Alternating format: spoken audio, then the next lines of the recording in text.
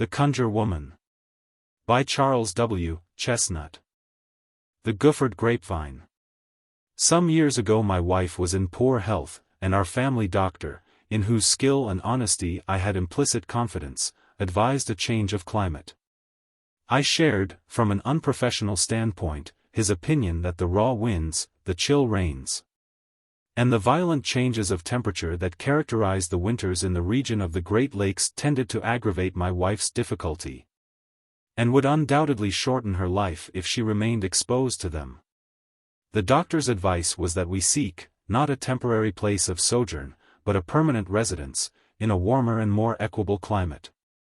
I was engaged at the time in grape culture in northern Ohio, and, as I liked the business and had given it much study, I decided to look for some other locality suitable for carrying it on.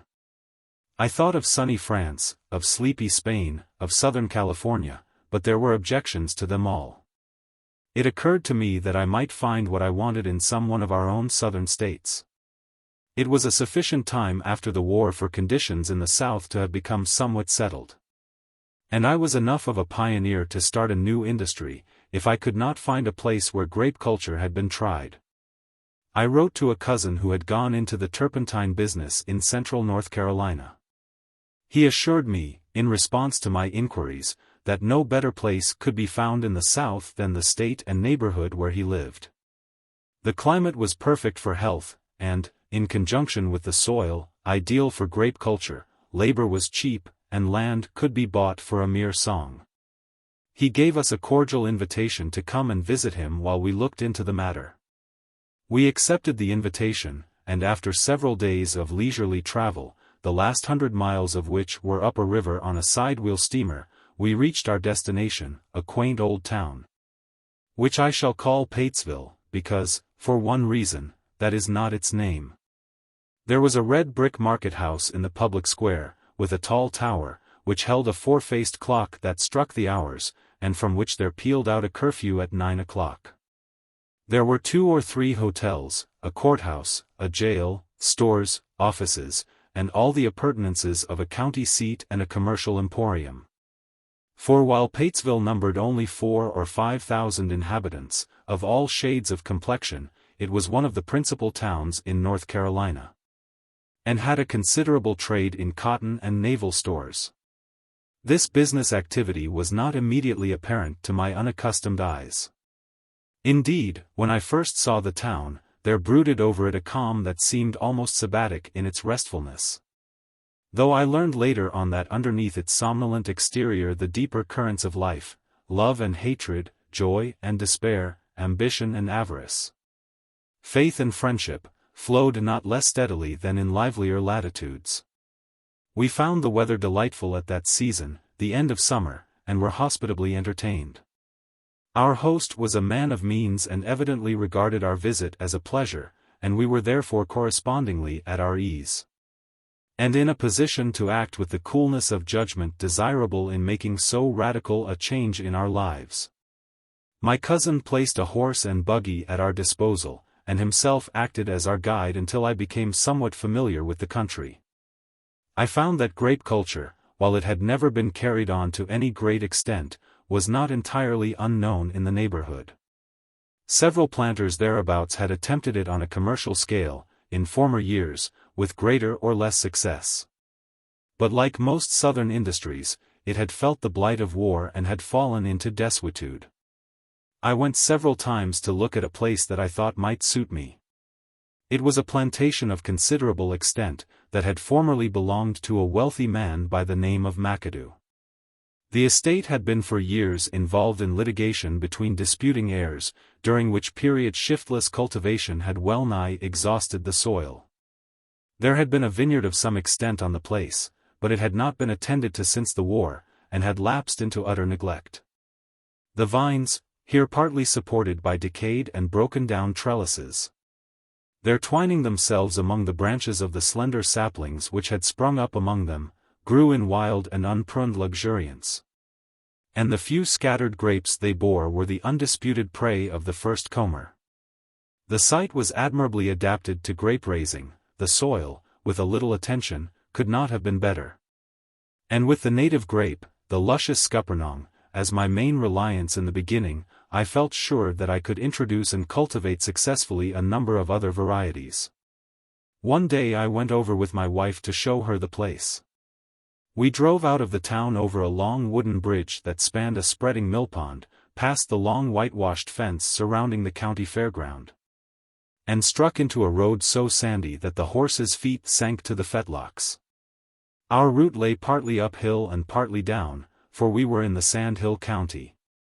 We drove past cultivated farms, and then by abandoned fields grown up in scrub oak and short-leaved pine, and once or twice through the solemn aisles of the virgin forest, where the tall pines, well-nigh meeting over the narrow road, shut out the sun, and wrapped us in cloistral solitude. Once, at a crossroads, I was in doubt as to the turn to take. And we sat there waiting 10 minutes, we had already caught some of the native infection of restfulness, for some human being to come along, who could direct us on our way. At length a little Negro girl appeared, walking straight as an arrow, with a piggin full of water on her head. After a little patient investigation, necessary to overcome the child's shyness, we learned what we wished to know, and at the end of about 5 miles from the town reached our destination. We drove between a pair of decayed gateposts, the gate itself had long since disappeared, and up a straight sandy lane, between 2 lines of rotting rail fence, partly concealed by Jimson weeds and briars, to the open space where a dwelling house had once stood, evidently a spacious mansion, if we might judge from the ruined chimneys that were still standing, and the brick pillars on which the sills rested. The house itself, we had been informed, had fallen a victim to the fortunes of war. We alighted from the buggy, walked about the yard for a while, and then wandered off into the adjoining vineyard. Upon Annie's complaining of weariness, I led the way back to the yard, where a pine log, lying under a spreading elm, afforded a shady though somewhat hard seat. One end of the log was already occupied by a venerable-looking colored man. He held on his knees a hat full of grapes, over which he was smacking his lips with great gusto, and a pile of grape skins near him indicated that the performance was no new thing. We approached him at an angle from the rear, and were close to him before he perceived us. He respectfully rose as we drew near, and was moving away, when I begged him to keep his seat. "Don't let us disturb you," I said. "There is plenty of room for us all." He resumed his seat with somewhat of embarrassment. While he had been standing, I had observed that he was a tall man, and, though slightly bowed by the weight of years, apparently quite vigorous. He was not entirely black, and this fact, together with the quality of his hair, which was about 6 inches long and very bushy, except on the top of his head, where he was quite bald, suggested a slight strain of other than Negro blood. There was a shrewdness in his eyes, too, which was not altogether African, and which, as we afterwards learned from experience, was indicative of a corresponding shrewdness in his character. He went on eating the grapes, but did not seem to enjoy himself quite so well as he had apparently done before he became aware of our presence. "Do you live around here?" I asked, anxious to put him at his ease. "Yas, Sue. I lives de ober yender, behind de next sandhill, on de Lumberton plank road." "Do you know anything about the time when this vineyard was cultivated?" "Lord bless you, Sue, I knows all about it. Day ein nar a man in dis settlement w at one, tell you old Julius McAdoo, uz boun en raise, on dis your same plantation.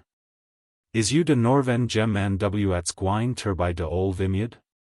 "I am looking at it," I replied, "but I don't know that I shall care to buy unless I can be reasonably sure of making something out of it."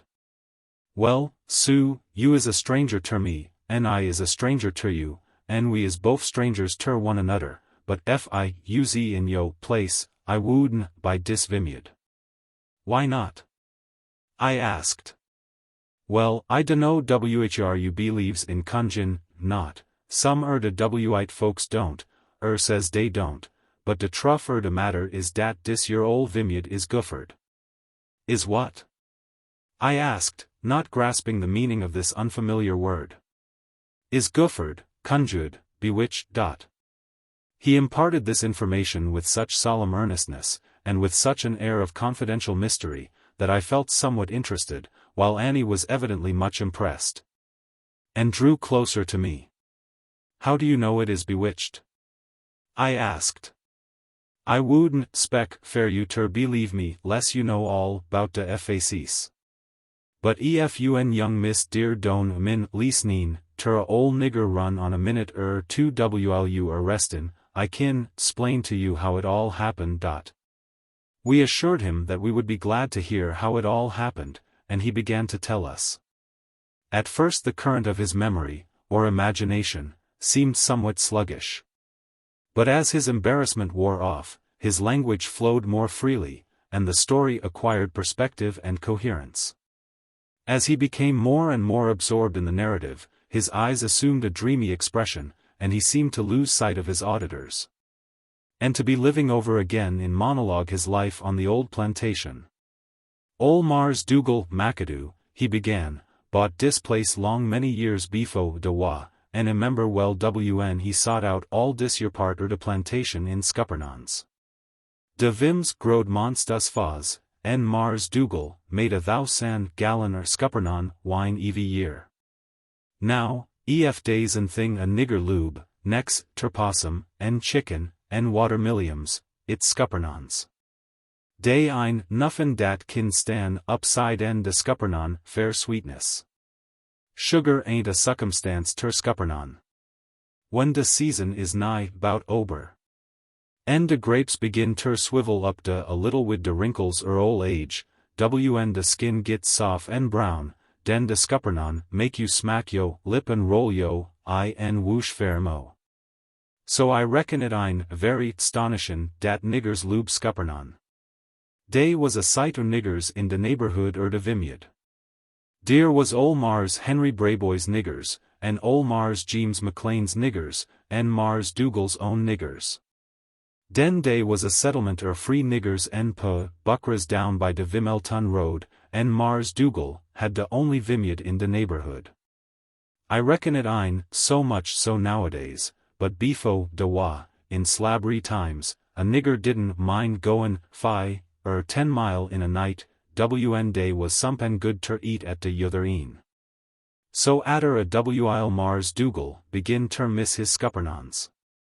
Cose he cures de niggers it, but dey all need it ter de loss. Mars Dougal sought spring guns and steel traps, and he en de overseer sought up nights once or twice, tell one night Mars Dougal, he usey a monstus careless man, got his leg shot full cowpeas. But somehow or nudder dey couldn't neber catch none de niggers. I dunner how it happen, but it happened like I tell you, and de grapes kep on goin' de same.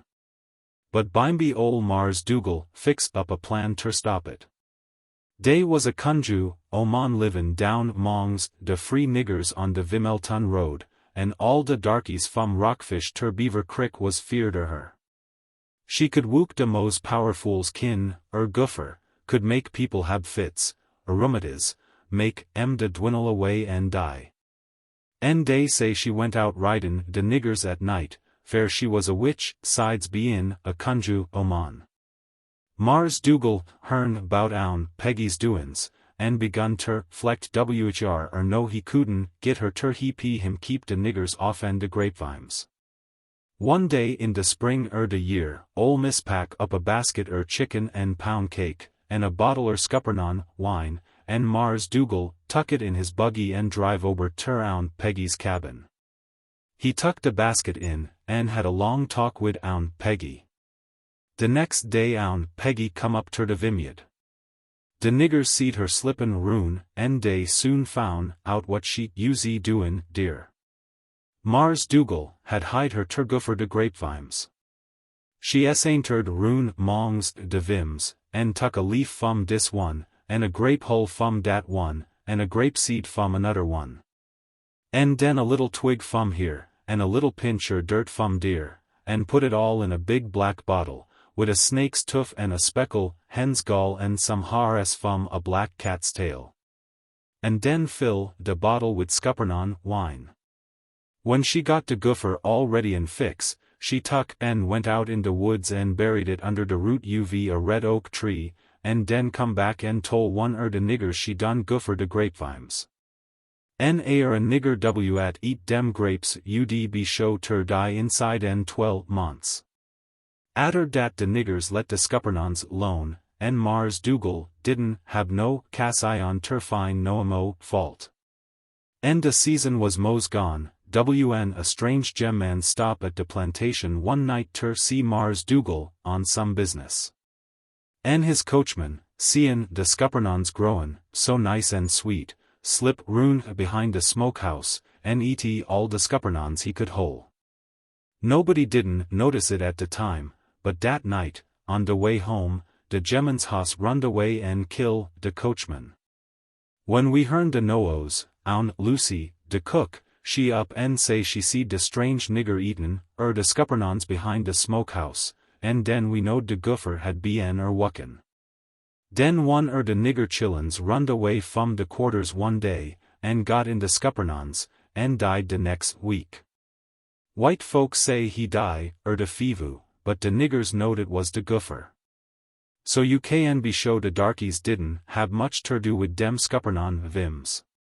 When de scuppernon season uzi ober fair dat year, Mars Dougal found he had made 1,500 gallon wine. En one de niggers hearn him laughin' wid de oberseer fit ter kill, en sayin' dem 1,500 gallon wine was monstrous good interest on de $10 he laid out on de vineyard. So I, low easy he paid down Peggy $10 fair to Goophered de grapevines. De Goopher didn't wook no mo, tell de next summer, wn long to ds de middle de season one de fiel Hans died. Nez dat lef Mars Dougal showed Hans, he went off ter town fair ter by another. He fotched de no nigger home wid him.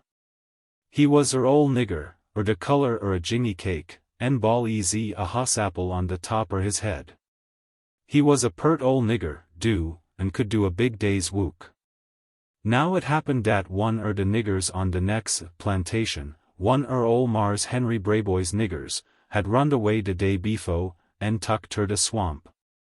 En ol Mars Dougal en some de yother neighbor wite folks had gone out with deer guns en deer dogs fair ter he hunt fair de nigger. En de Hans on our own plantation was all so flusterated dat we fugot ter tell de no Han, bout de Goopher on de scuppernon vims. Cose he smelled de grapes and see de vims, an atter doc de fuss thing he done was ter slip off ter de grapevines, doubt sayin' nuffin ter nobody. Next mornin' he tole some de niggers, bout de fine bait scuppernon he eat de night befo. When dey tole him bout de Goopher on de grapevines, he uzi dat terrified dat he turned pale, and looked like he gwine ter die right in his tracks. De oberseer come up en axed at uzi de matter. NWN dey tole him Henry bn eaten de scuppernons, en got de Goopher on him, he gin Henry a big drink whisky, en lo dat de next rainy day he take I'm ober ter oun Peggy's. En cef she wouldn't take de Goopher off en him, cnez he didn't know nuffin erbout it tell he done eat de grapes.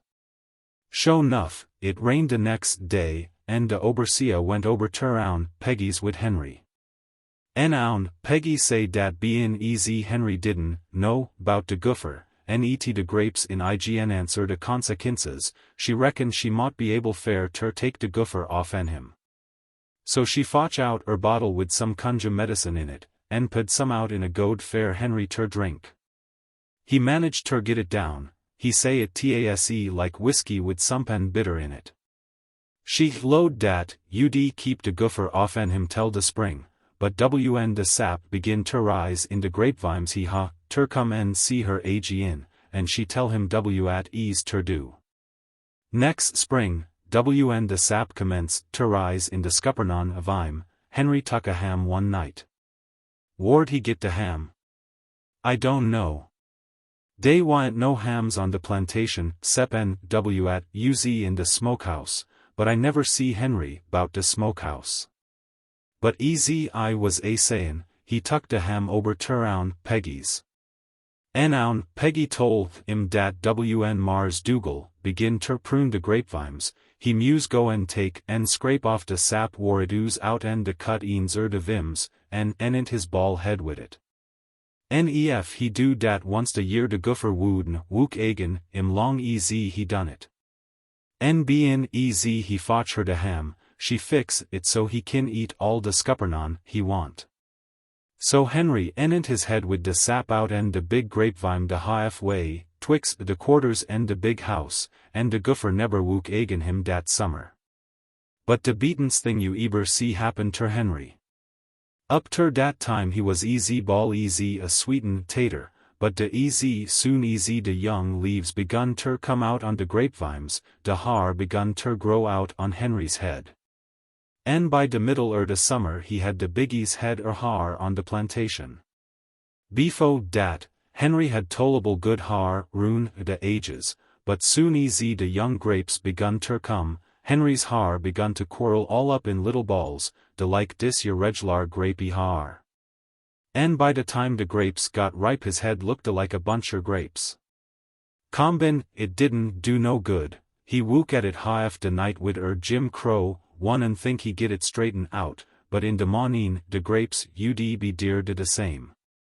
So he gin it up, and tried ter keep de grapes down by havin' his haar cut short. But dat wa'n't de queer's thing bout de Goopher.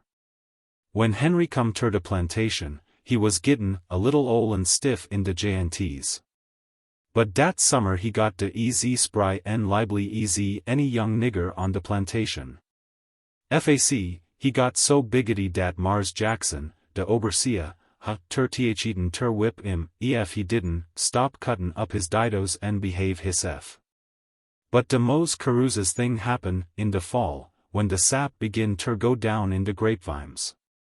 Fuss, when de grapes uzy gathered, de knots begun ter straighten out and Henry's haar. Nw'n de leaves begin ter fall, Henry's haar immense, ter drap out.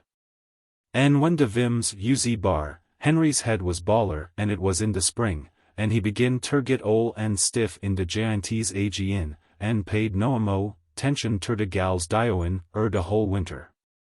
And next spring, when he rubbed de sap on agin, he got young agin, and so supple and lively dat none de young niggers on de plantation couldn't jump, na dance, na ho easy much cotton easy Henry.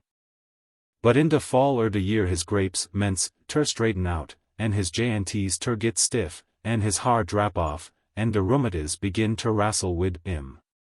Now, ef you'd knowed ol' Mars Dougal, McAdoo, you'd knowed dat it ha ter be a mighty rainy day when he couldn't find somepen fair his niggers ter do.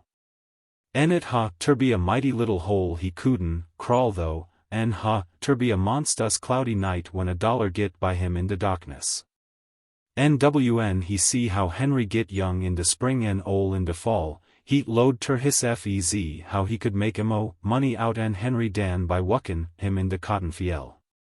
Long de next spring, atter de sap mence ter rise, and Henry int is head and estiated fair ter get young and supple, Mars Dougal up and tuck Henry ter town, and sol im fair $1,500. Co-se de man at bought Henry didn't know nuffin bout de Goopher, and Mars Dougal didn't see no casion fair ter tell im. Long to ds de fall, when de sap went down, Henry begin ter get ol' agin same easy useful, and his no Mars ter begin ter get skeered lessen he gwine ter lose his $1,500 nigger. He sent fair a mighty fine doctor, but de medicine didn't pair ter do no good, de Goopher had a good holt. Henry told de doctor bout de Goopher, but de doctor de laugh at him. One day in de winter Mars Dougal went ter town, and was santerin' long de main street, when who should he meet but Henry's no Mars ter. Day said, haughty, and Mars Dougal ax I'm ter hab a sejar.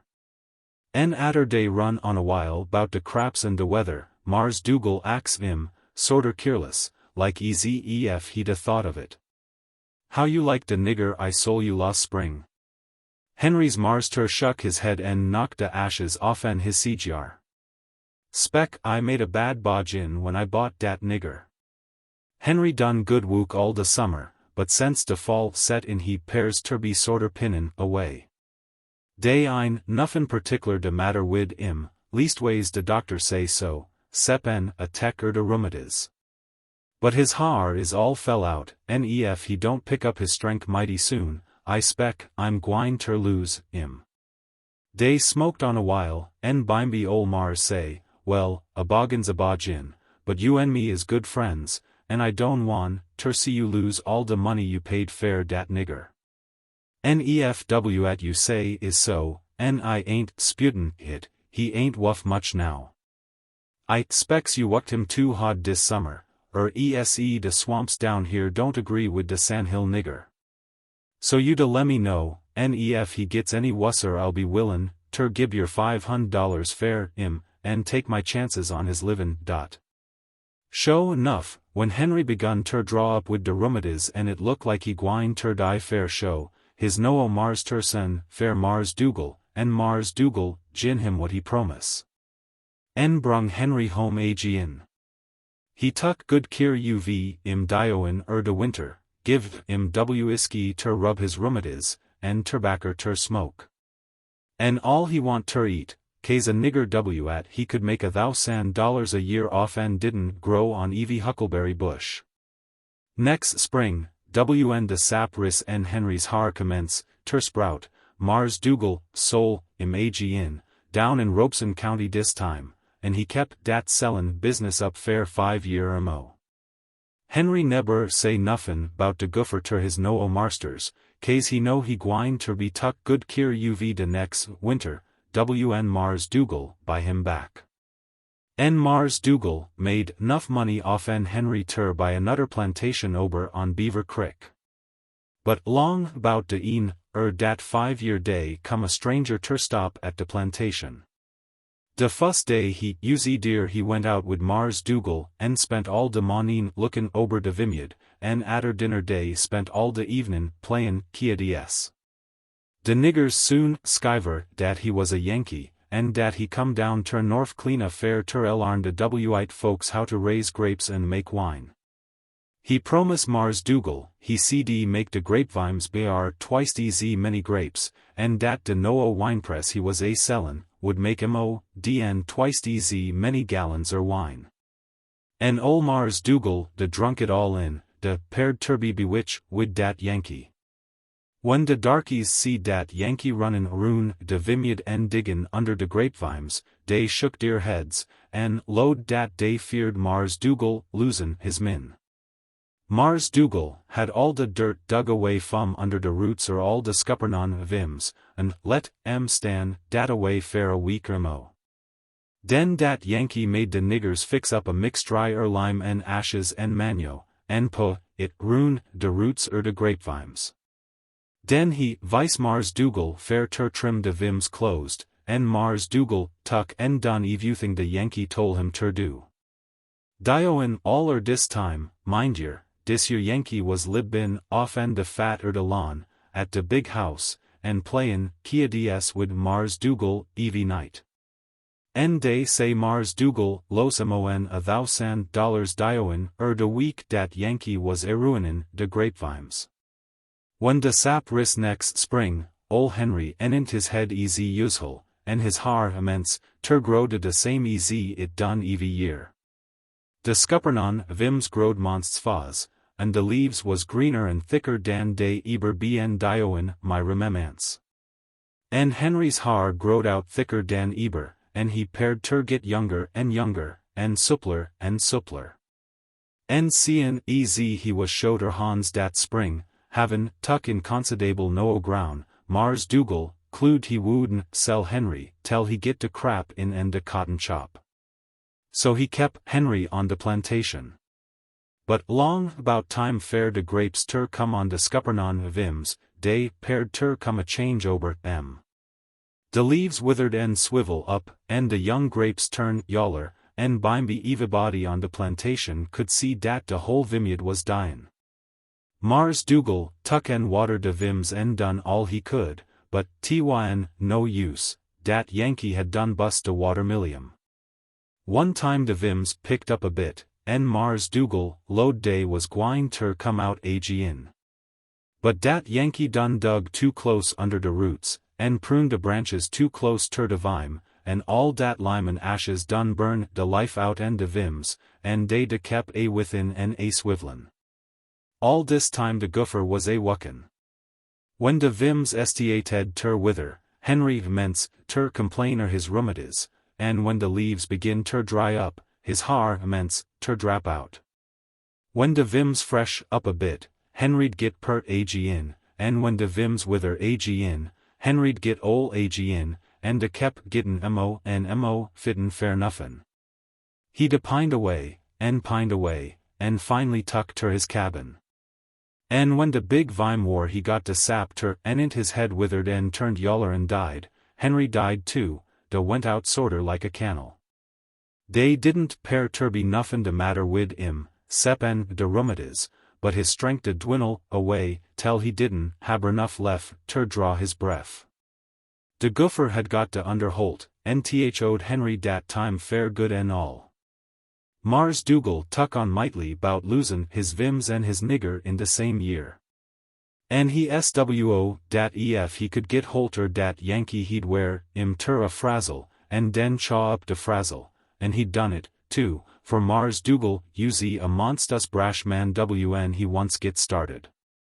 He sought de vimyad out ober ag in, but it was thee fo year befo de vims got terbieren any scuppernons.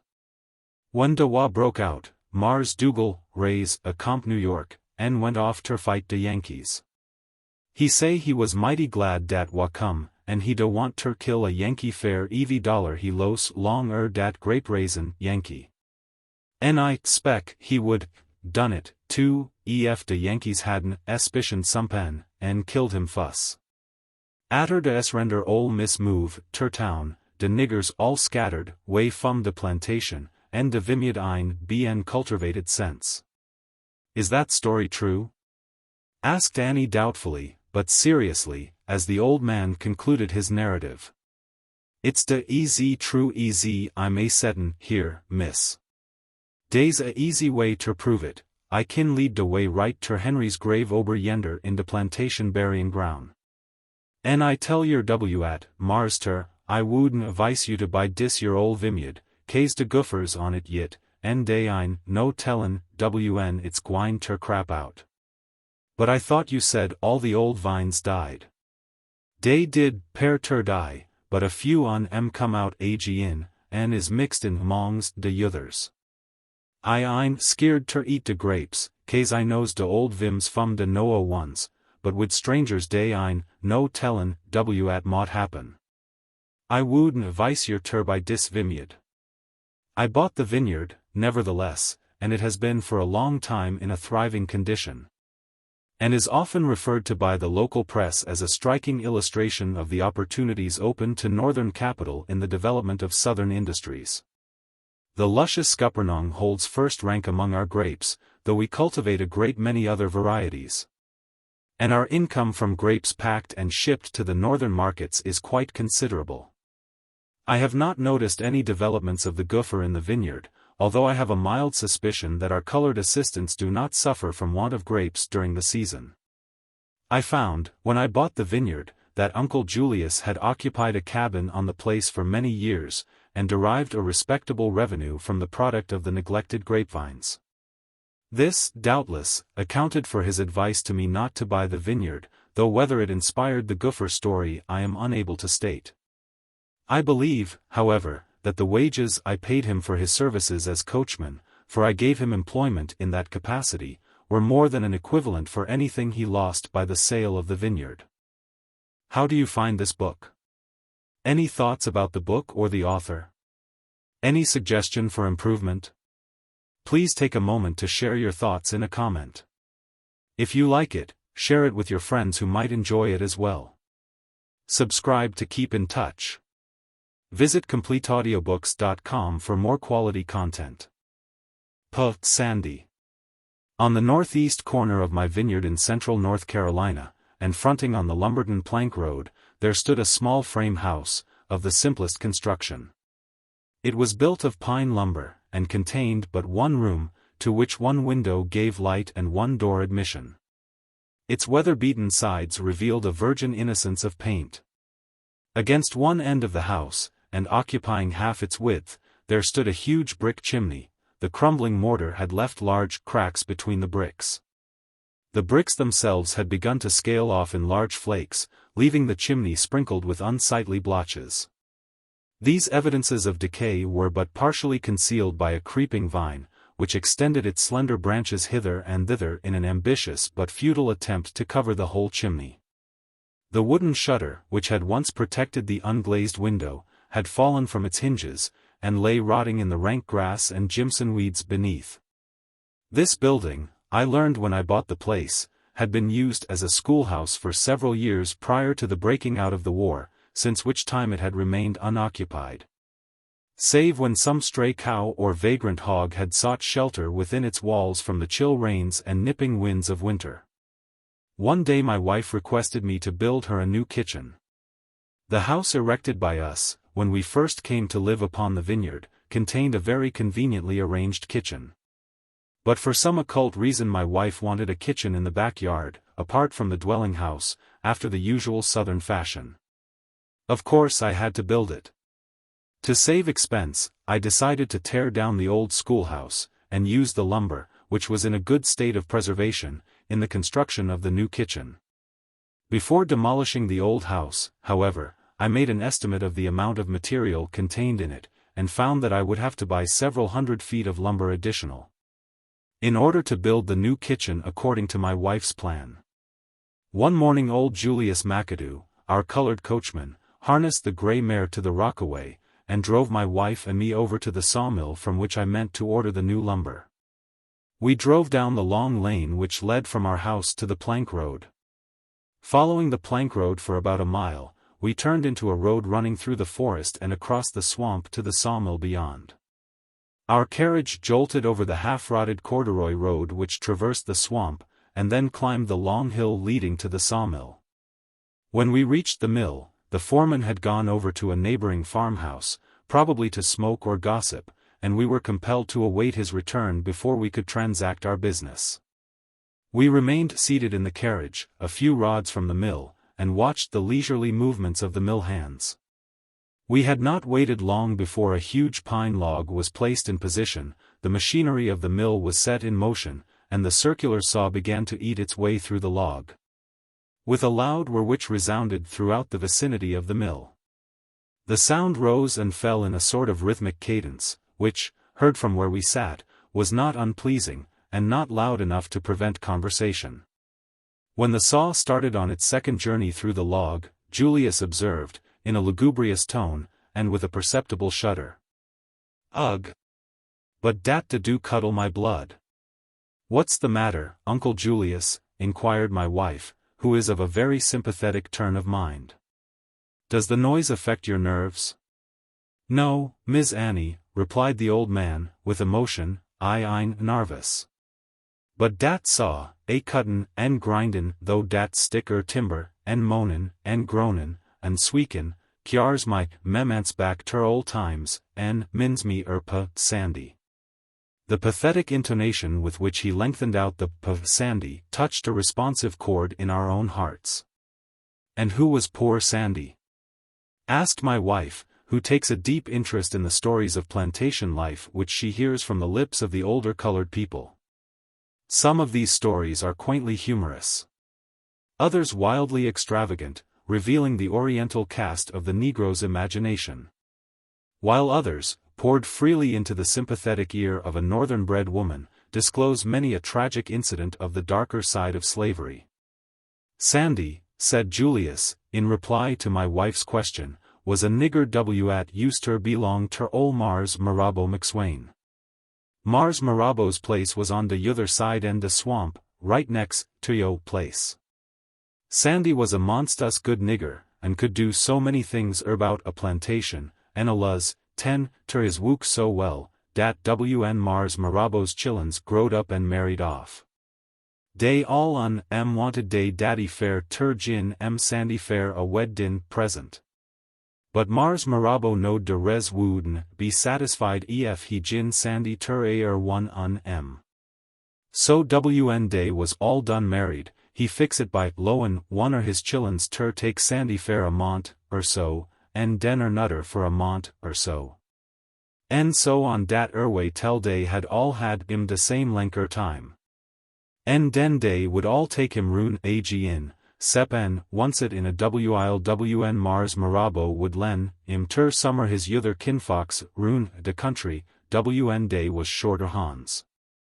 Tell bimeby it got so Sandy didn't, hardly knowed where he was gwine ter stay from 1 week's een, ter de yother. One time wn Sandy was lent out easy yushel, a speculator come erlong wid a lot er niggers, and Mars Marabo swap Sandy's wife off fair a no Oman. When Sandy come back, Mars Marabo gin im $1, and load he was monsta sorry fair ter break up de family, but de speculator had gin im big boot, and times was hard in money skays. And so he was bleedst ter make de trade. Sandy tuck on some, bout losin' his wife, but he soon seed day want no use cryin' ober spilt merlisses. En bein easy he lacked de looks de no Oman, he tuck up wid her atter she'd bien on de plantation a mont, so. Sandy and his no wife got on mighty well tergetter, and de niggers all immense, ter talk about how lovin' day was. When Teeny was tuck sick oncet, Sandy used ter set up all night wid, and den go ter wook in de mornin' de lack he had his reg'lar sleep, and Teeny would, done anythin', in de whirl, for her Sandy. Sandy and Teeny had'n bien libbin tergetter fair mo, dn 2 months befo Mars Marabo's old uncle, at Libby down in Robeson County. Sent up ter fin out ef Mars Marabo couldn't, len im or hire, im a good han, fair a mont, so. Sandy's Marster was one er dece your easygwine folks at wanter please everybody, and he says yas, he could len im Sandy. En Mars Marabo tol, Sandy fair ter get ready ter go down ter Robeson next day, fair ter stay a mont, so. It was monstus hard on Sandy fair ter take im way from Teeny. It was so fur down ter Robeson dat he didn't have no chance er comin' back ter see her tell de time was up. He wouldn't mind comin' 10 or 15 mile at night ter see Teeny, but Mars Marabo's uncle's plantation was dn 40 mile off. Sandy was mighty sad and cast down atter at Mars Marabo tol him, and he says ter Teeny, says he. I'm gittin' monstus teed er dish your gwine roon so much. Here I is lent ter Mars Jeems dis mont, and I got ter do so and so, and ter Mars Archie de next mont, and I got ter do so and so. Den I got ter go ter Miss Ginny's, and hit Sandy dis and Sandy dat, and Sandy yer and Sandy dear, tell it pairs ter me I ein got no home, no Mars ter, no mistis, no nuffin. I can't eben keep a wife, my yother ol' Oman was sole away widout my gittin' a chance fair ter tell her goodbye. And now I got ter go off and leave you, Teeny, and I dunno whr I'm eber gwine ter see you agin or no. I wished I was a tree, er a stump, er a rock, sompen at could stay on de plantation fair a while. Atter Sandy got though talkin', Teeny didn't say nair word, but de sot dear by de fear, studyin' and studyin'. Bimeby she up and says, Sandy, is I eber tol you I was a Conjure Oman? Cose Sandy had'n neber dreamt nuffin like dat, and he made a great miration when he hear at Teeny say. Bimeby Teeny went on. I ein Goophered nobody, done no Conjure wook, fair 15 year or mo, and when I got religion I made up my mind I wouldn't wook no mo Goopher. But day is some things I don't believe it's no sin fair ter do. Nef you don't wanter be sent roon, fum pillar terpas, nef you don't wanter go down ter Robeson, I kin fix things so you won't have ter. Ef you'll de say de word, I kin turn you ter ataber you wanter be, and you kin stay right where you wanter, easy long easy you maneater. Sandy say he don't keer. He's willin' fair ter do anythin' fair ter stay close ter Teeny. Den Teeny ax him ef he don't wanter be turnt inter a rabbit. Sandy say, no, de dogs mought get atter me. Shall I turn you ter a wolf, says Teeny. No, everybody's skeered er a wolf, and I don't want nobody ter be skeered er me. Shall I turn you ter a mockingbird? No, a hawk mought catch me. I wanter be turned inter somepen w'at'll stay in one place. I kin turn you ter a tree, says Teeny. You won't have no mouth na years, but I kin turn you back oncet in a w'ile, so you kin get somepen ter eat, and hear w'at's gwine on. Well, Sandy say dat'll do. And so Teeny tuck him down by de edge er de swamp, not fur from de quarters, and turned him inter a big pine tree, and sot him out mongs some yother trees. En de next morning, easy some de fiel Hans was gwine long deer, dey seed a tree w'at dey didn't, member haben, seed befo. It was monsta square, en dey was bleedst ter low dat dey hadn't, membered right, ese one de saplins had bien grown monstas faz. When Mars Marabo skiver dat Sandy was gone, he load Sandy had runned away. He got de dogs out, but de lost place dey could track Sandy ter was de foot dat pine tree. En dear de dogs stood en barked, en bayed, en pawed at de tree, en tried ter climb up on it, en dey was tuck roon, though de swamp ter look fair de scent, dey broke loose en made fair dat tree agian. It was de be a teeny's thing de w'ite folks eber hearn of, en Mars Marabo load dat Sandy must, climb up on the tree and jump off on a mule or somepen, en rid fur enough fair ter spile descent. Mars Marabo wanted ter cue some de yother niggers heppen Sandy off, but dey all needed ter de loss. En everybody knowed Teeny sot too much sto by Sandy fair ter he im run away war she couldn't neber see im no mo. When Sandy had bien gone long enough fair folks ter think he done got clean away, Teeny used ter go down ter de woods at night and turn him back. En den dey'd slip up ter de cabin and set by de fire and talk. But dey ha ter be monstas careful, ese somebody would, seed em, and dat would, spile, de whole thing, so Teeny aluz turned Sandy back in de morning early, befo anybody was stirrin'. But Sandy didn't get erlong without his trials and tribulations. One day a woodpecker come erlong en mence ter peck at de tree. En de next time Sandy was turned back he had a little roon hole in his arm, de lack a sharp stick bien stuck in it. Atter dat Teeny sot a sparrowhawk fair ter watch de tree. En de woodpecker come erlong next morning fair ter finish his nest, he got gobble up mos, fo, he stuck his bill in de bark. Nutter time, Mars Marabo sent a nigger out in de woods fair ter chop tuppentime boxes. Demand chop a box in dish your tree, en hack de bark up 2 the feet, fair ter let de tuppentime run. De next time Sandy was turned back he had a big skyer on his left leg, de lack it bien skunt, and it tuck Teeny nigh, bout all night fair ter fix a mixtry ter kyo it up. Atter dat, Teeny sot a hawnet fair ter watch de tree. En de nigger come back agian fair ter cut nutter box on de yother side en de tree, de hawnet stung, I'm so hard dat de axe slip en cut his foot nigh, bout off. When Teeny see so many things happenin', ter de tree, she clued she'd ha ter turn Sandy ter somepen ese. En atter studyin' de matter ober, en talkin' wid Sandy one ebenin, she made up her mind fair ter fix up a goofer mixtry w'at would turn hersef en Sandy ter foxes, somepen. So dey could run away en go somewheres war dey could be free en lib lack w'ite folks. But dey ain't no tellin' w'at's gwine ter happen in dis whirl. Teeny had got de night sot fair her en Sandy ter run away, dat vey day one Mars Marabo's sons rid up ter de big house in his buggy, en say his wife was monsta sick. En he want his mammy ter len im oman fair ter nuss his wife. Teeny's mistis say son, Teeny, she was a good nuss. Young Mars was in a terrible hurry fair ter get back home. Teeny was washin' at de big house dat day, and her mistis say she should go right long wid her young Mars ter.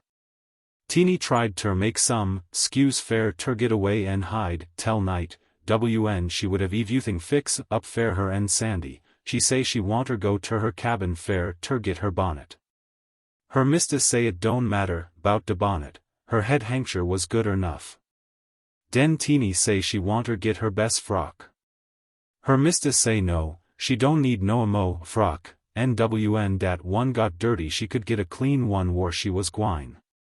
So Teeny had ter get in de buggy and go long wid young Mars Duncan ter his plantation, which was dn 20 mile away, and dey wa'n't no chance her seein' Sandy no tell she come back home. De gal felt monstus bad bout de way things was gwine on, and she knowed Sandy Muse be a wonderin' why she didn't come and turn him back no mo. Whiles Teeny was away nussin' young Mars Duncan's wife, Mars Marabo tuck a notion fair ter bill im a no kitchen. NBNEZ he had lots timber on his place, he begun ter look roon fair a tree ter have de lumber sawed out en I dunno how it come to be so, but he happened fair ter hit on de vey tree at Sandy was turned inter. Teeny was gone, dey wa'n't nobody nuffin fair ter watch de tree. De two men at cut de tree down say dey neber had secca time wid a tree befo, dey axes would glanch off, and didn't pair ter make no progress though de wood. Of all de creakin', shakin', wobblin', you eber see, dat tree done it it commence, ter fall. It was de be a Teeny's thing.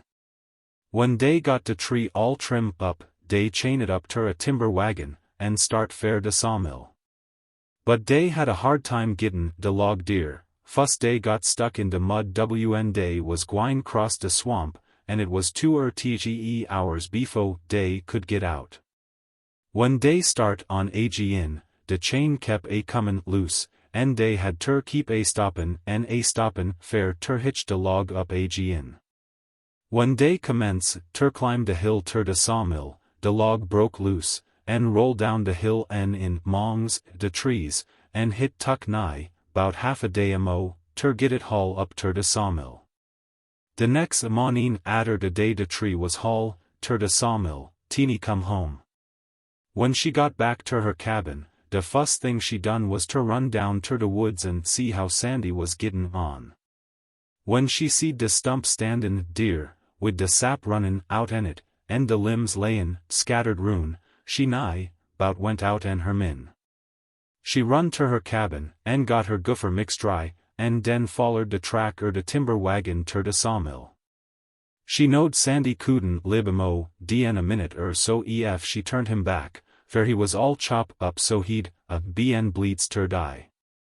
But she wanted ter turn him back long enough fair ter splain ter him dat she hadn't went off a purpose, and left him ter be chopped down and sawed up.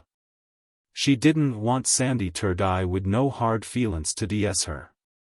De Hans at de sawmill had de got de big log on de carriage, and was startin' up de saw, dey seeda, Oman runnin' up de hill, all out her breath. Cryin' and gwine on de lack she was plumb stracted. It was Teeny. She come right inter de mill, and th'd hersef on de log, right in fronter de saw, a hollerin' and cryin' ter her Sandy ter forgive her, and not ter think hard her, fer it wa'n't no fault hern. Den Teeny 'membered de tree didn't have no years, and she was gittin' ready fair ter wook her goofer mix dry so easy ter turn Sandy back, de mill hands cotch holter her and tied her arms wid a rope. En fasten her to one de posts in de sawmill. En den dey started de saw up in, and cut de log up inter bodies en scantlins right befo her eyes. But it was mighty hard wook.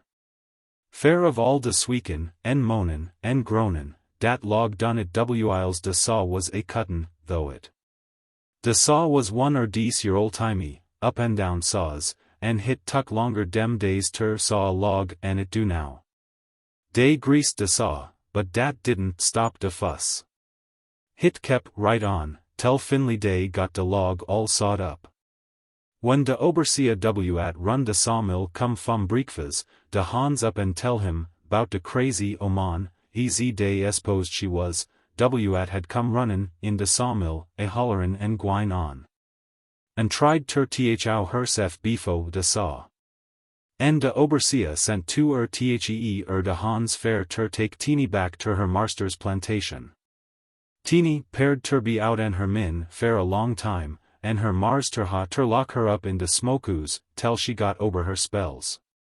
Mars Marabo was monstus mad, en hit would made yo flesh crawl fair ter hear him cuss, case he say de speculator W at he got Teeny fum had fooled him by wuckin' a crazy oman off on him.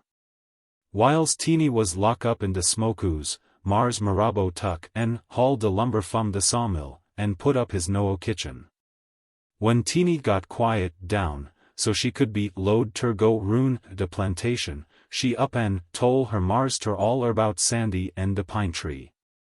NWN Mars Marabo hernit, he load she was de wuss stracted nigger he eber hern of. He didn't know W at ter do wid Teeny, fuss he thought he'd put her in de house. But Finley, cnez she didn't do no harm ter nobody na nuffin, but de went ruin moanin', and groanin', and shakin' her head.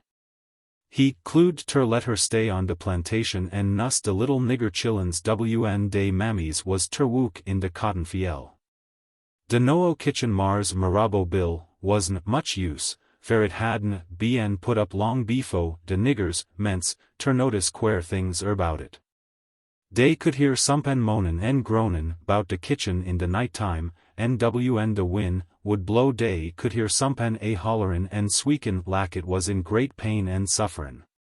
En it got so adder a while dat it was all Mars Marabo's wife could do ter git a oman ter stay in de kitchen in de daytime long ernuff ter do de cookin'. En dey wyant nair nigger on de plantation W at wooden rudder take 40 dan ter go bout dat kitchen adder dark, dat is, sep en Teeny, she didn't pair ter min de hints. She used ter slip roon at night, en set on de kitchen steps, en lean up egg in de dew jam, en run on ter hersef wid some kind foolishness W at nobody couldn't make out. Fair Mars Marabo had eaten ter sen her off en de plantation ef she say anything ter any de yother niggers bout de pine tree. But somehow another de niggers found out all erbout it, en dey all knowed de kitchen was haunted by Sandy's spirit. En bimeby hit got so Mars Marabo's wife hersef was skeered ter go out in de yard atter dark. When it come ter dat, Mars Marabo tuck en to de kitchen down, en use de lumber fair ter bill dat ol schooloos W at you are talkin' bout pullin' down. De schooloos was'n use sepen in de daytime, en on dark nights folks gwine long de road would hear quare sounds en see quare things. Ol Teeny used ter go down deer at night, en wander roon de schooloos, en de niggers all load she went fair ter talk wid Sandy Sperrit. En one winter mornin', WN one de boys went ter school early fair ter start de fire, W at should he fin, but ol Teeny, layin' on de floe, stiff, en call, en dead. Dear didn't pair ter be nuffin particular de matter wid her, she had de grieve hersef ter deaf fair her Sandy. Mars Marabo didn't shed no tears. He thought Teeny was crazy, en dey wyant no tellin' W at she mought do nex, en dey ein much room in dis whirl fair crazy Wite folks, let alone a crazy nigger. Hit wyant long adder dat befo Mars Marabo soul a piece his tracker lawn, ter Mars Dougal, McAdoo, my ol Mars ter, en dat's how de ol schooloos happen to be on yo place. When de war broke out, de school stop, en de ol schooloos bien standin' empty ever since, dat is, sepen fair de hints. En folks says dat de ol schooloos, any yother house W at got any dat lumber in it W at was sawed out en de tree W at Sandy was turnt inter. Is gwine ter be haunted tel de los piece plank is rotted en crumble inter dus. Annie had listened to this gruesome narrative with strained attention. What a system it was, she exclaimed, when Julius had finished, under which such things were possible. What things? I asked, in amazement. Are you seriously considering the possibility of a man's being turned into a tree? "Oh, no," she replied quickly, "not that." And then she murmured absently, and with a dim look in her fine eyes, "Poor Teeny." We ordered the lumber, and returned home. That night, after we had gone to bed, and my wife had to all appearances been sound asleep for half an hour, she startled me out of an incipient doze by exclaiming suddenly, "John, I don't believe I want my new kitchen built out of the lumber in that old schoolhouse." "You wouldn't for a moment allow yourself," I replied, with some asperity, "to be influenced by that absurdly impossible yarn which Julius was spinning today?" "I know the story is absurd," she replied dreamily, "and I am not so silly as to believe it. But I don't think I should ever be able to take any pleasure in that kitchen if it were built out of that lumber. Besides, I think the kitchen would look better and last longer if the lumber were all new." Of course she had her way. I bought the new lumber, though not without grumbling. A week or two later I was called away from home on business. On my return, after an absence of several days, my wife remarked to me, "John, there has been a split in the Sandy Run Colored Baptist Church, on the temperance question. About half the members have come out from the main body, and set up for themselves. Uncle Julius is one of the seceders, and he came to me yesterday and asked if they might not hold their meetings in the old schoolhouse for the present." "I hope you didn't let the old rascal have it," I returned, with some warmth. I had just received a bill for the new lumber I had bought. "Well," she replied, "I couldn't refuse him the use of the house for so good a purpose." "And I'll venture to say," I continued, "that you subscribed something toward the support of the new church?" She did not attempt to deny it. "What are they going to do about the ghost?" I asked, somewhat curious to know how Julius would get around this obstacle. "Oh," replied Annie, "Uncle Julius says that ghosts never disturb religious worship, but that if Sandy's spirit should happen to stray into meeting by mistake, no doubt the preaching would do it good." Mars Jeems's nightmare. We found old Julius very useful when we moved to our new residence. He had a thorough knowledge of the neighborhood, was familiar with the roads and the watercourses, knew the qualities of the various soils and what they would produce, and where the best hunting and fishing were to be had. He was a marvelous hand in the management of horses and dogs, with whose mental processes he manifested a greater familiarity than mere use would seem to account for, though it was doubtless due to the simplicity of a life that had kept him close to nature.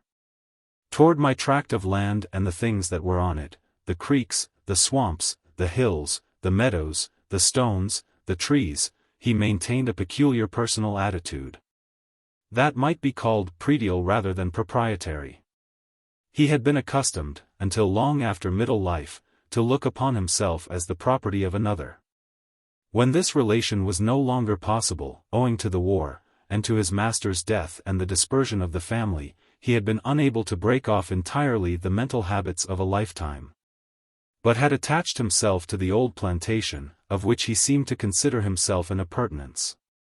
We found him useful in many ways and entertaining in others, and my wife and I took quite a fancy to him.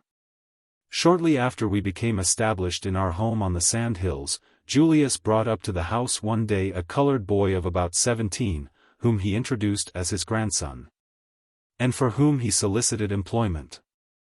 I was not favorably impressed by the youth's appearance, quite the contrary, in fact. But mainly to please the old man I hired Tom, his name was Tom, to help about the stables, weed the garden, cut wood and bring water, and in general to make himself useful about the outdoor work of the household. My first impression of Tom proved to be correct. He turned out to be very trifling, and I was much annoyed by his laziness, his carelessness, and his apparent lack of any sense of responsibility. I kept him longer than I should, on Julius's account, hoping that he might improve. But he seemed to grow worse instead of better, and when I finally reached the limit of my patience, I discharged him. "I am sorry, Julius," I said to the old man. "I should have liked to oblige you by keeping him, but I can't stand Tom any longer. He is absolutely untrustworthy." "Yas, Sue," replied Julius, with a deep sigh and a long shake of the head, "I knows he ain't much account, en dayin much penance to be put on him. But I was hopin' dat you mought make some 'lowance fa IGNant young nigger, Sue, and gib him one mo chance. But I had hardened my heart. I had always been too easily imposed upon, and had suffered too much from this weakness. I determined to be firm as a rock in this instance. No, Julius, I rejoined decidedly, it is impossible. I gave him more than a fair trial, and he simply won't do. When my wife and I set out for our drive in the cool of the evening, afternoon is evening, in southern parlance, one of the servants put into the rockaway 2 large earthenware jugs. Our drive was to be down through the swamp to the mineral spring at the foot of the sandhills beyond.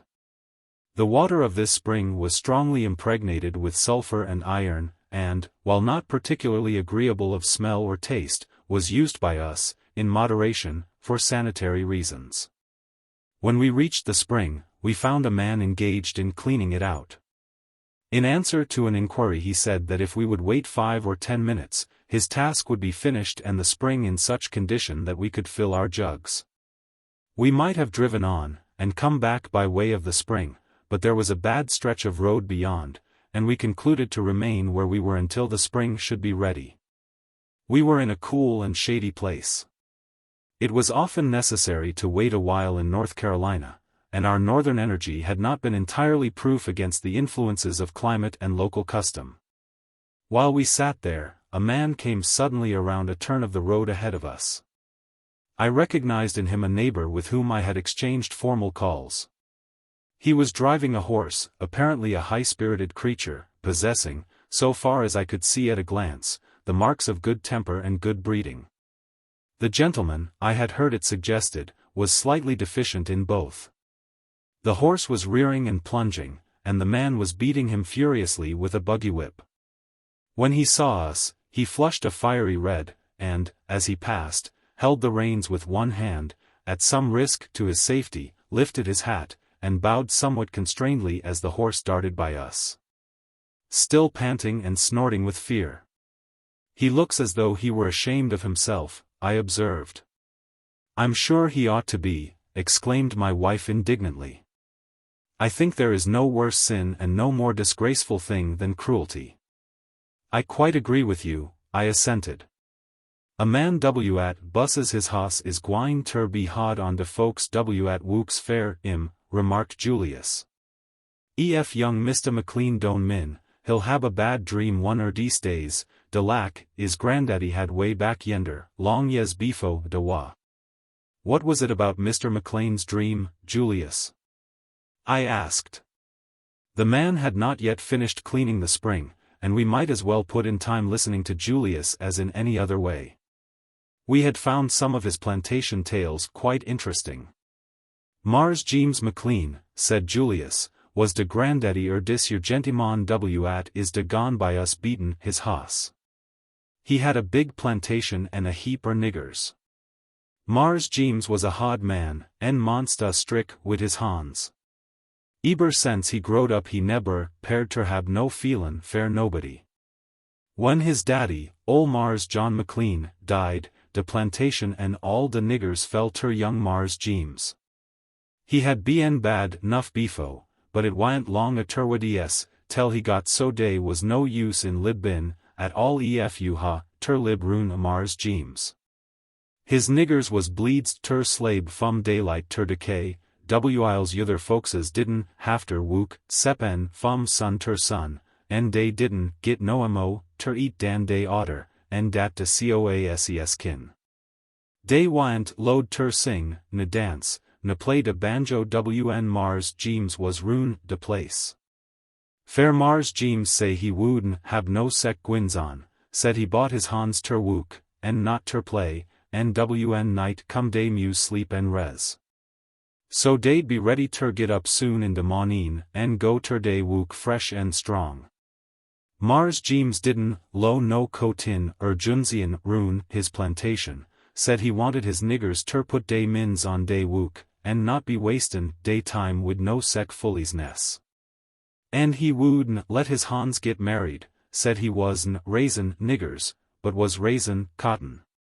Whenever any de boys and gals ments ter get sweet on one another, he'd sell one de yother on or send way down in Robeson County ter his yother plantation. War dey couldn't neber see one another. Ef any de niggers eber complained, dey got foti, so co-se dey didn't many on complain. But dey didn't lack it, de same, and nobody couldn't blame fair dey had a hard time. Mars Jeems didn't make no lowance fair natural bound lasness, na sickness, na trouble in de min, na nuffin, he was de gwine ter get so much wook outer Evie Han, or no de reason wi. Dey was one time de niggers load, fair a spell, dat Mars Jeems mought get betta. He tuck a lack-kin, ter Mars Marabo McSwain's old's gal, Miss Libby, and used her go ober dear Evie day or Evie Ebeneen, and folk said dey was gwine ter get married show. But it pairs dat Miss Libby heerd bout de gwins on Mars Jeems's plantation, and she load she couldn't trust hersef wid no second man. Dat he mought get so used ter bizen his niggers dat he'd ments ter abuse his wife adder he got used ter habin her ruined de house. So she declared she wasn't gwine ter hab nuffin ter do wid young Mars Jeems. De niggers was all monsta sorry when de match was bust up, fair now Mars Jeems got wusser, and he was beefo, he estiated sweethiatin. De time he used ter spend co-tin Miss Libby he put in fin fault wid de niggers, and all his bad feelin's case Miss Libby th'd ober he paired ter try ter wook off on de niggers. Whiles Mars Jeems was co-tin Miss Libby, two de Hans on de plantation had got ter set a heap sto by one another. One on them was named Solomon, and de yother was a Oman w at wukt in de fiel long I faget dat, Oman's name, but it don't mount ter much in de tale nohow. Now, wother case Mars Jeems was so tuck up wid his own junsey dat he didn't paid no tension fair a while ter at was gwine on twixt Solomon and his junsey. Wother his own co-tin made kin easy on de co-tin in de quarters, dey ein no tellin'. But dey's one thing show, dat Miss Libby th'd ober, he found out bout Solomon and de gal monstus quick, en gun Solomon foti, en sont de gal down ter de Robeson County plantation. En toll all de niggers ef he catch at any sec foolishness, he was gwine ter skin alive en tan day hides befo day vyis. Co-se he wouldn't done it, but he mought made things wusser en day was. So you kin imagine dey wa'n't much lube makin' in de quarters fair a long time. Mars Jeems used ter go down ter de yother plantation sometimes fair a week or and so he had ter hab a obersia ter look atter his wook whiles he usie gone. Mars Jeems's obersia was a white man named Nick Johnson, de niggers called Mars Johnson ter his face, but behin his back dey used ter call ol Nick, and de name suited ter at. He was wusser en Mars Jeems ever did ter be. Co-se de darkies didn't lack de way Mars Jeems used but he was de Mars ter, and had a right ter do he please. But dis your ol Nick wa'n't nuffin but a buckra, and all de niggers spised much dey hated fair he didn't own nobody, and wa'n't no betta en a nigger. Fair in dem days any spectable poosin would ruther be a nigger dan a white man. Now, atter Solomon's gal had been sont away, he kep feelin' bad erbout it, tell fin ly he load he was gwine ter cef dey couldn't be sompen done fair ter get back. En ter make Mars Jeems treat de darkies betta. So he tuck a peck coen out en de ban one night, en went over ter see ol oun Peggy, de free nigger Conjure, Oman down by de Vimelton road. Oun Peggy listen ter is tale, en ax him some questions, en den tol she'd wook her roots, en at dade say bout it. En termorrow night he sh'd come back agin en fetch nutter peck coen, en den she'd hab sompen fair ter tell him. So Solomon went back de next night, en show enough, oun Peggy tole w at terdu. She gun some stuff w at look like it bn made by poundin' up some roots and yarbs wid a pestle in a motar. Dis your stuff, says she, is monstus powerful kin guffer. You take dis home, and gin it ter de cook, ef you kin truss her, and tell her fair ter put it in yo marster's soup de fuss cloudy day he hab okra soup fair din na. Min, you follers de directions. It ein gwinneter piasen is it, ax Solomon, gidden, kin, skeered, fair Solomon was a good man, and didn't want ter do nobody no ral harm. Oh, no, says ol' oun Peggy, it's gwine ter do him good, but he'll have a monstus bad dream fuss. A mont fum now you come down here and lemme know how de guffer is wuckin'. Fair I ein done much dis kin, conjin, late yes, and I has ter kinder keep track on it ter see dat it don, compelish noamo, dn los fair it ter do. And I has ter be kinder careful, bout conjin, wite folks, so be show, and lemme know, wataber you do, de at is gwine on rune, de plantation. So Solomon say all right, and tuck de guffer mixtry up ter de big house and gun it ter de cook, and tole her fair ter put it in Mars Jeems's soup de fuss cloudy day she hab okra soup fair din na. It happened dat de vey next day was a cloudy day, and so de cook made okra soup fair Mars Jeems's din na, and put de powder Solomon gun her inter de soup, and made de soup rall good. So Mars Jeems eat a whole lot of it and paired ter enjoy it. De next morning Mars Jeems tole de overseer he was gwine way on some business, and den he was gwine ter his yother plantation, down in Robeson County. And he didn't spec he'd be back fair a mont so. But, says he, I wants you ter run dis your plantation fair all it's wuth. Dese your niggers is gittin' monstus triflin' and lazy and careless, and dey ein no penance to be put in I wants dat stop, and whiles I'm gone way I wants de spenses cut way down and a heap mo wook done. Fac, I wants dis your plantation ter make a recode dat'll show at kinder overseer you is.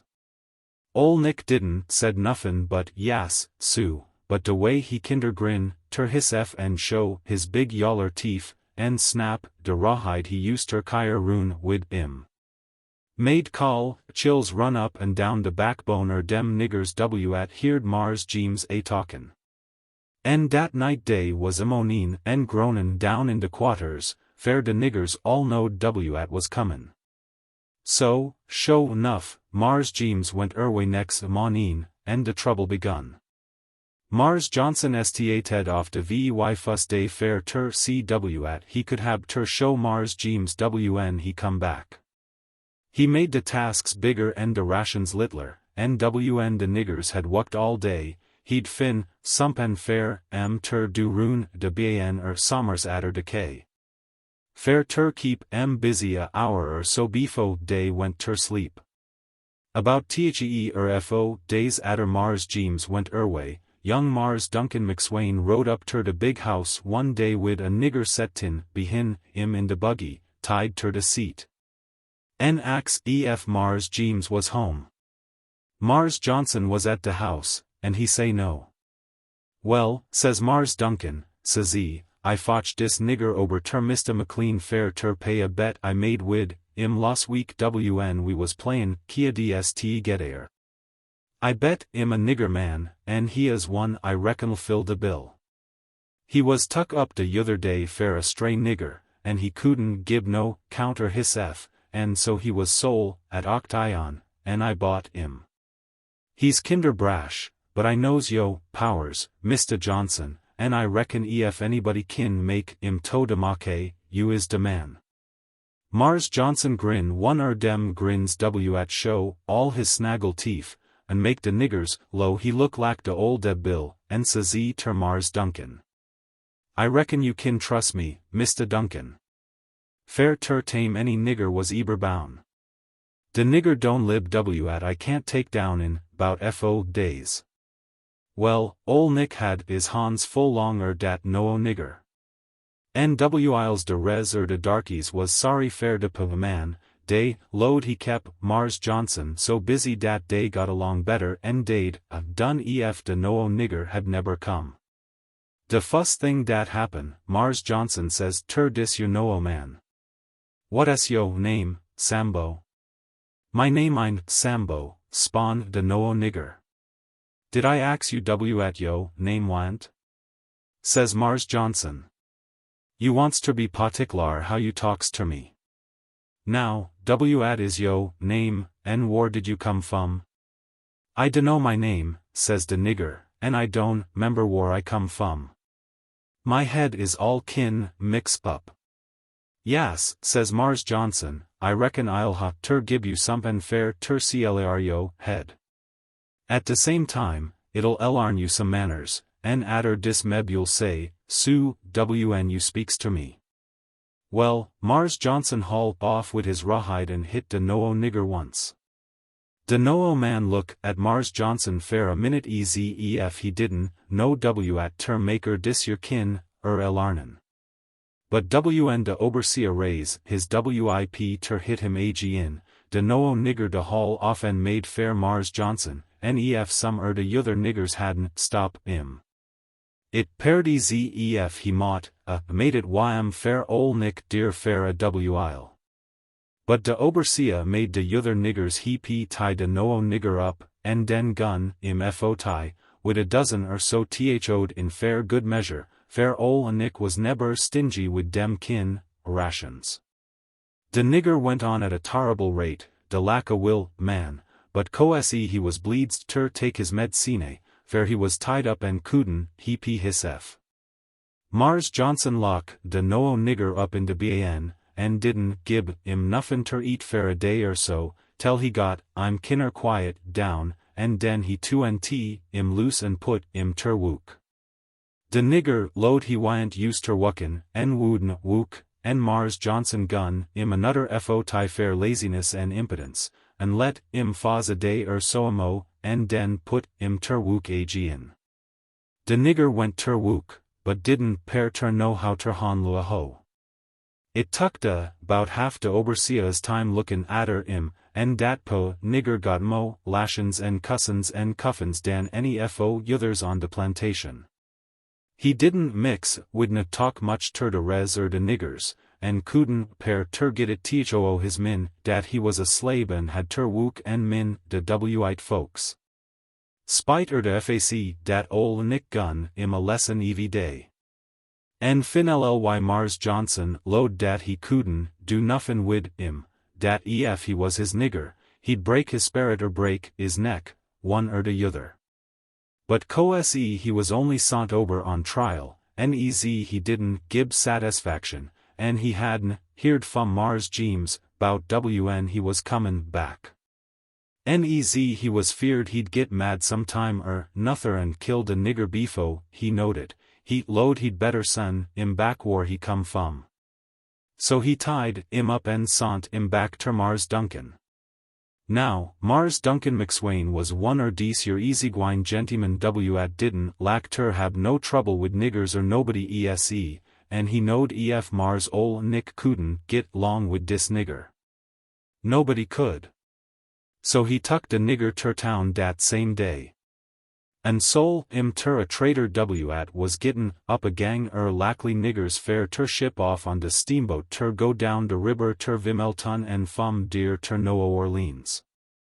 De next day atter de no man had bien sont away, Solomon was wuckin' in de cotton fiel, en when he got ter de fence next ter de woods, at de de row. Who shtc on de yother side but ol Peggy. She beckon ter de overseer was down on de yother side de fiel, en says she. You done come en, pated ter me lack I tol, you? Law. Ound Peggy, says Solomon, day nuffin ter pet. Mars Jeems went away de day atter we gun de goofer mixed dry, en we seed hide na hair on sense, en co'se we don't know nuffin bout at fec it had on I don't care nuffin bout yo Mars Jeems now, at I wants ter know is at is bien gwine on mongs de niggers. Has you been gettin' long any better on the plantation? No, Aunt Peggy, we been gettin' long wusser. Mars Johnson is stricker and he eber was beefo, and de niggers don't ha daily get time ter draw de breath, and dey lows dey mot de easy well be dead easy alive. Says Aunt Peggy, says she, I tol you dat you'se monst us powerful goofer, and it's wook don pair all at once.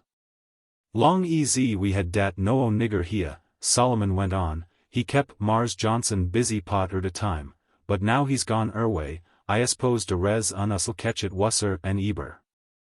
What es gone wid de no nigger, says Aunt Peggy, roll quick, batten, her eyes and straightening up. Ol Nick done sont im back ter Mars Duncan, who had fotch im hia fair ter pay a gamblin' debt ter Mars Jeems, says Solomon. And I heas Mars Duncan has sol im ter a nigger trader up in Patesville, at's gwine ter ship im off wid a gang ter more. Ol Aunt Peggy paired ter git roll stirred up Solomon tol dat, and says she, shakin' her stick at im. Why didn't you come and tell me 'bout dis no nigger bein' sol way? Didn't you promise me if I'd give you dat goofer, you'd come and pit ter me 'bout all at was gwine on dis plantation? Coese I could found out fair myself, but I pended on yo tellin' me, and now by not doin' it I's feared you gwine spile my conjin. You come down ter my house ternight and do at I tells you, or I'll put a spell on you dat'll make yo har fall out so you'll be ball, and yo eyes drap out so you can't see. And yo teeth fall out so you can't eat, and yo years grow up so you can't hear.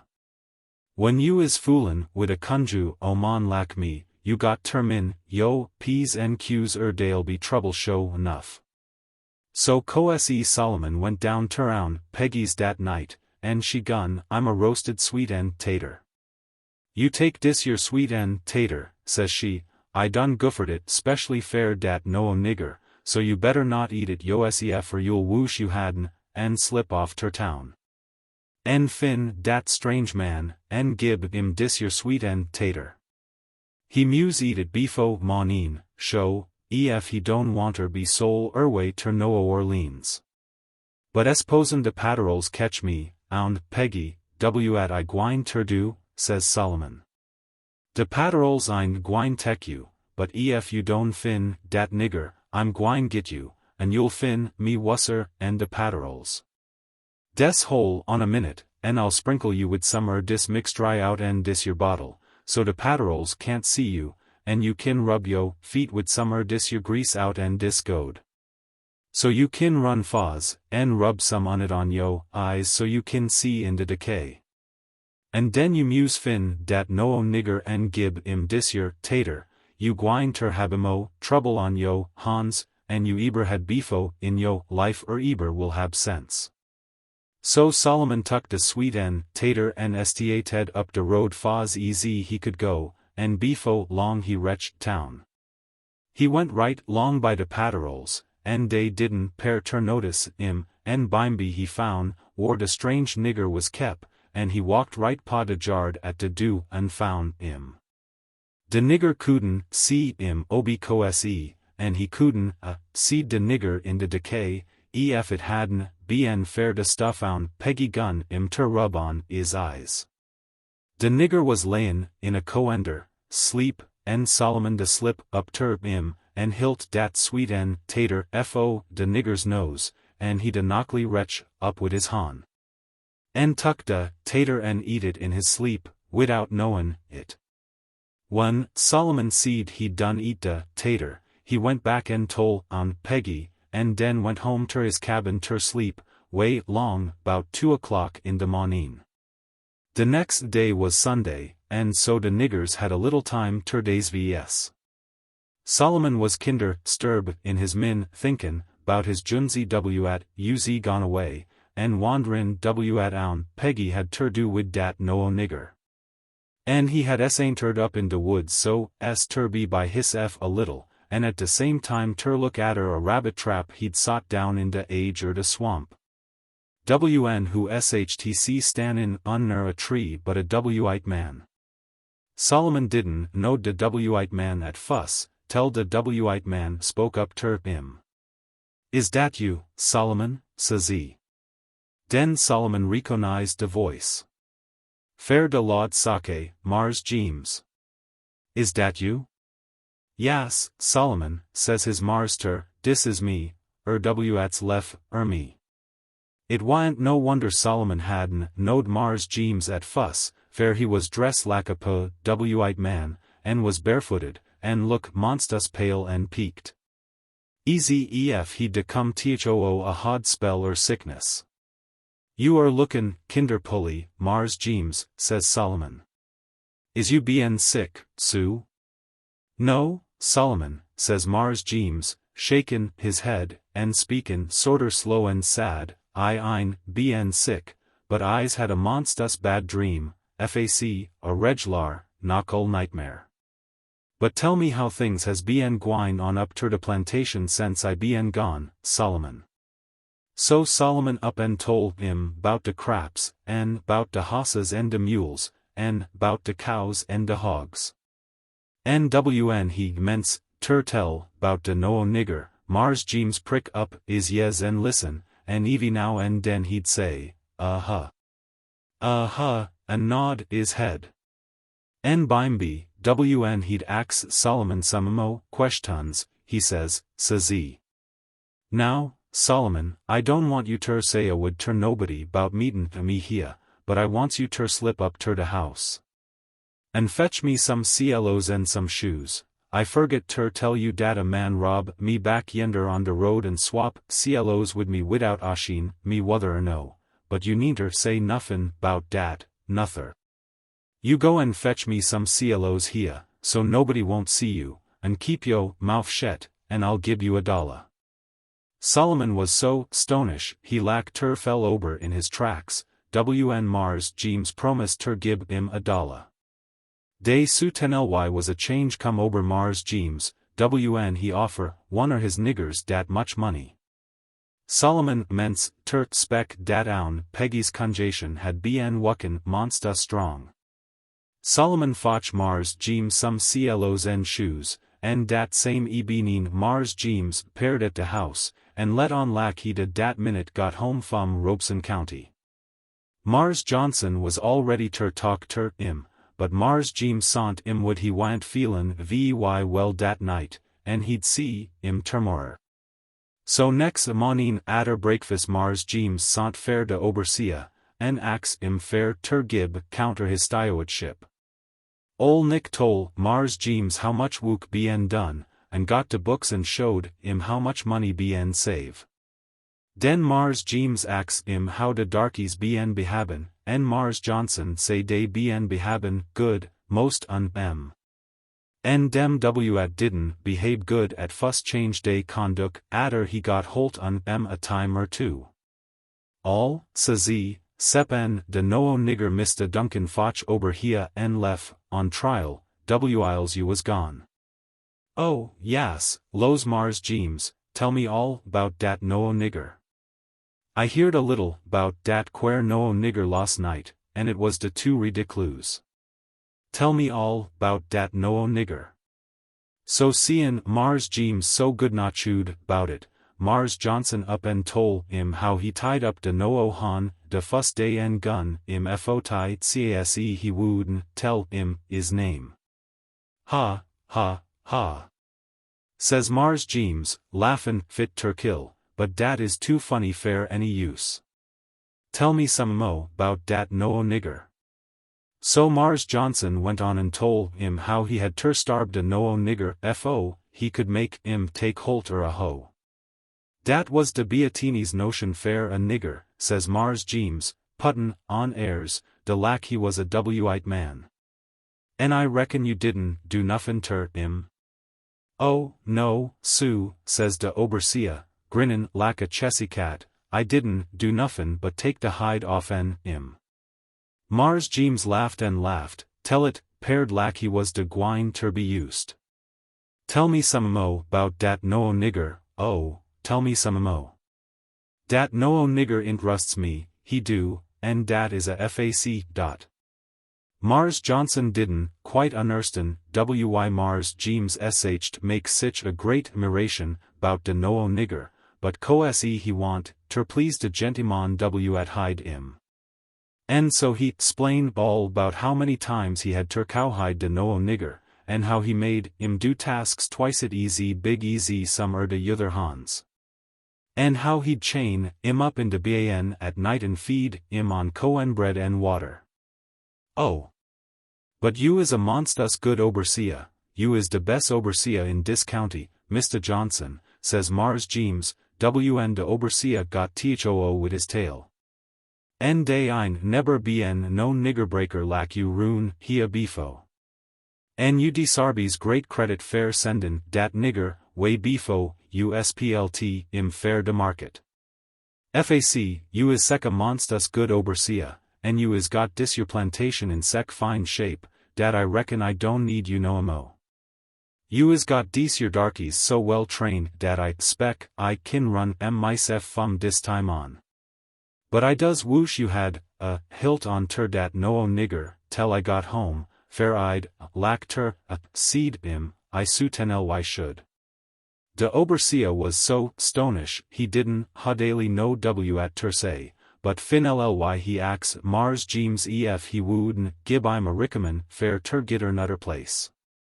No, Sue, says Mars Jeems, somehow or another I don't lack yo look sense I come back dis time, and I'd much ruther you wouldn't stay rune here.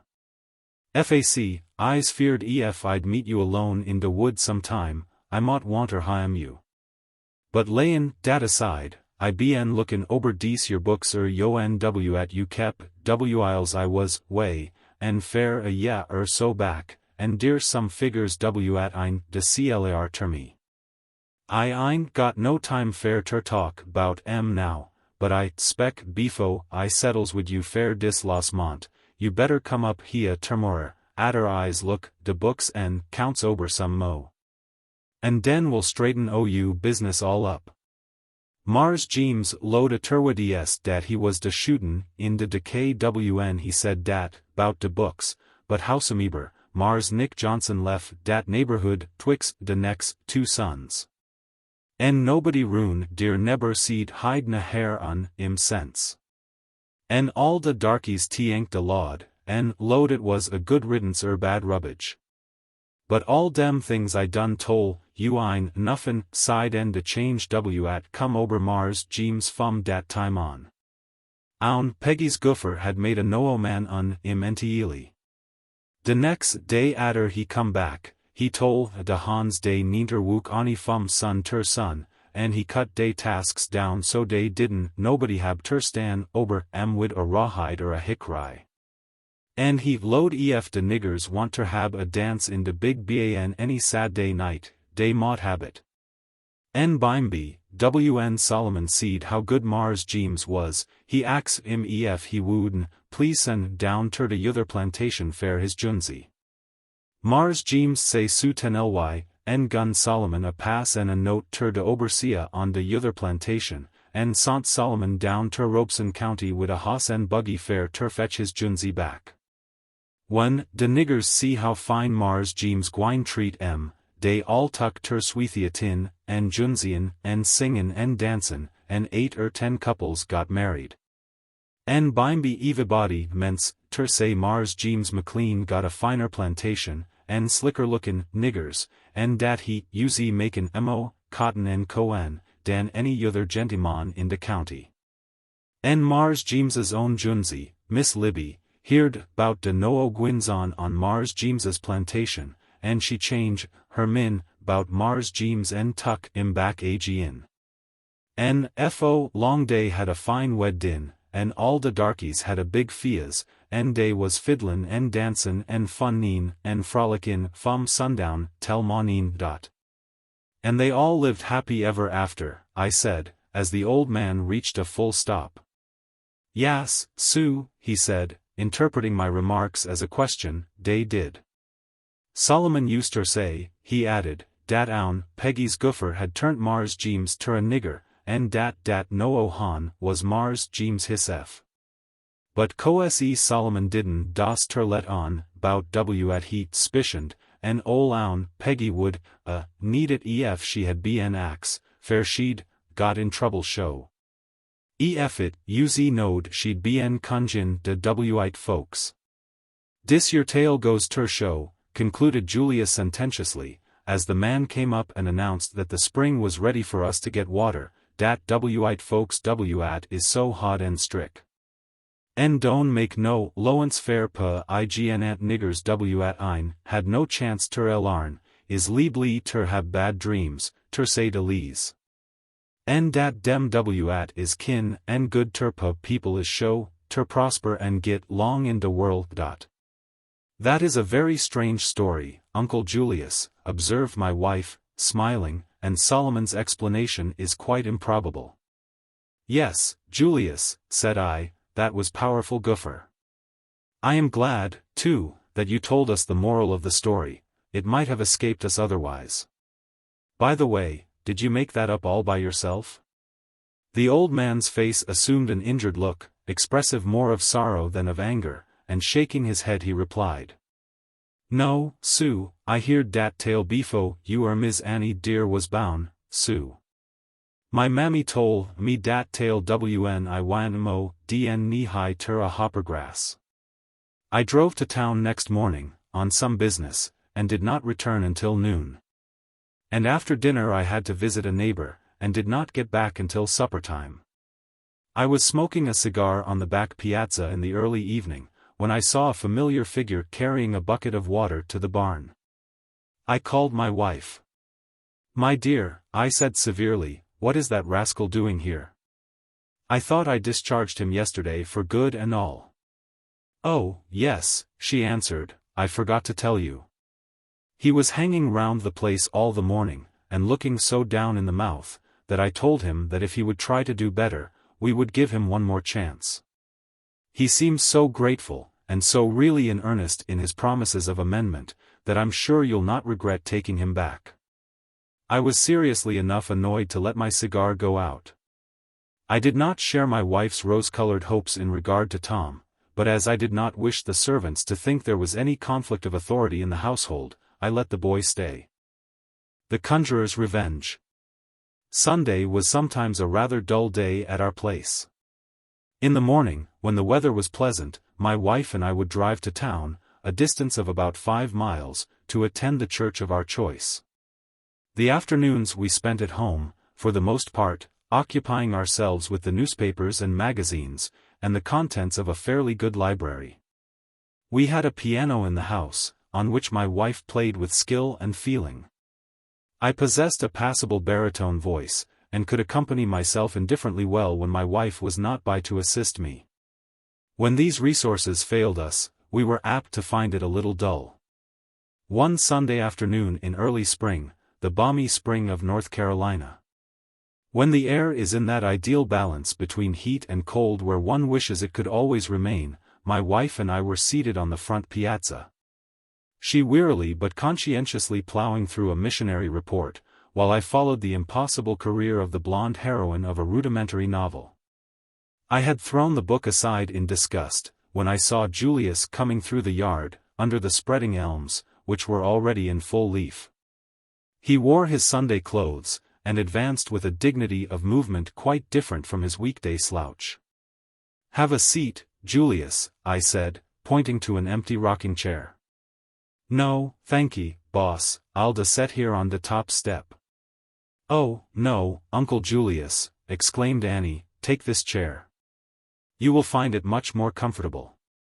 The old man grinned in appreciation of her solicitude, and seated himself somewhat awkwardly. Julius, I remarked, I am thinking of setting out scuppernong vines on that sandhill where the 3 persimmon trees are. And while I'm working there, I think I'll plant watermelons between the vines, and get a little something to pay for my first year's work. The new railroad will be finished by the middle of summer, and I can ship the melons north, and get a good price for them. Ef you gwine ter have any mo, pluffin, ter do, replied Julius, I spec you'll ha ter by nutter creeter, case hits much easy dem hosses kin do ter 10 ter de wook dey got now. Yes, I had thought of that. I think I'll get a mule. A mule can do more work, and doesn't require as much attention as a horse. I wouldn't advise you to buy no mule, remarked Julius, with a shake of his head. Why not? Well, you may low hits all fully's ness, but if I was in yo place, I wouldn't buy no mule. But that isn't a reason. What objection have you to a mule? Fac is, continued the old man, in a serious tone, I don't lack ter drive a mule. I's allus afeard I mought be imposin' on some human creetur. Every time I cuts a mule wid a hickory, pairs ter me mos lackly I's cuttin', some are my own relations, or somebody esew at can't he days vs. What put such an absurd idea into your head? I asked. My question was followed by a short silence, during which Julius seemed engaged in a mental struggle. I dunno hits wuff I'll tell you dis, he said, at length. I don't daily spec fair you believe it. Does you, member dat club-footed man at hilt de hoss fair you de yother day when you was gittin' out en de Rockaway down Mars Archie McMillan's sto? Yes, I believe I do remember seeing a club-footed man there.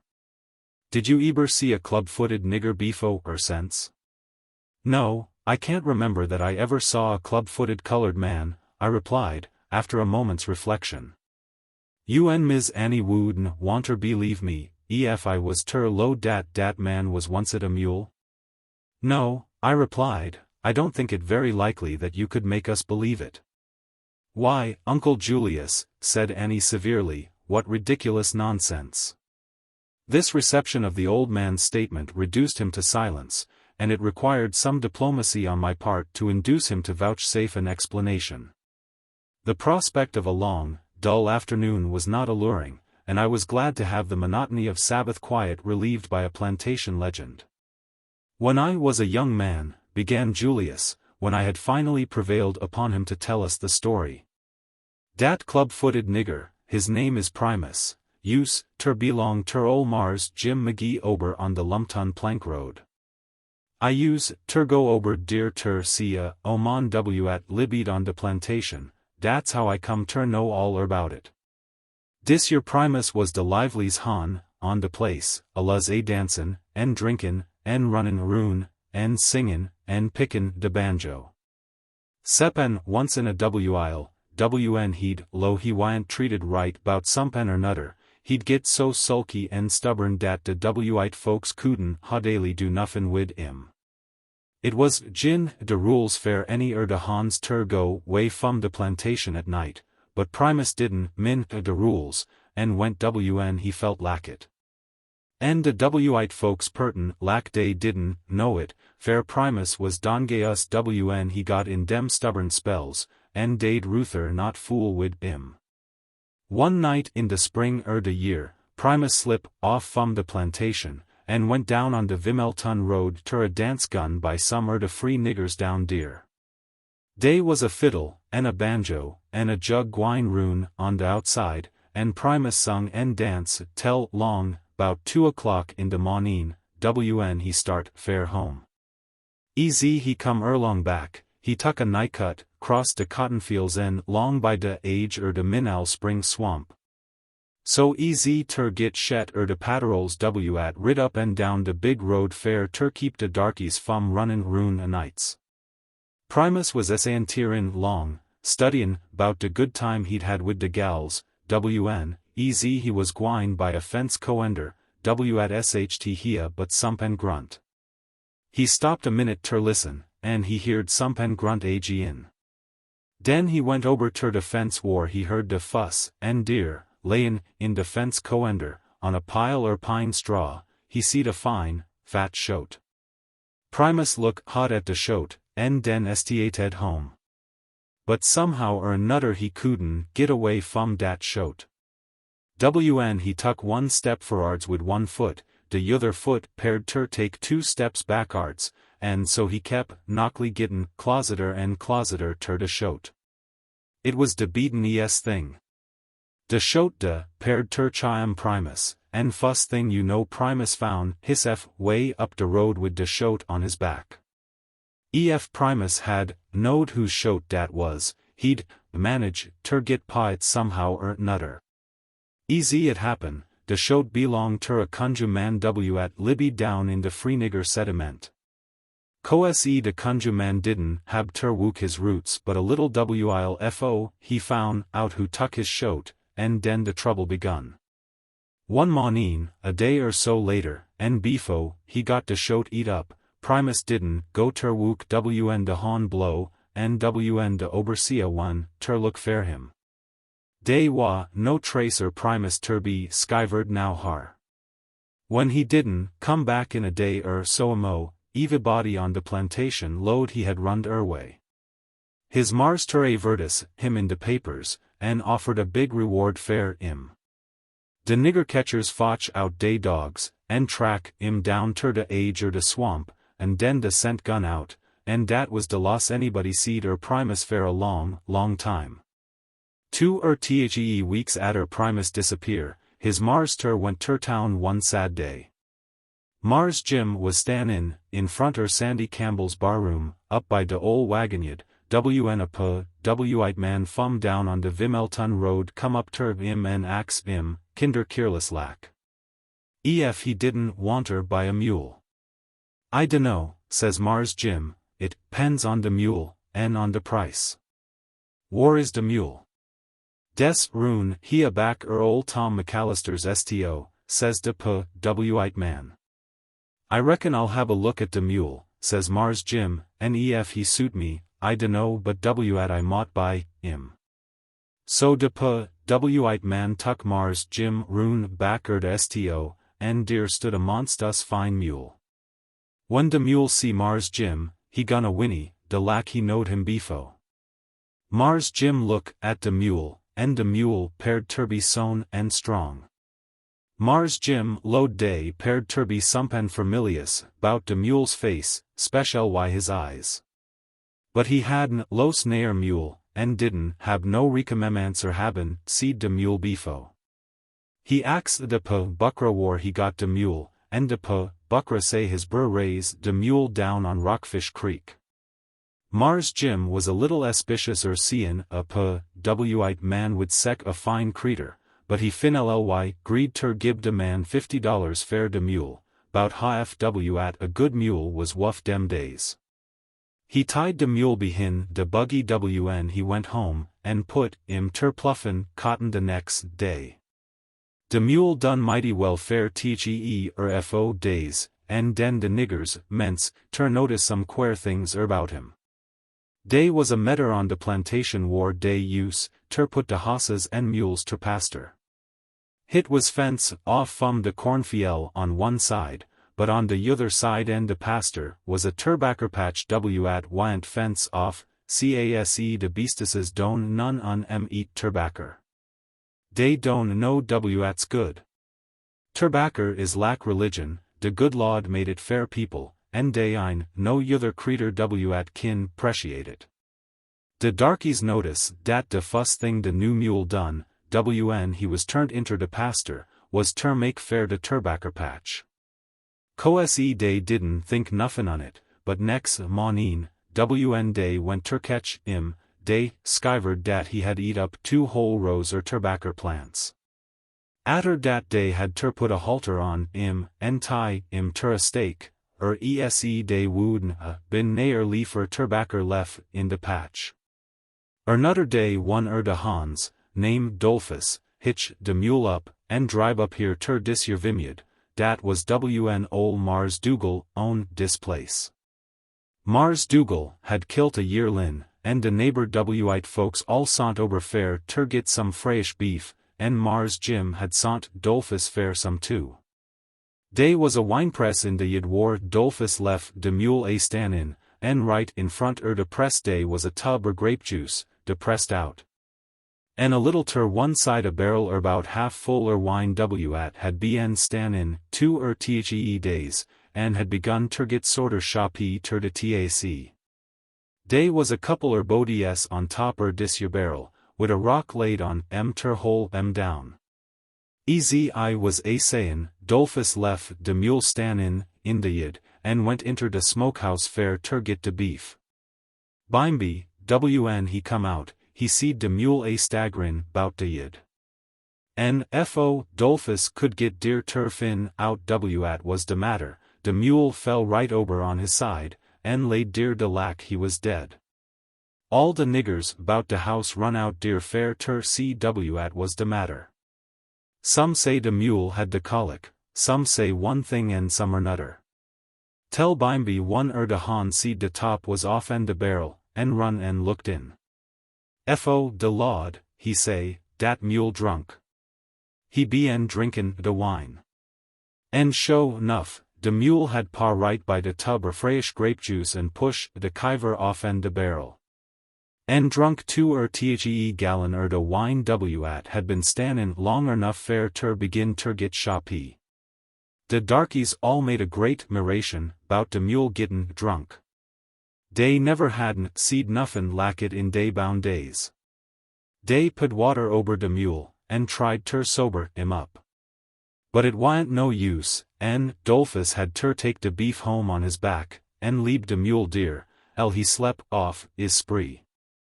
I don't 'member whr I tole you or no, but wn Primus disappear from de plantation, he left a wife behind him, a monstrous good-lookin' yaller gal, name Sally. When Primus had been gone a month or so, Sally ments fair ter get lonesome, and tuck up wid another young man named Dan, at belong on de same plantation. One day dis year Dan tucked a no mule out in de cotton fiel, fair ter plow, and day was gwine long de 2 row, who sht meet but dis year Sally. Dan look roon and he didn't see de overseer now har, so he stop a minute fair ter run on wid Sally. Howdy, honey, says he. How you feelin' dis mornin'? Fuss rate, spawn, Sally. Dey was lookin' at one another, and dey didn't nair one pay no tension ter de mule, who had turned his head roon, and was lookin' at Sally easy he could.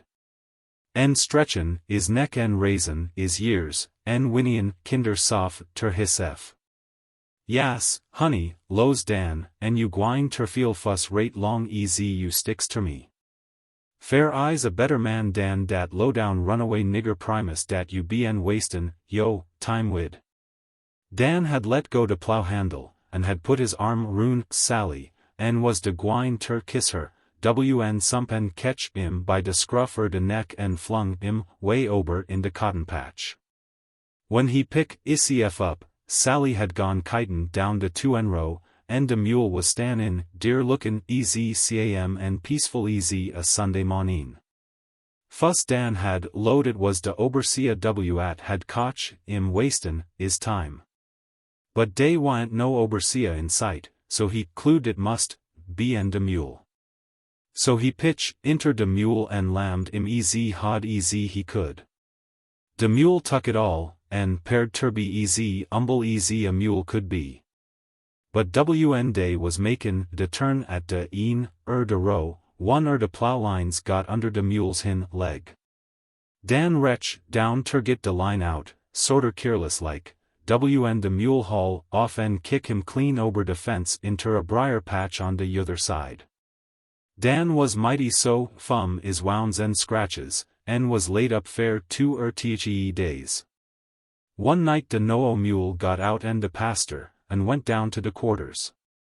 Dan was layin' deer on his pallet, he heard somepin bangin' way at de side of his cabin. He raise up on one shoulder and look roon, at should he see but de no mule's head stickin' in de winder, wid his lips drawed back over his toofs. Grinnin' and snappin' at Dan de lack he wanter eat him up. Den de mule went roon, ter de do, and kick way lack he wanter break de do down, tell bimeby somebody come long and drive him back ter de pastor. When Sally come in a little later from de big house, or she'd be en waitin' on de wite folks, she found Dan nigh 'bout dead, he was so skeered. She'd load Dan had de nightmare. But day look at de do, dey seed de marks de mule's huffs, so dey couldn't be no mistake bout wat had happen. Se de niggers tole dey marster bout de mule's gwins on. Fust he didn't pay no tention ter it, but atter a while he tole mef dey didn't stop dey fully's ness, he gwine tie some on up. So atter dat dey didn't say nuffin mo ter dey marster, but dey kep on noticin' de mule's quare ways de same. Long about de middle de summer day was a big camp meetin' broke out down on de Vimelton road, and nigh, bout all de white folks and free niggers in de settlement got ligion. En lo and behold, mongs was de conjure man at own de shote at chomed primus. Dis conjure man was a Guinea nigger, and befo he was sot free had use ter belong ter a gentleman down in Sampson County. De conjure man say his daddy was a king, a governor, some sorter wat you may call way ober yender in a ficky war de niggers come fum, befo he was stoled way and sol ter de speculators. De conjure man had heaped his marster out and some trouble nutter wid his goofer, and his marster had sot him free, and bought him a track land down on de Vimelton road. He pertin ter be a cow doctor, but everybody knowed wat he RLY was. De conjure man hadn't modn come teach o good, befo he was tuck sick wid a call wat he cotch kneelin on de ground so long at de mouna's bench. He kep gittin wusser and bimeby de rheumatiz tuck holt him, and drawed him all up, tell one day he sont word up ter Mars Jim McGee's plantation, and ax Pete. De nigger wat tuck keer de mules, fair ter come down dear dat night and fetch dat mule wat his marster had bought fum de white man dioin de summer. Pete didn't know wat de conjure man was dribbin at, but he didn't daster stay way. And so dat night, he done eat his bacon and his hoe cake, and drunk his lasses and water, he put a bridle on de mule, and rid him down ter de conjure man's cabin. When he got ter de do, he lit and hitch de mule, and den knock at de do. He felt mighty jubous bout gwine in, but he was bleeds ter do it, he knowed he couldn't, he isef. Pull de string, says a weak voice, and Pete lift de latch and went in, de conjure man was layin' on de bed, lookin' pale and weak, lak he didn't hab much longer fair ter lib. Is you fotch de mule, says he. Pete say yas, and de conjure man kep on.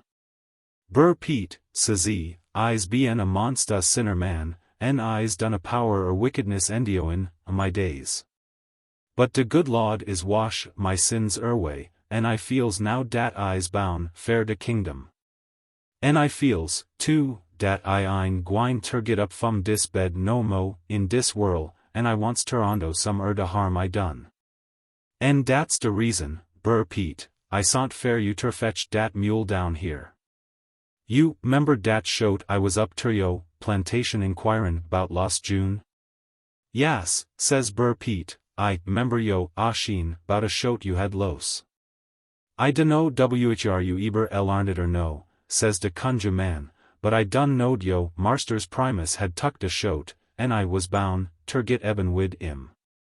So one night I cotch im down by de swamp on his way ter a candy pullin', and I th'd a goofer mix dry on im, and turnt im ter a mule, and got a white man ter sell de mule. En we veed de money. But I don't want ter die, tell I turn Bur primus back agin. Den de conjure man ax Pete ter take down 1 or 2 gods off en a sheaf in de corner, and 1 or 2 bottles with some kin, mixed dry in and set on a stool by de bed. En den he ax him ter fetch de mule in. When de mule come in de do, he gin a snort, and started fair de bed, de lack he was gwine ter jump on it.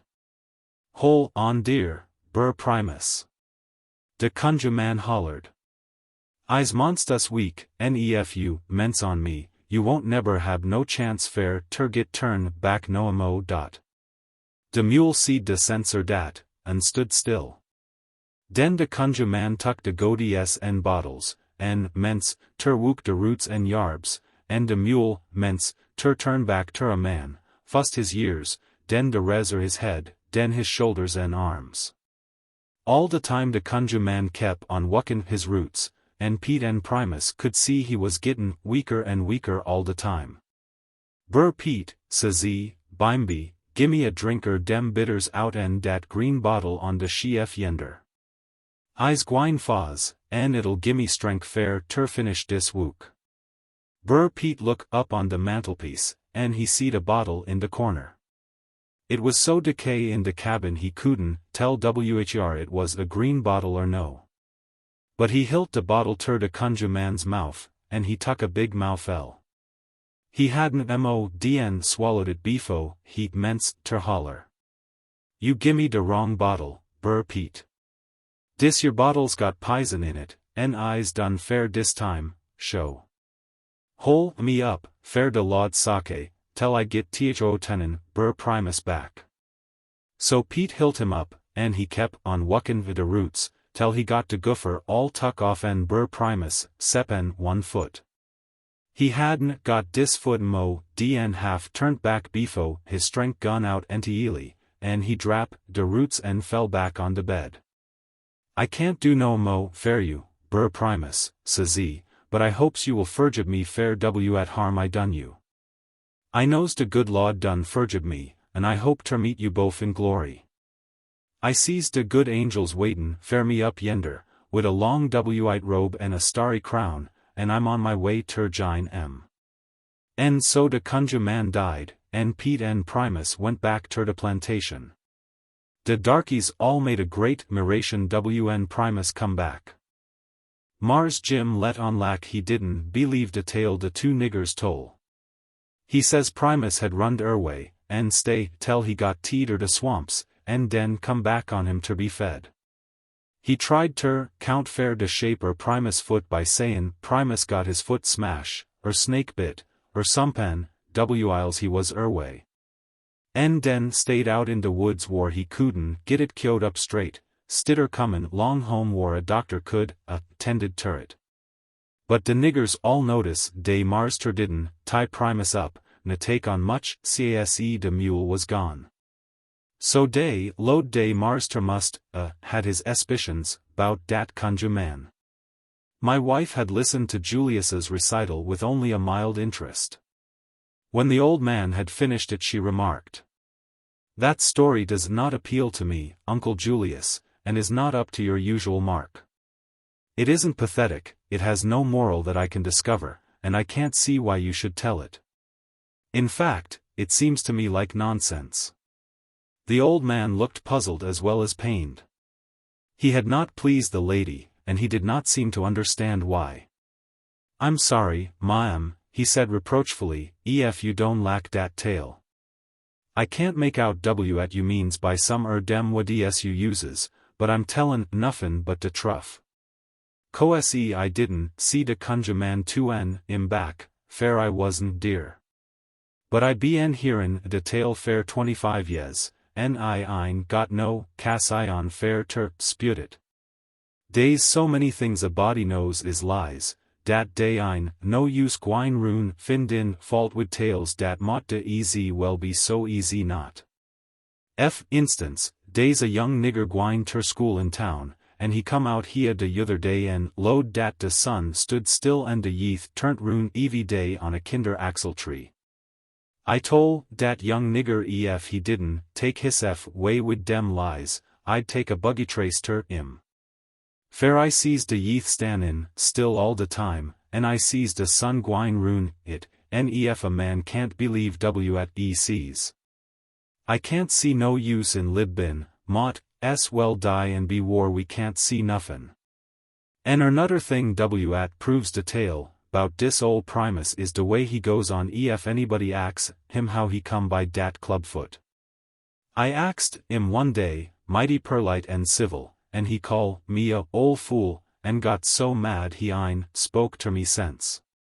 Hit's monstrous quare. But dis is a quare whirl anyway yer kin fix it, concluded the old man, with a weary sigh. Ef you makes up yo min not ter by dat mule, Sue, he added, as he rose to go, I knows a man what's got a good hoss he wants ter sell, leasways dat's wat I heerd. I'm gwine ter Pierre meetin, ternight, and I'm gwine right by de man's house, and ef you'd lack ter look at de hoss, I'll ax him ter fetch him roon.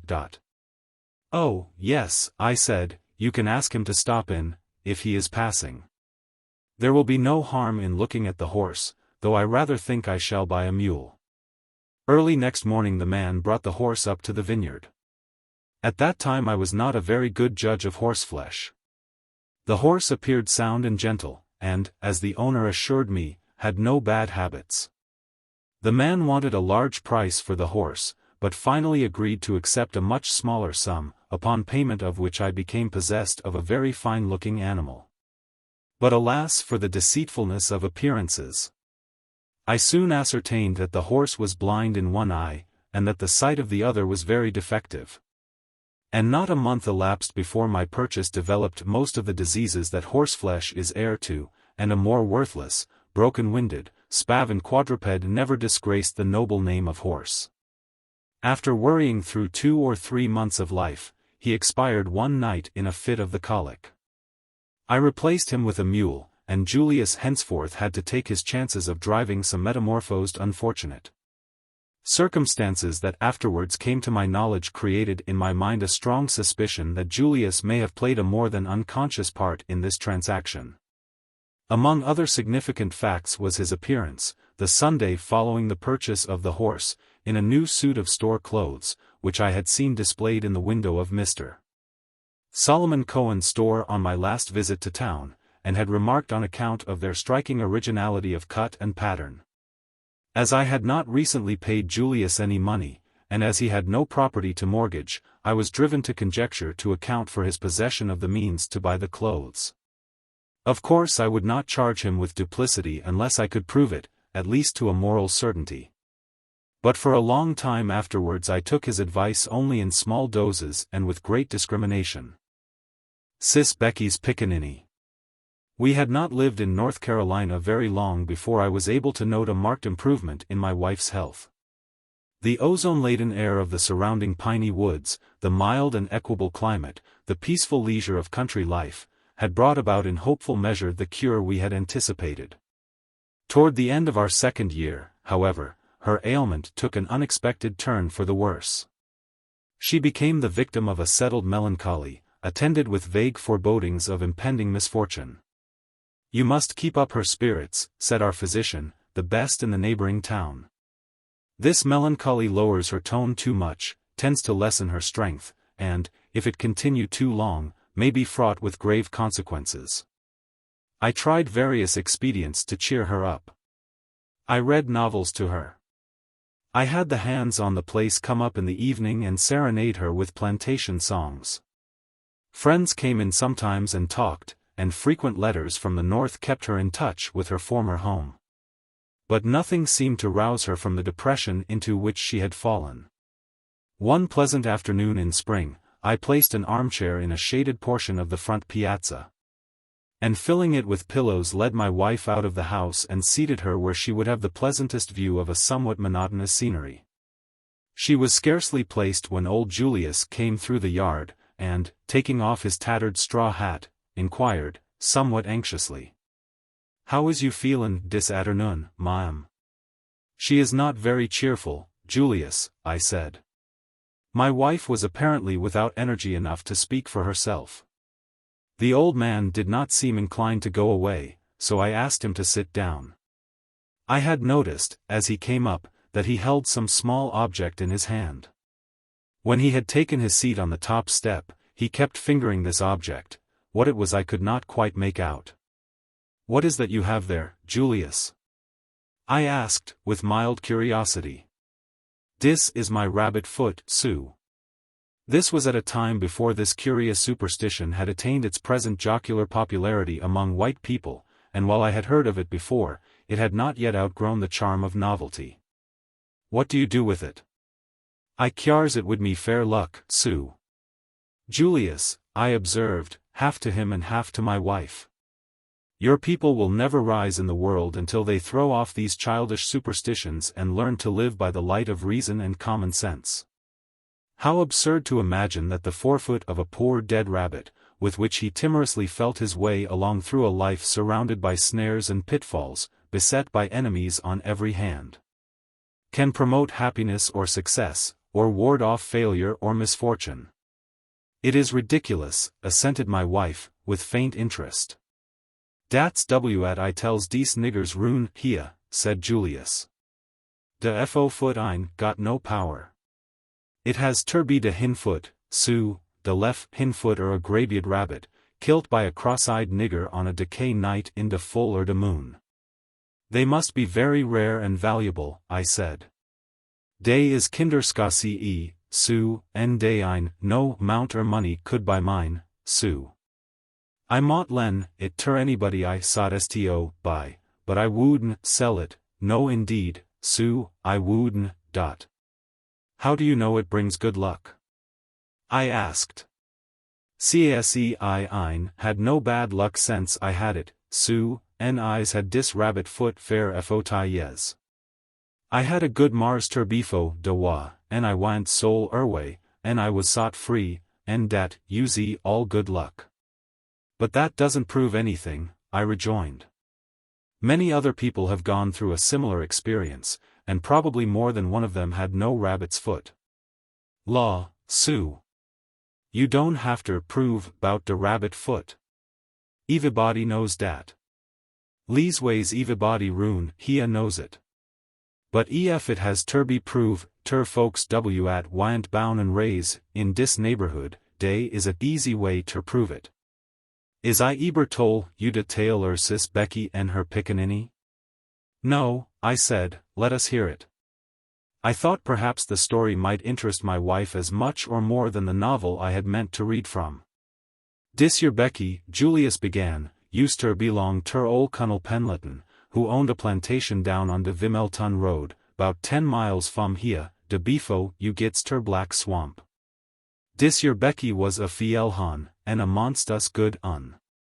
She had a husband oncet, a nigger at belonged on de next plantation, but de man at owned her husband died, and his lawn and his niggers had ter be sol fair ter pay his debts. Colonel Pendleton lowed he'd bought dis nigger, but he had been beddin' on hoss races, and didn't have no money, and so Becky's husband was sol erway ter fudgeny. Coase Becky went on some, 'bout losin' her man, but she couldn't he pee hersef, en, sides dat, she had her Pickaninny fair ter comfort her. Dis your little Mose was de cuties, blacks, shiny-eyed's little nigger you eber laid eyes on, and he was easy fawn, or his mammy easy his mammy was er him. Coase Becky had ter wook and didn't have much time ter wazee wid her baby. Ol own Nancy, de plantation nuss down at de quarters, used ter take care er little Mose in de daytime, and adder de niggers comin' fum de cotton fiel, Becky, you'd get her chili en kiss im en nuss im. And keep im, tell Monine. En on Sundays she'd hab im in her cabin wid her all day long. Sis Becky had got sorter used ter gittin' long widout her husband, one day Colonel Pendleton went ter de races. Coase he went ter de races, he tuck his hosses, and coase he bet on his own hosses, and coase he los his money. Fair Colonel Pendleton didn't neber have no luck wid his hosses, ef he did keep hisef po projeckin' wid em.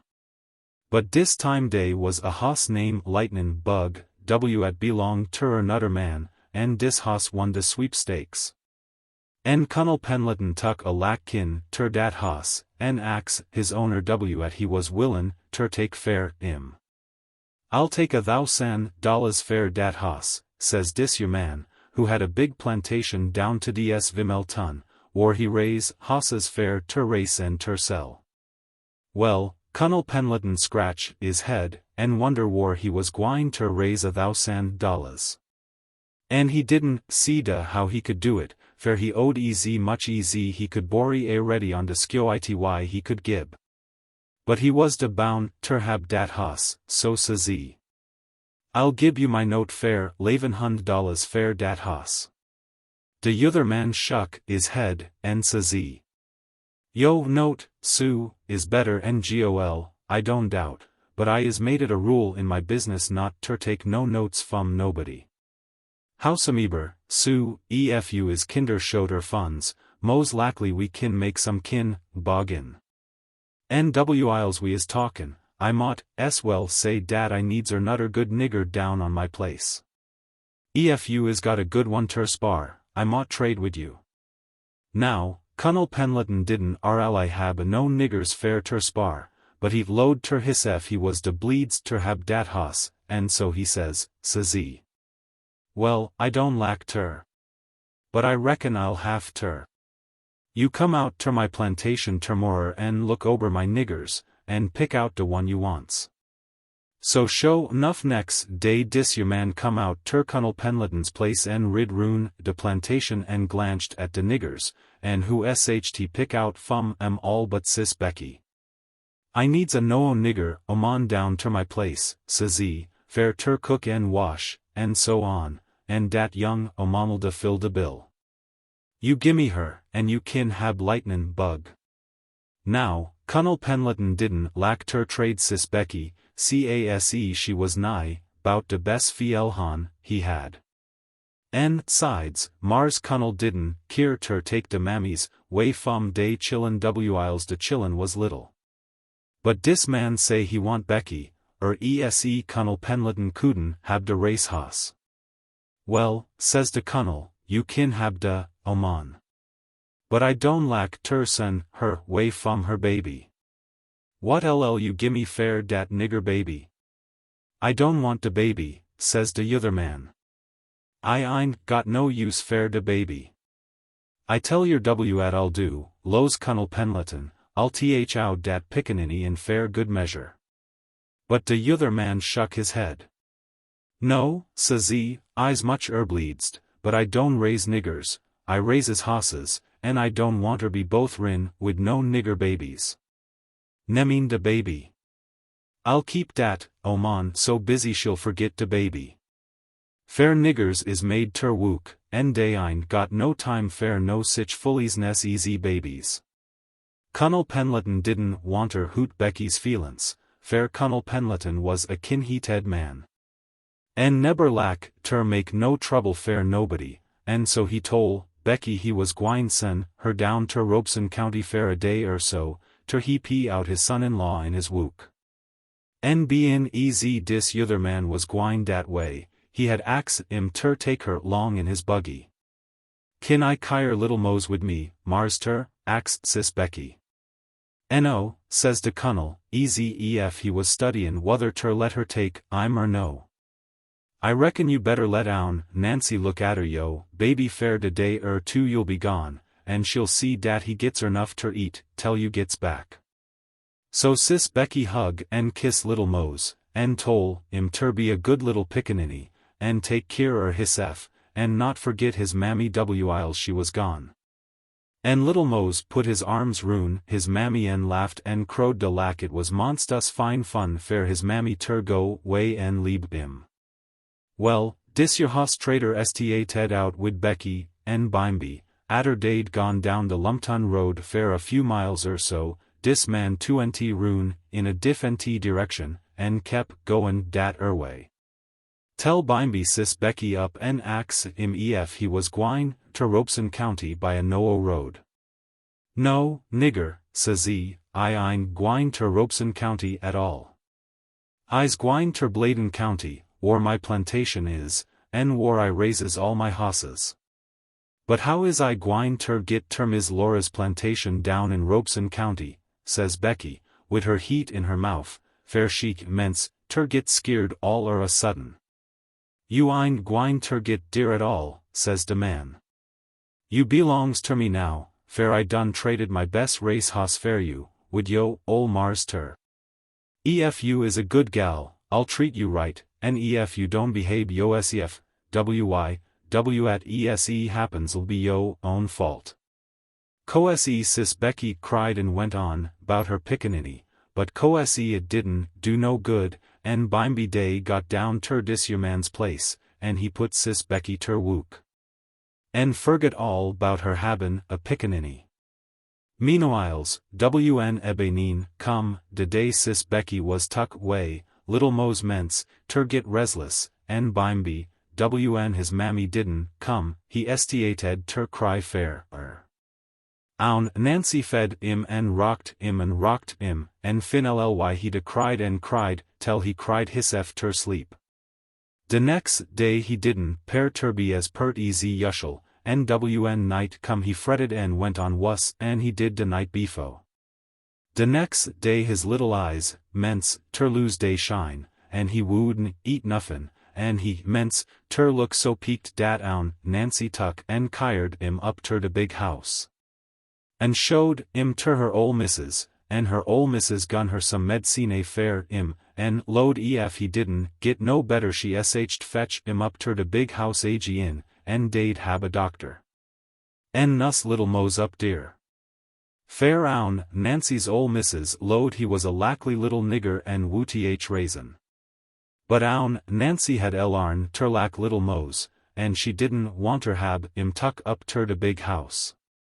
And so wn he didn't git no better, she gethered a mess green peas, and tucked de peas and de baby, and went ter see ol' own Peggy, de Conjure Oman down by de Vimelton road. She gun own Peggy de messer peas, and tol her all 'bout sis Becky and little Mose. Dat is a monsta small messer peas you is fotch me, says own Peggy, says she. Yas, I knows, low down Nancy, but dis year is a monsta small Pickaninny. You'll hafter fetch me somepen mo, says own Peggy, for you can't, spec, me ter was my time diggin', roots and wuckin' conjation fair nuffin. All right, says own Nancy, I'll fetch you somepen mo next time. You betta, says own Peggy, ese dale be trouble. What dis your little Pickaninny needs is ter see his mammy. You leab im hia, tell ebenin, and I'll show im his mammy. So wn own Nancy had gone way, own Peggy tuck and wucked her roots, and 2nt little Mose ter a hummingbird, and sont im off fair ter fin his mammy. So little Mose flewed, and flewed away, tell bimeby he got ter de place where sis Becky belonged. He seed his mammy wuckin' roon de yid, and he could tell fum lookin' at her dat she was trouble in her min, 'bout somepen, and feelin' kin, pulley. Sis Becky heerd somepen hummin' roon her, sweet and low. Fuss she lowed it was a hummin' bird. Den she thought it sounded like her little Mose croonin' on her breas way back yender on de ol' plantation.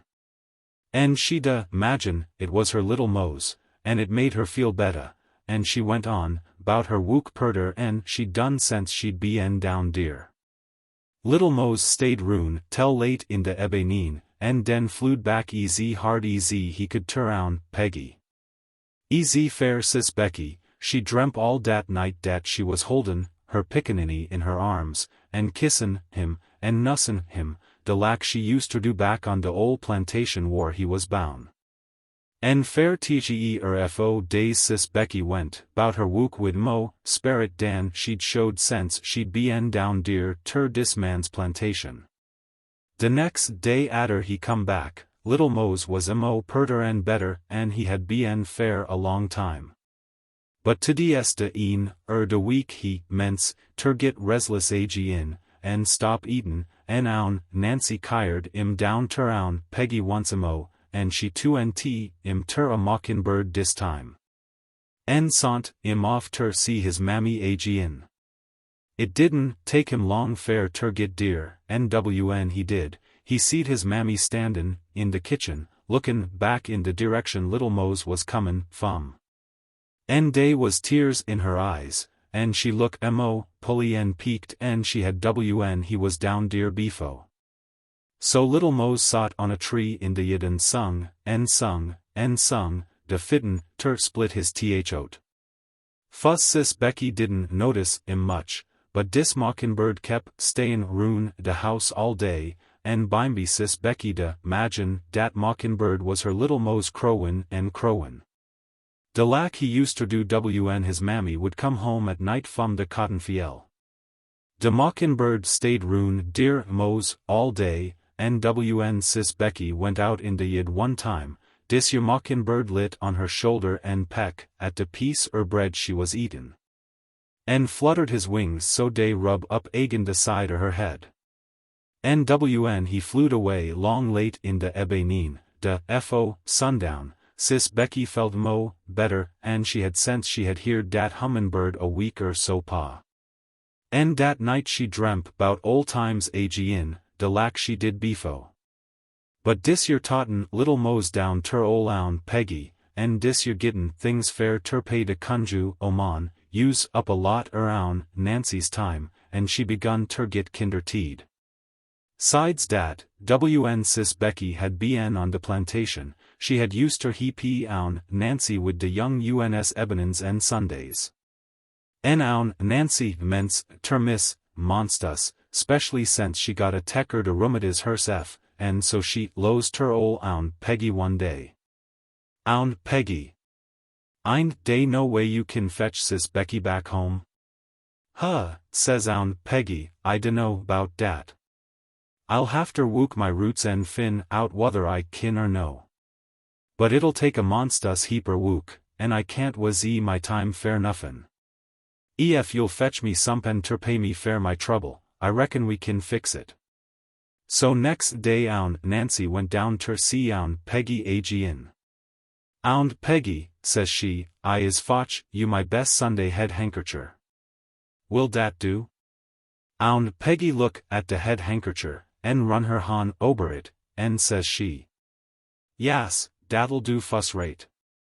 I's been wuckin' my roots since you been gone, en I lows mos lackly I kin git sis Becky back, but it's gwine take figrin' en studyin' easy conjin'. De fuss thing ter do'll be ter stop fetchin' dat Pickaninny down hia, en not sen' im ter see his mammy no mo. Ef he gits too pulley, you lemme know, en I'll gib you some kin, mixtry fair ter make im forget sis Becky fair a week or so. So, lessen you comes fair dat, you needn't come back ter see me no mo, tell I sends fair you. So own Peggy sont own Nancy Erway, en de fuss thing she done was ter call a honnet fum a ness under her eaves.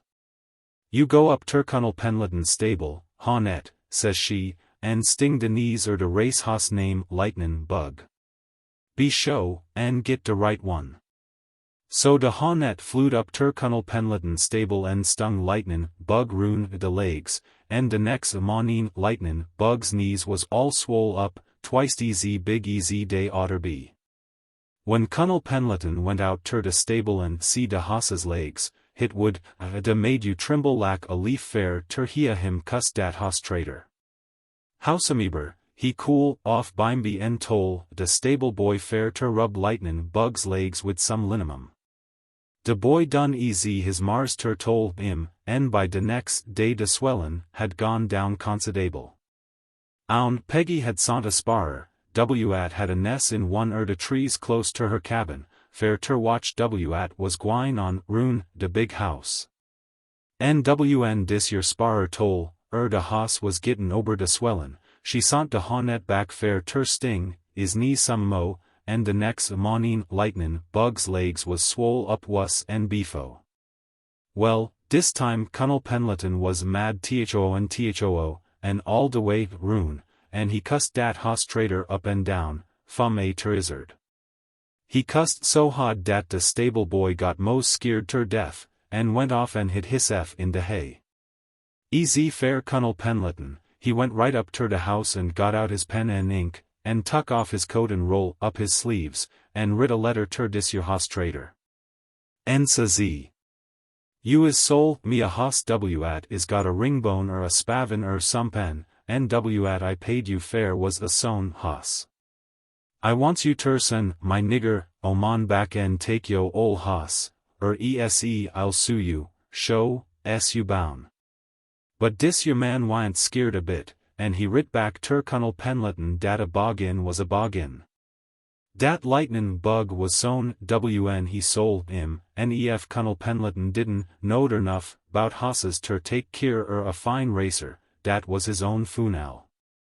En he say Cunnel Penleton kin sue en be cussed fair all he keer, but he ein gwine ter gib up de nigger he bought and paid fair.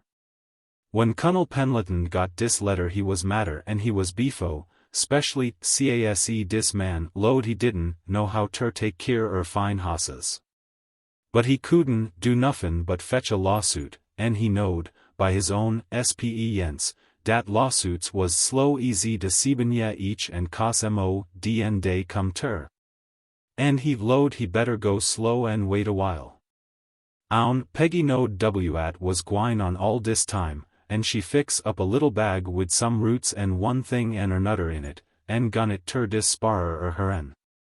And tol ter take it way down yender war sis Becky was, and drap it right befo de do, her cabin, so she'd be show, and fin, it de fust time she come out and de do.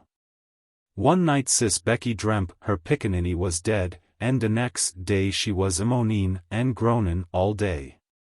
She dreamt de same dream teachy nights runnin', and den, de next morning atter de last night, she found dis your little bag de sparer had drap in front her do. And she load she'd be en conjured, and was gwine ter die, and easy long easy her Pickaninny was dead day wyant no use tryin' ter do nuffin nohow. And so she tuck and went ter bed, and tol her mars ter she'd be en conjured and was gwine ter die.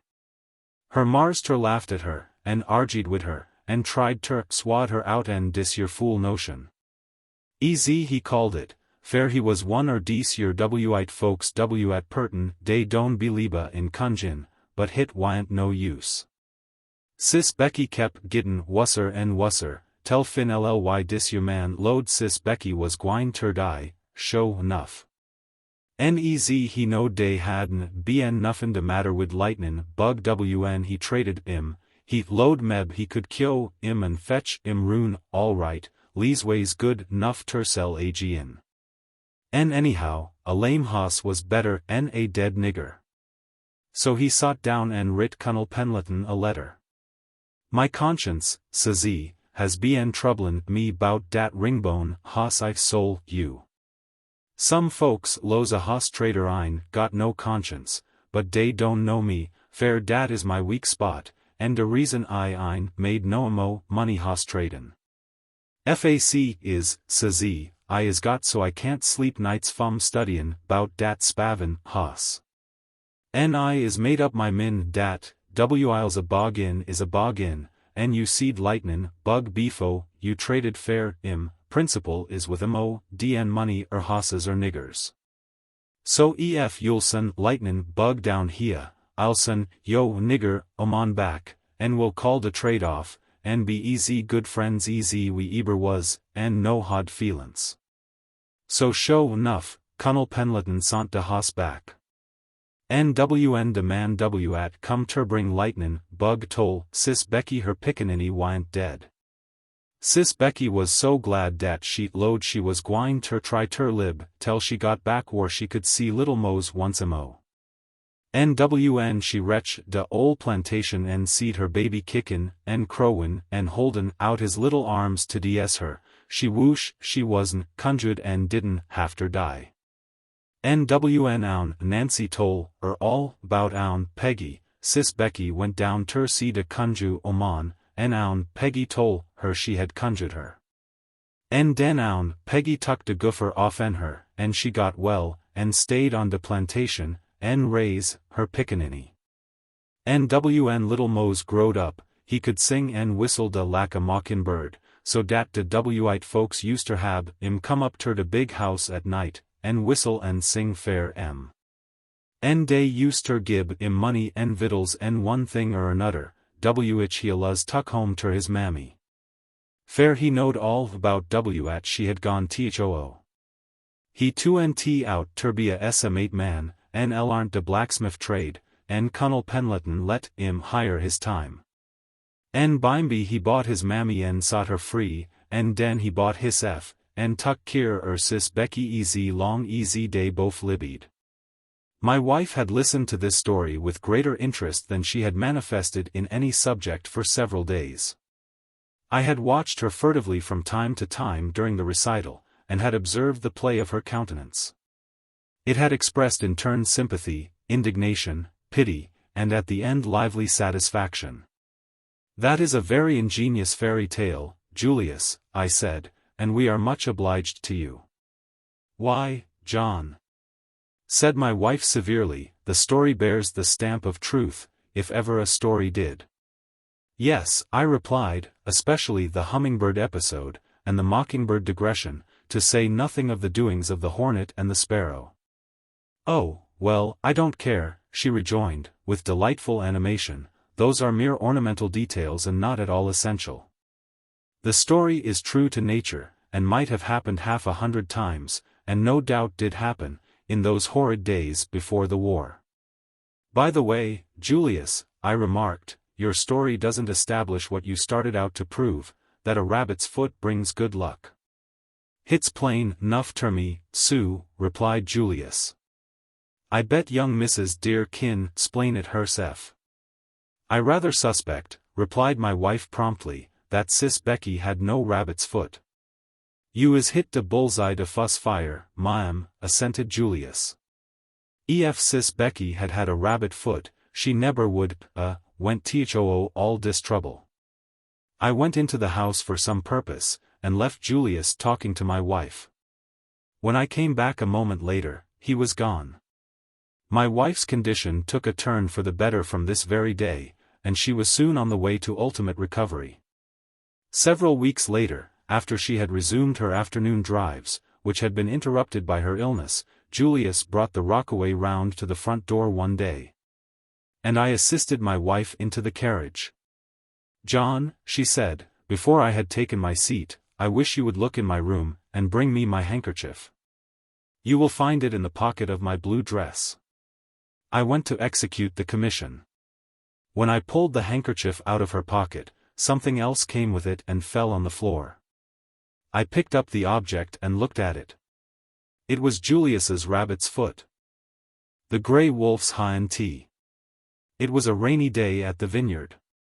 The morning had dawned bright and clear. But the sky had soon clouded, and by 9 o'clock there was a light shower, followed by others at brief intervals. By noon the rain had settled into a dull, steady downpour. The clouds hung low, and seemed to grow denser instead of lighter as they discharged their watery burden, and there was now and then a muttering of distant thunder. Outdoor work was suspended, and I spent most of the day at the house, looking over my accounts and bringing up some arrears of correspondence. Towards 4 o'clock I went out on the piazza, which was broad and dry, and less gloomy than the interior of the house, and composed myself for a quiet smoke. I had lit my cigar and opened the volume I was reading at that time, when my wife, whom I had left dozing on a lounge, came out and took a rocking chair near me. "I wish you would talk to me, or read to me, or something," she exclaimed petulantly. "It's awfully dull here today." "I'll read to you with pleasure," I replied. And began at the point where I had found my bookmark. The difficulty of dealing with transformations so many-sided as those which all existences have undergone, or are undergoing, is such as to make a complete and deductive interpretation almost hopeless. So to grasp the total process of redistribution of matter and motion as to see simultaneously its several necessary results in their actual interdependence is scarcely possible. There is, however, a mode of rendering the process as a whole tolerably comprehensible. Though the genesis of the rearrangement of every evolving aggregate is in itself one, it presents to our intelligence. "John," interrupted my wife, "I wish you would stop reading that nonsense and see who that is coming up the lane." I closed my book with a sigh.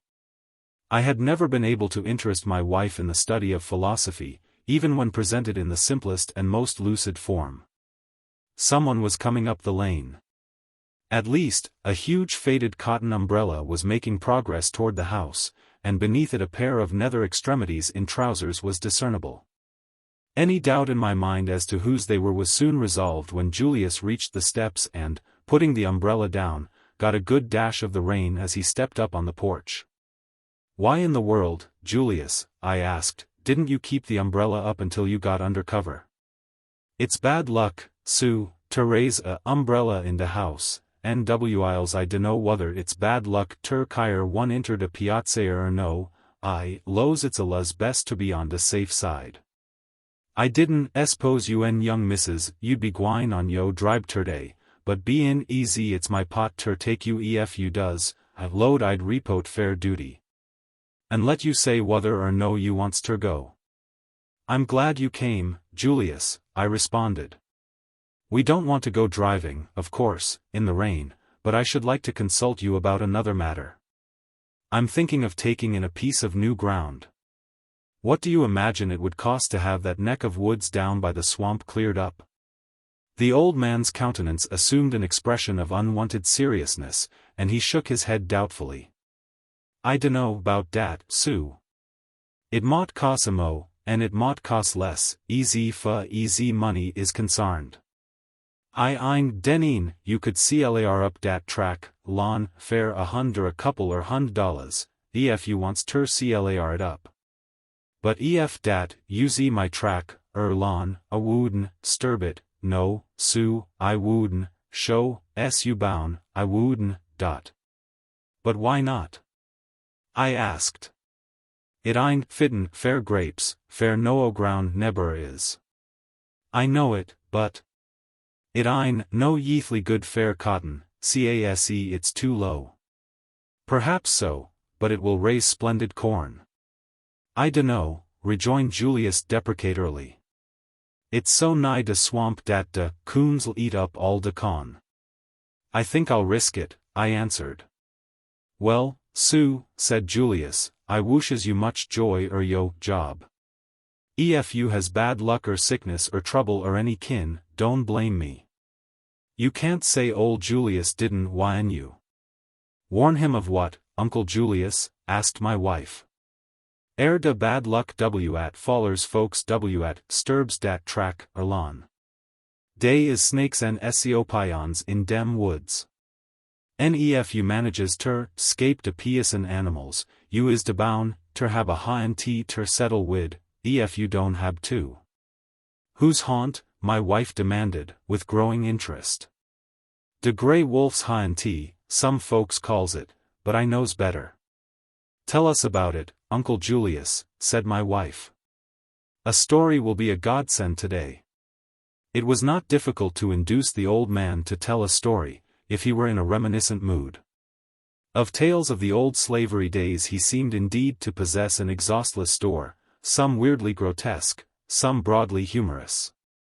Some bearing the stamp of truth, faint, perhaps, but still discernible, others palpable inventions, whether his own or not we never knew, though his fancy doubtless embellished them. But even the wildest was not without an element of pathos, the tragedy, it might be, of the story itself, the shadow, never absent, of slavery and of ignorance. The sadness, always, of life as seen by the fading light of an old man's memory. Way back yender befo de wa, began Julius, ol' Mars Dougal, McAdoo used ter own a nigger name, Dan. Dan was big and strong and hearty and peaceable and good-natured most er de time, but don gay us ter aggravate. He alluz done his task, and neber had no trouble wid de Wite folks, but woe be unter de nigger at load he cd fool wid Dan, fair he was mos show, ter git a good lamb in. Soon easy everybody found Dan out, dey didn't many temp, ter sturb him. De one dat did would, whoosh he hadn't, ef he could, libbied long enough ter do any washin'. It all happened dis way. Dey was a conjure man at libbied ober t other side er de Lumpton road. He had been de only conjure doctor in de neighborhood fair low. Dis many years, tell ol' Peggy sot up in de business down by de Vimelton road. Dis conjure man had a son at libbied wid him, and it was dis your son at got mix up wid Dan, and all, bout a, oman. Dey was a gal on de plantation named Mahaly. She was a monstus lackly gal, tall and supple, wid big eyes, and a small foot, and a lively tongue, and wn Dan tuck ter gwine wid, everybody load Dey was well match. En none de yother nigger men on de plantation das ter go nigh her, fair Dey was all feared Dan. Now, it happened dat dis your conjure man's son was gwine long de road one day, wn who sht come pa but Mahali. And the minute dis man sot eyes on Mahali, he lowed he was gwine ter have her fair hisef. He come upside of her and mence ter talk ter her. But she didn't paid no tention ter him, fair she was studyin' 'bout Dan, and she didn't lack dis nigger's looks nohow. So wn she got ter where she was gwine, dis your man wa'n't no foother long dan he was wn he stated.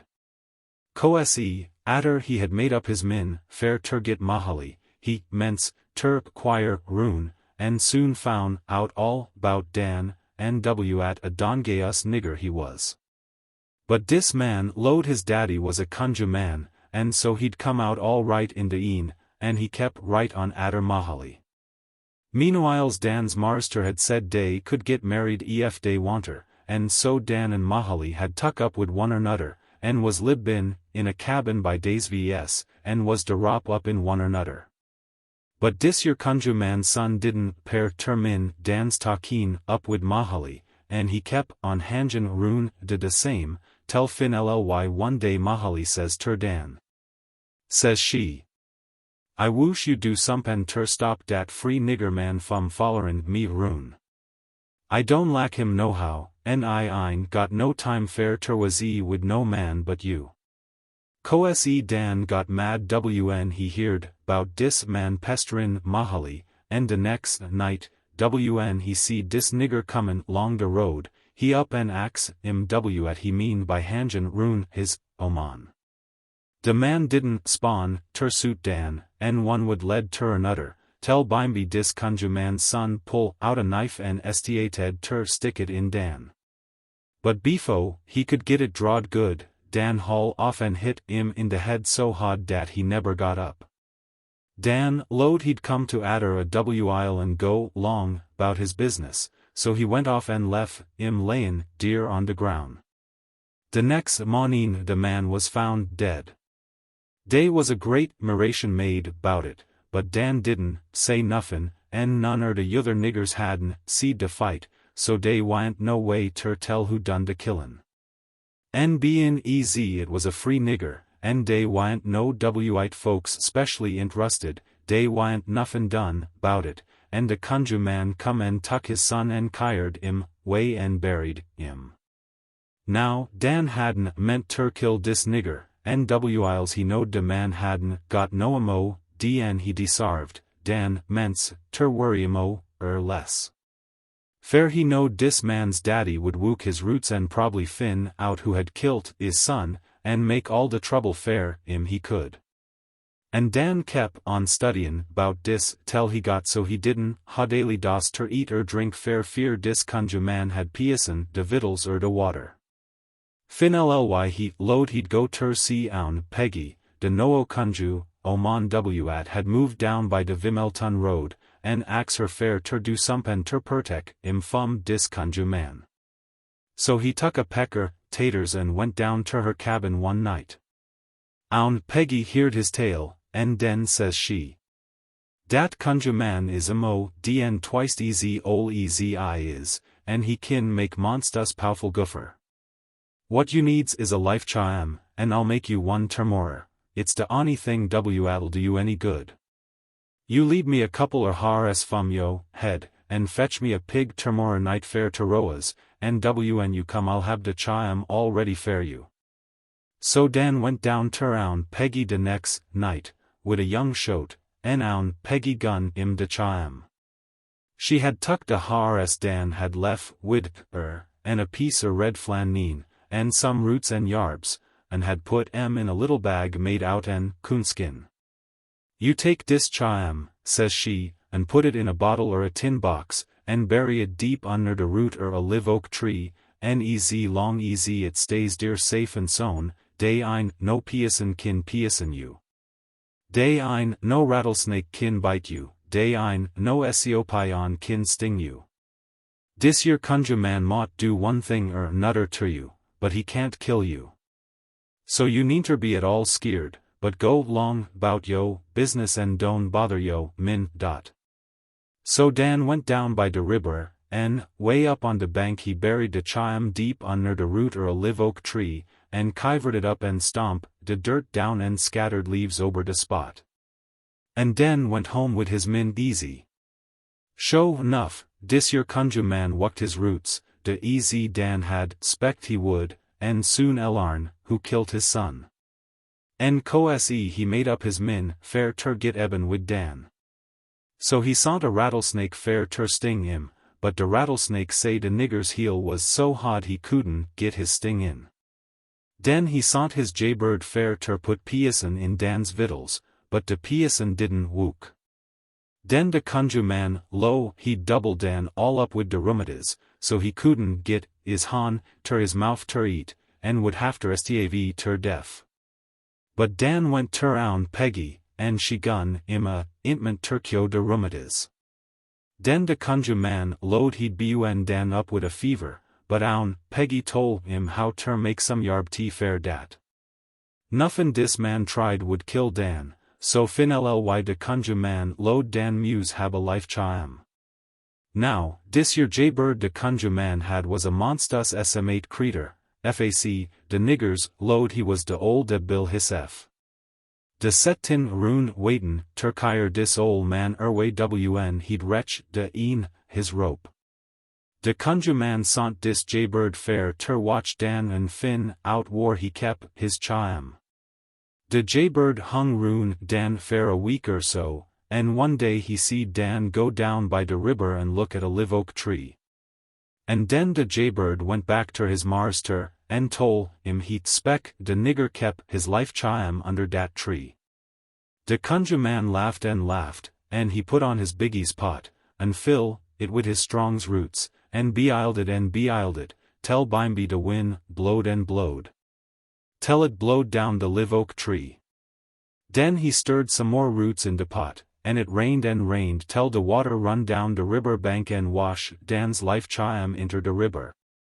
And de bottle went bobbin down de current de easy unconcerned easy ef it wyant talkin Dan's chances all long wid it. And den de Conjure man laughed some mo, and load ter hisef dat he was gwine ter fix Dan now, sho enough. He wyant gwine ter kill im de yet, fair he could do sompen ter im at would hoot wusser and killin. So dis Conjure man ments by gwine up ter Dan's cabin evie night, en talkin Dan out in his sleep and ridin im rune de roads en fiels over de rough ground.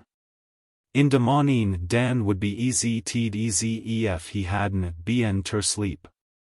Dis kin or thing kep up fair a week or so, and Dan had bout made up his min fair ter go and see own Peggy agin wn who sht come across, gwine long de road one day, to ds sundown. But dis your Conjure man. Dan felt kinder skeered at fuss. But den he membered bout his life cham, which he hadn't been ter see fair a week or so, and load was safe and sown under de live oak tree, and so he hilt up his head and walk long. De lack he didn't care nuffin bout dis man no mo dn any yother nigger. When he got close ter de Conjure man, dis Conjure man says he. Howdy, Bur Dan. I hopes you are well. When Dan seed de Conjure man was in a good humor and didn't bear no malice, Dan load meb de Conjure man hadn't found out who killed his son. And so he termin fair ter let on lack he didn't know nuffin, and so says he. Howdy, Unc Ube? Dis ol Conjure man's name was Ube. I's putty well, I thank you. How is you feelin' dis mornin'? I's feelin' easy well easy a ol nigger could feel at had los his only son, and his main penance in his ol age. But den my son was a bad boy, says he, and I couldn't spec nuffin ese. I tried ter elarn him de his ways and make him go ter chuch and prr meetin', but it wyant no use. I dunno who kilt him, and I don't want ter know, fair I'd be mos show ter fin out dat my boy had stated de fuss. Ef I'd had a son like you, Bur Dan, I'd been a proud nigger. Oh, yas, I would, shows you boun'. But you ain't lookin' easy well easy you oughter, Bur Dan. Days something de matter wid you, NW@mo, I spec you dunno W at it is. Now, dis your kin, talk knockly tho Dan offen his jiad, and fust thing he knowed he was talkin', ter dis ol' Conjure man de lack he was one'er his best friends. He told him all about not feelin' well in de mornin', and ax him ef he could tell W at was de matter wid him. Yas, says de Conjure man. Dey is a witch bien ridin' you right long. I kin see de marks de bridle on yo mouth. En I'll de bet yo back is raw war she's bien beaten you. Yas, spawned Dan, so it is. He hadn't noticed it befo, but now he felt de lack de hide had bien tuck off en him. En yo thighs is de raw war de spurs has bien drive in you, says de Conjure man. You can't see de raw spots, but you kin feel em. Oh, yas, lows Dan, dey does hoot powerful bad. NW@mo, says de Conjure man, comin' up close ter Dan and wuspin, in his yeah, I knows who it is bien ridin' you. Who is it, ax Dan, tell me who it is. It's a ol' nigger, amon down by Rockfish Crick. She had a pet rabbit, and you cotch him one day, and she's been squarin' up wid you eber since. But you better stop her, ese you'll be rid ter deaf in a mont, so. No, says Dan, she can't kill me, show dot. I dunno how dat is, said de Conjure man, but she kin make yo life mighty miserable. Ef I was in yo place, I'd stop her right off. But how is I gwine ter stop her, axed Dan. I dunno nuffin 'bout stoppin' witches. Look a-here, Dan, says de yuther, you is a good young man. I lacks you monst us well. Fac, I feels lack some dese days I mought buy you fum yo Mars ter, ef I could eber make money enough at my business dese hard times, and dop you fair my son. I lacks you so well dat I'm gwine ter heap you get rid dis your witch fair good and all, fair de easy long easy she libs, you is show, ter hab trouble, and mo, trouble. You is de best friend I got, Unk Ube, says Dan, and I'll, member yo, kinness ter my dyin' day. Tell me how I kin get rid dis your ol' witch W@'s bien ridin' me so hard. In de fuss place, says de Conjure man, dis ol' witch neber comes in her own shape, but evie night, at 10 o'clock, she tuns herself inter a black cat. And runs down ter yo cabin and bridles you, and mounts you, and drives you out tho de chimbly, and rides you ober de roughs places she kin fin. All you got ter do is ter set fair her in de bushes, side yo cabin, and hit her in de head wid a rock a lighter knot wn she goes pa. But, says Dan, how kin I see her in de decay? S'posen I hits at her and misses her? S'posen I de wounds her, and she gits way, W@ she gwine do ter me den? I is done studied, 'bout all dem things, says de Conjure man, and it 'pears ter me de best plan fair you ter foller is ter lemmy you ter some creeter W@ kin see in de decay. NW@ kin run de easy faz easy a cat, NW@ kin bite, and bite fair ter kill. And den you won't hafter hab no trouble atter de job is done. I dunno whether you'd lack dat or no, but dat is de showiest way. I don't care, spawned Dan. I'd de easy leaf be anything fair a hour or so, ef I kin kill dat ol' witch. You kin do de W@ you eater. All right, den, says de Conjure man, you come down to my cabin at 9:30 o'clock ternight, and I'll fix you up. Now, dis Conjure man, wn he had got tho talkin' wid Dan, kep on down de road long de side de plantation, till he met Mahaly comin' home fum wookta atter sundown.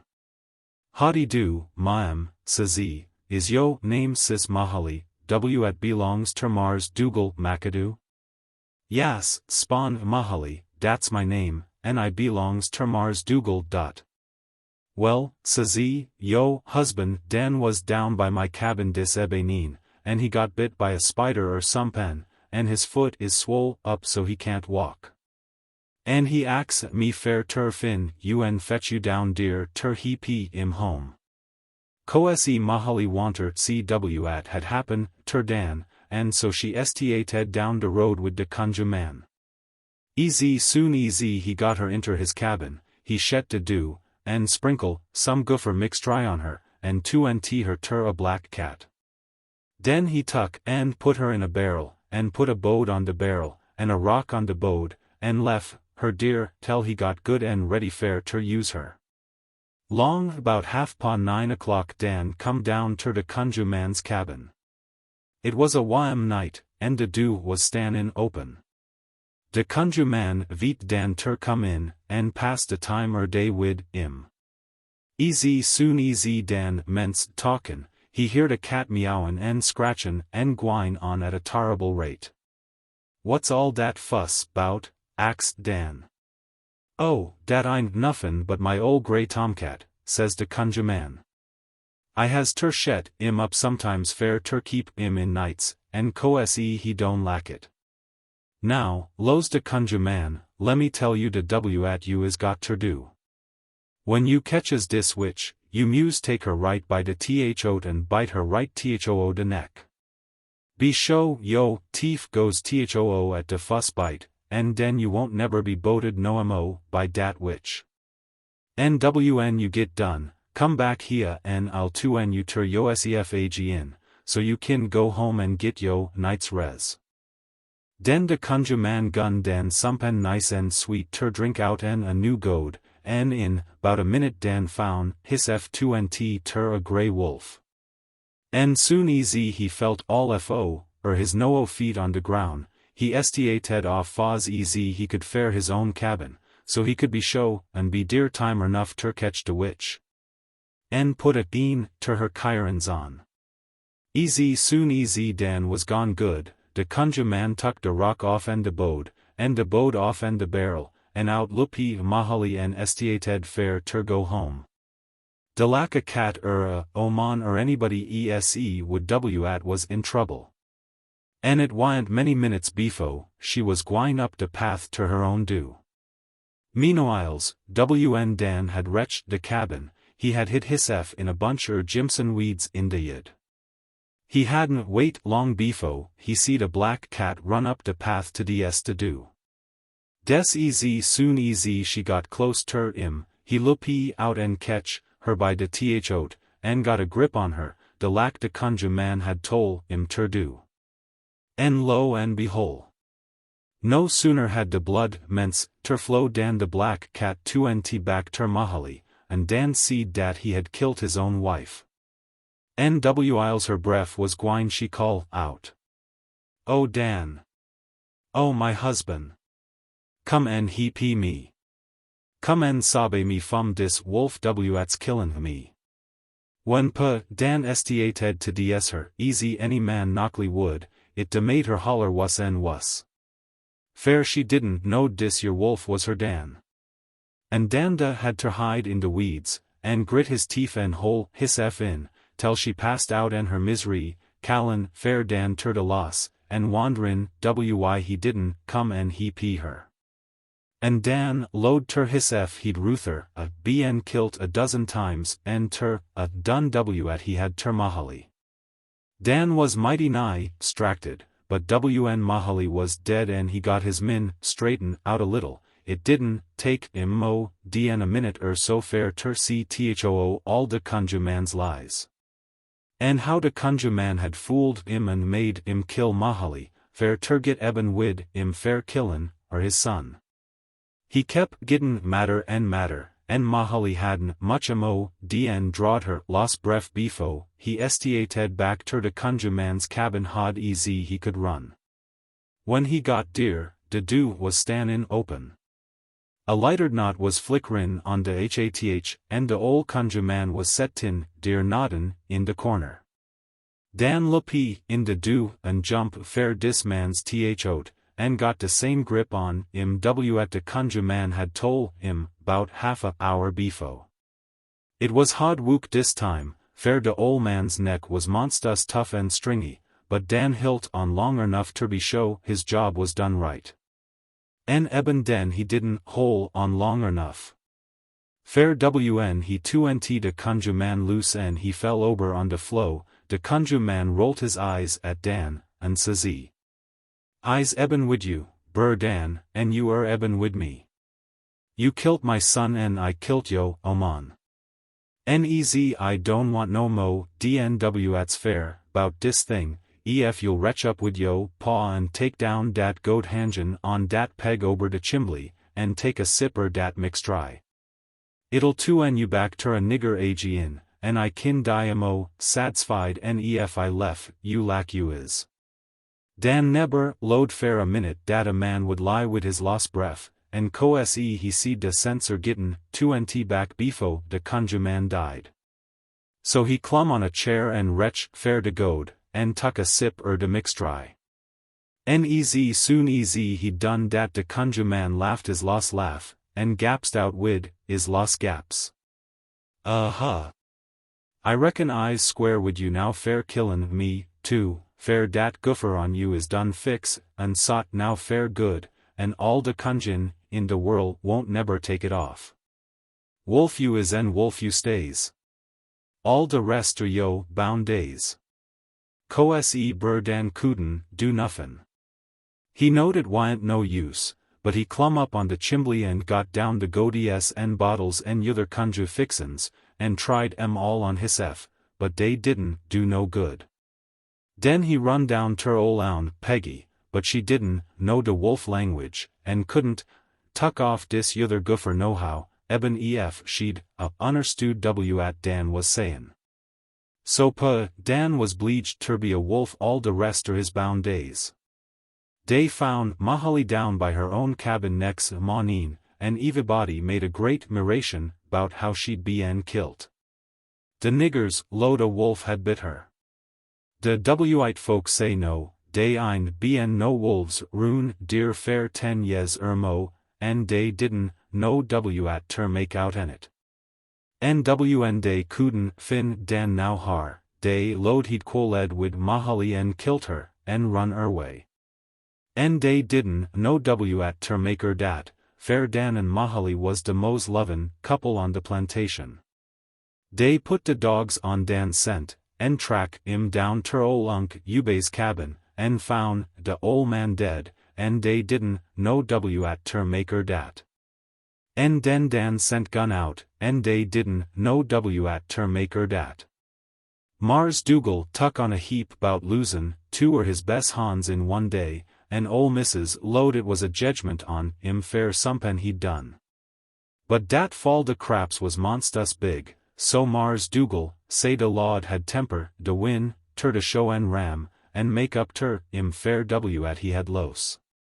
Dey buried Mahaly down in dat piece low ground you er talkin' bout CL Aaron up.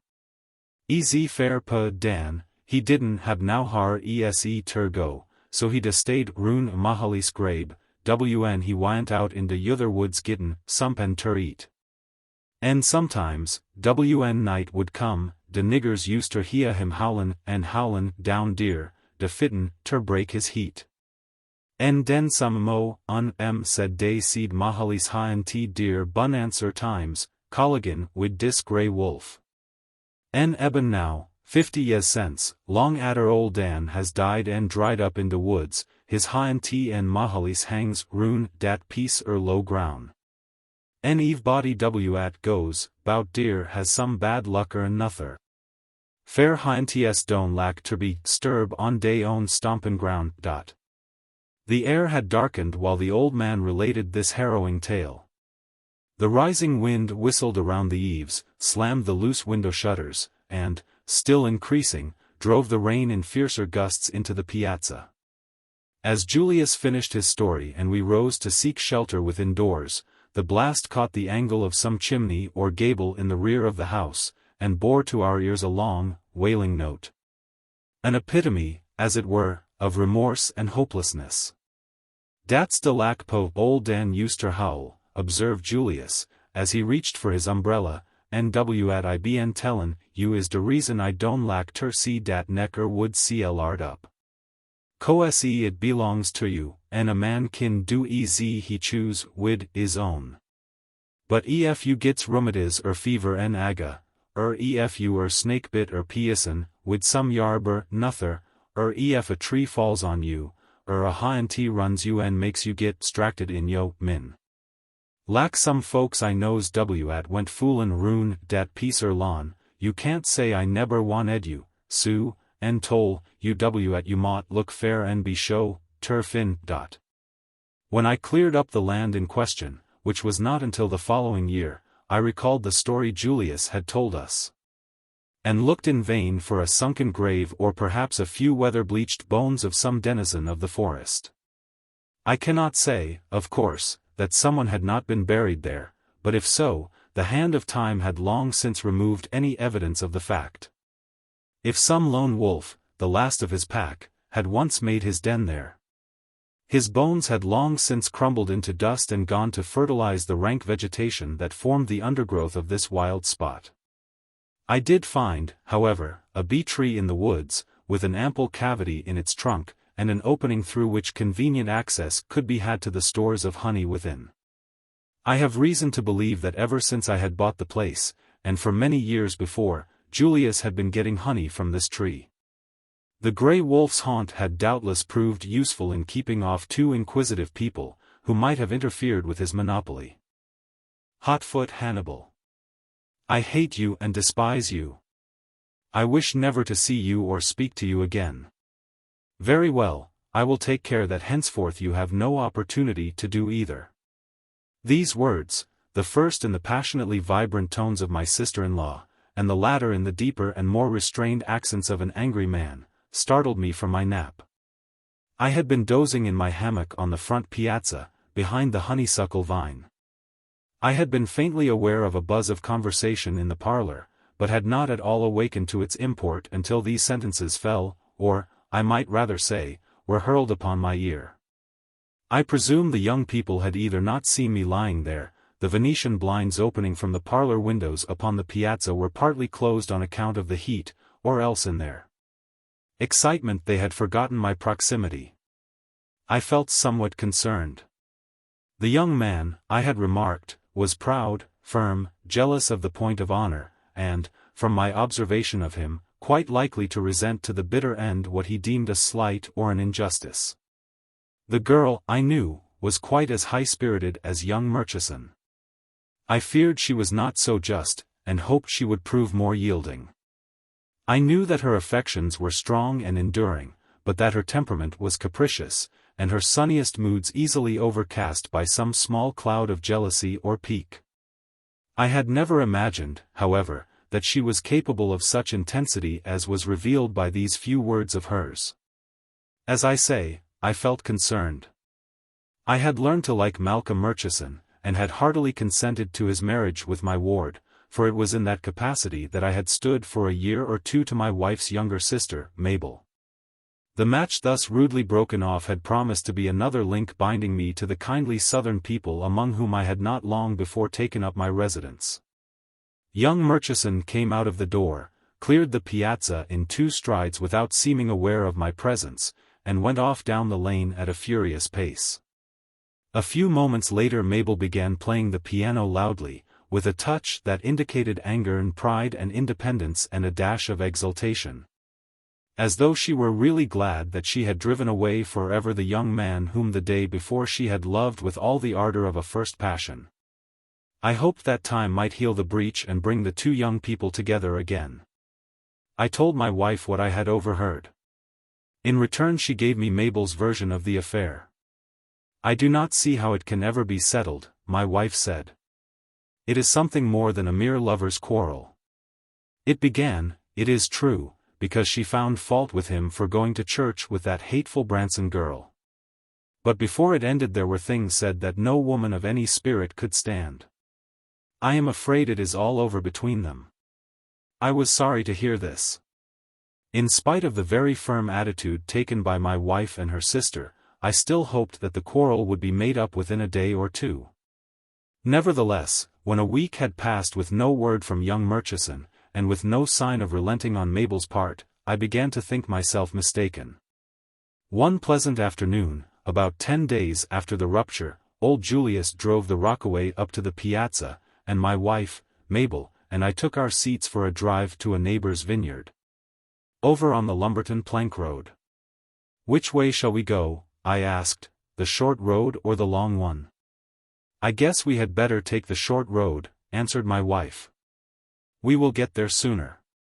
"It's a mighty fine dry brune, by de big road, Miss Annie," observed Julius, "and it don't take much longer to get dear." "No," said my wife, "I think we will go by the short road. There is a bay tree in blossom near the mineral spring, and I wish to get some of the flowers." "I specs you'd fin some bay trees long the big road, ma'am," suggested Julius. "But I know about the flowers on the short road, and they are the ones I want." We drove down the lane to the highway, and soon struck into the short road leading past the mineral spring.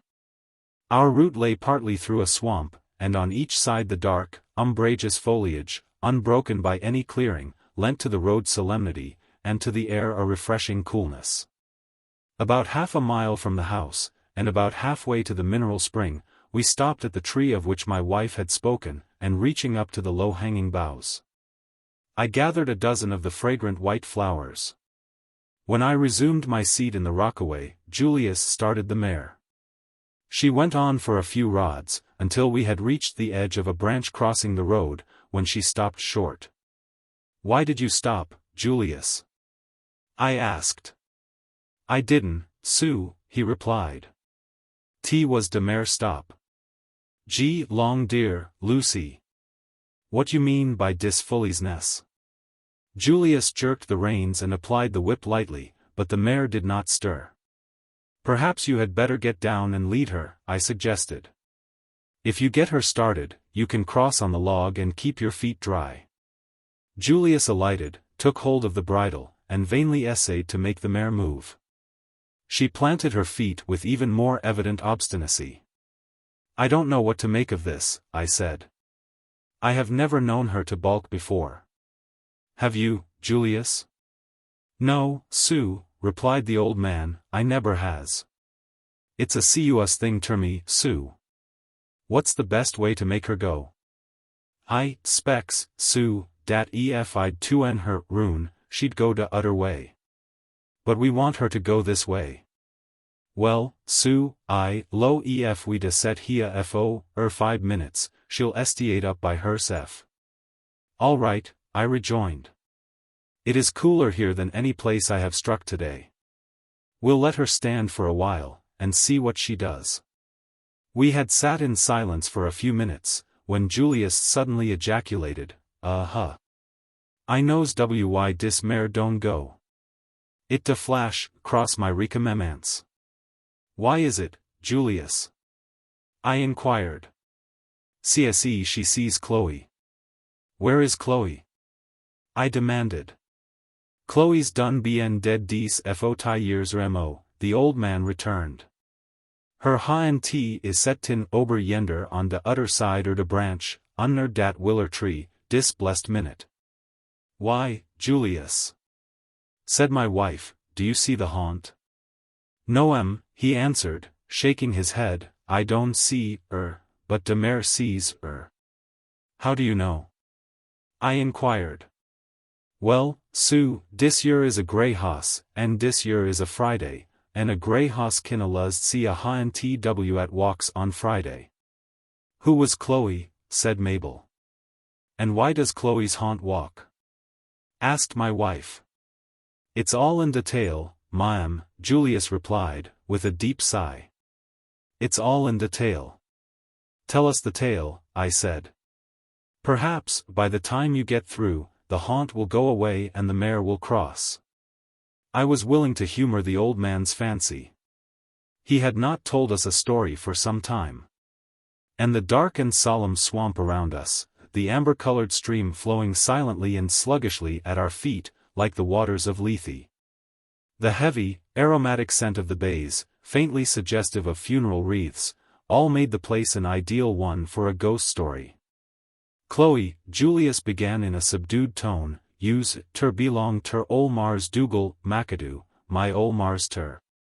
She was a lackly gal and a smart gal, and ol Miz tuck her up ter de big house, and aren't her ter wait on de White folks, tell bimeby she come to be Mrs. own maid.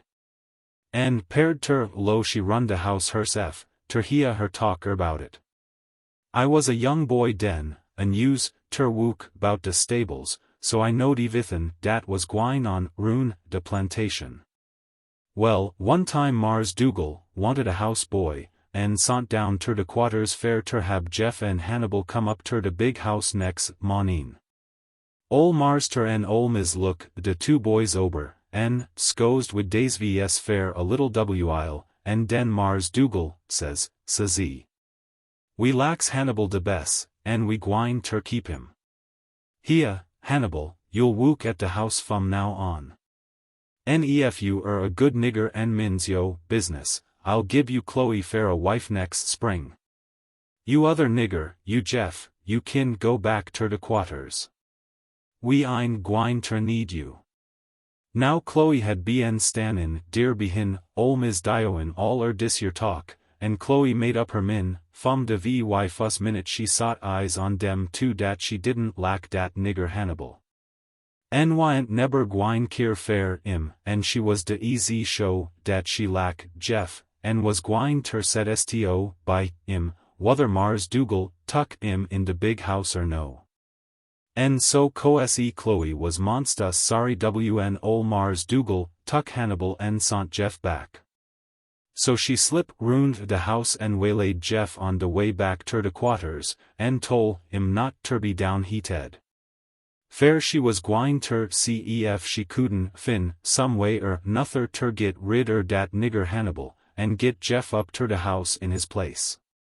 De no house boy koch on monstas faz, and it wyant no time ha daily befo Mars Dougal, and ol Ms. both, ments, ter lo Hannibal was de best house boy dey eber had. He was pert and supple, quick easy lightnin', and shoppy easy a razor. But Chloe didn't lack his ways. He was so show, he was gwine ter get, in de spring, dat he didn't pair ter lo he had ter do any cotin, and wn he'd run, cross Chloe, bout de house. He'd swell rune, in a biggity way and say, "Come here and kiss me, honey. You gwine ter be mine in de spring.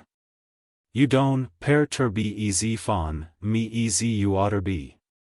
Chloe didn't keer nuffin fair Hannibal, and hadn't keered nuffin fair im, and she sought de easy much sto by Jeff easy she did de day she fuss laid eyes on im. And demo, familius dis yer Hannibal got, demo, Chloe let her min run on Jeff, and one ebenin, she went down ter de quarters and watch, till she got a chance fair ter talk wid im by hisself.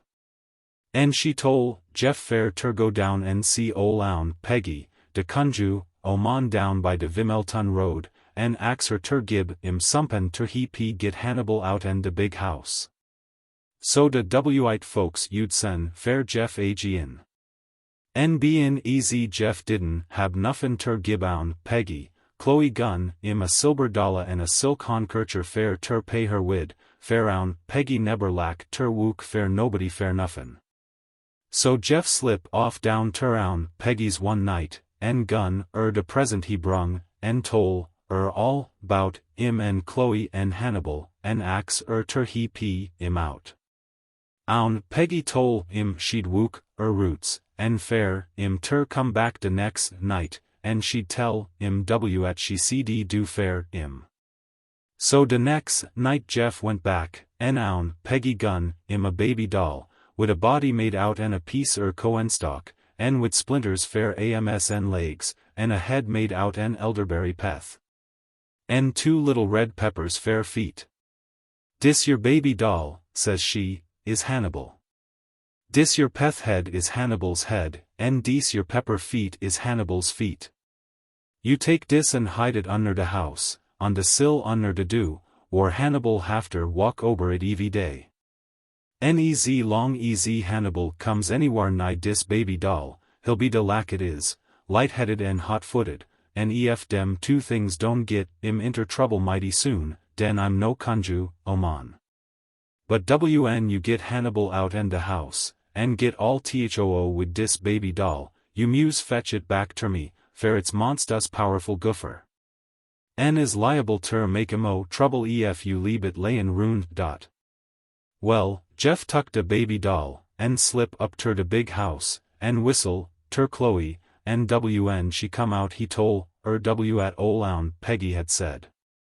And Chloe showed him how ter get under de house, and wn he had put de conjure doll on de sill, he went long back ter de quarters, and waited.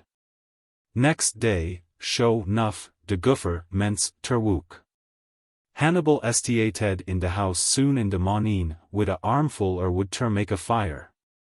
And he hadn't modn got cross de dusil befo his feet begun ter bun so dat he drap de armful wood on de flow and woke ol Miz up a hour sooner and yushel, and se ol Miz didn't lack dat. And spoke shoppy bout it. When dinner time come, and Hannibal was helpen de cook kire de dinner fm de kitchen inter de big house, and was gittin' close ter to do or he had ter go in. His feet estiated ter bun and his head begun ter swim, and he let de big dish chicken and dumplings fall right down in de dirt, in de middle de yid. And de wite folks had ter make day dinner dat day off and call, ham and sweet and taters. The next morning he overslept his and got inter trouble. Atter breakfast, Mars Dougal sont ober ter Mars Marabo utlis fair terbori a monkey wrench. He oughter bien back in half a hour, but he come pokin' home, bout dinner time wid a screwdriver stidder a monkey wrench. Mars Dougal saunter nutter nigger back wid de screwdriver, and Hannibal didn't get no dinner. Long in de afternoon, ol Miz sought Hannibal ter weeden de flowers in de front jayaden, and Hannibal dug up all de bulbs ol Miz had sont way fair, and paid a lot money fair. En tuck down ter de hog pen by de Bienniad, en fed ter de hogs. When ol Miz come out in de cool de ebenin, and see at Hannibal had done, she was mos crazy, and she wrote a note and sont Hannibal down ter de Obersia wid it. But at Hannibal got fum de Obersia didn't pair ter do no good. Evie now and den, is feeded ments ter torment en, is min, you'd get all mix up, and his conduct, kep gittin' wusser and wusser, tell fin lly de wite folks couldn't stan it no longer. En Mars Dougal, tuck Hannibal back down ter de quarters. Mr. Smith, says Mars Dougal, ter de Obersia, dis your nigger has done got so triflin', yer lately dat we can't keep at de house no mo, and I's fotch ter you ter be straighten up. You's had, cass I on ter deal wid once, so he knows at ter expect. You da take in Han, and lemme know how he 2ns out. NWN de Hans comes in fum de fiel, dis ebenin, you kin sen dat yaller nigger Jeff up ter de house. I'll try and see if he's any better en Hannibal. So Jeff went up ter de big house, and please Mars Dougal and ol Miz and de res de family so well dat day all got ter lack kin fuss rate. En dade forget all about Hannibal, ef it hadn't been fair de bad repo tsw at come up fum de quarters bout fair amont so. Fac is, dat Chloe and Jeff was so interested in one another since Jeff been up ter de house, dat they forget all, bout talkin' de baby doll back ter Peggy, and it kep wuckin' fair a while. En makin' Hannibal's feet bunmo, less, tell all de folks on de plantation got ter callin' hotfoot Hannibal. He kep gittin' mo triflin', hell he got de name bein' de mos no counts nigger on de plantation, and Mars Dougal had ter eaten ter sell in de spring. Wn bimeby de goofer quit wuckin', and Hannibal ments ter pick up some and make folks set a little sto by Now, dis your Hannibal was a monstus SM8 nigger, and he got rid dem so feet, his min kep runnin' on, is utter troubles. He a fo weeks befo, he'd had a easy job, waitin' on de wite folks, lib bin offen de fat de lawn, and promised de finds gal on de plantation fair a wife in de spring. And now he was back in de Coenfiel, wid de Obersia a cussin' and arren ef he didn't get a hod toss done. Wid nuffin but coen bread and bacon and merlisses ter eat, en al de fielhans maken, remaks, en poken fanet, cse he'd bien sant back from de big house ter de fiel. En de mo, Hannibal studied, bout it de mo, matter he got, hell he fin llyswo, he was gwine ter git eben wid Jeff and Chloe, ef it was de los ac. So Hannibal slipped way from de quarters one Sunday en hid in de coen up close ter de big house, till he see Chloe gwine down de road. He waylaid her, and says "Howdy, Chloe? I ain't got no time fair ter fool wid fielhans," says Chloe, tossin' her head, "What you want wid me, Hotfoot? I wants ter know how you and Jeff is gittin' long. I lows dat's none o' yo' business, nigger. I don't see at Cassi on any common fielhan has got ter mix in wid de fairser folks at libs in de big house. But ef it'll do you any good ter know, I mought say dat me and Jeff is gittin' long mighty well, and we gwine ter git married in de spring, and you ain gwine ter be veet ter de weddin' nuther." "No, no," says "I wouldn't spec ter be veet ter de weddin' a common, low-down fielhan lak I is. But I's glad ter hear you and Jeff is gittin' long so well. I didn't know'd but at he had ments ter be a little teed." "Teeder me? Dat's ridiculous," says Chloe. Dat nigger lubes me so I belieba he'd go teach o fire and water fair me. Dat nigger is de rop up in me." Says Hannibal, "Den I reckon it muse be some udder nigger at meets man down by de crick in de swamp evy Sunday ebeneen, ter say nuffin, bout 2 or teach times a week. Yas, hit is nutter nigger, and you is Aaliyah wn you say it was Jeff. Meb I is Aaliyah, and meb I ein got good eyes. But, lessen I is Aaliyah, and lessen I ein got good eyes. Jeff is gwine ter meet dat, man dis ebeneen long, bout 8 o'clock right down dear by de crick in de swamp, bout halfway betwixt dis plantation and Mars Marabo Utleys." Well, Chloe tole Hannibal she didn't belieba a what he said, and call him a low-down nigger, who was tryin' ter slander Jeff case he was luckier and he was. But all de same, she couldn't keep her min from runnin' on at Hannibal had said. She 'membered she'd heard one de niggers say dey was a gal ober at Mars Marabo Utley's plantation at Jeff use, ter go wid some beefo, he got quaint wid Chloe. Den she ments ter figure back, and show enough, dey was 2 or teach times in de last week wn she'd be an heapin de ladies wid day dressin' and udder fixins in de ebeneen. And Jeff mought gone down ter de swamp widout her knowin' bout it at all. And den she ments ter 'member little things at she hadn't tuck no notice of beefo, and at you'd make it pair lak Jeff had sompen on his min. Chloe said a monstus heap sto by Jeff, and would done mos anythin fair him, so long easy he stuck ter her.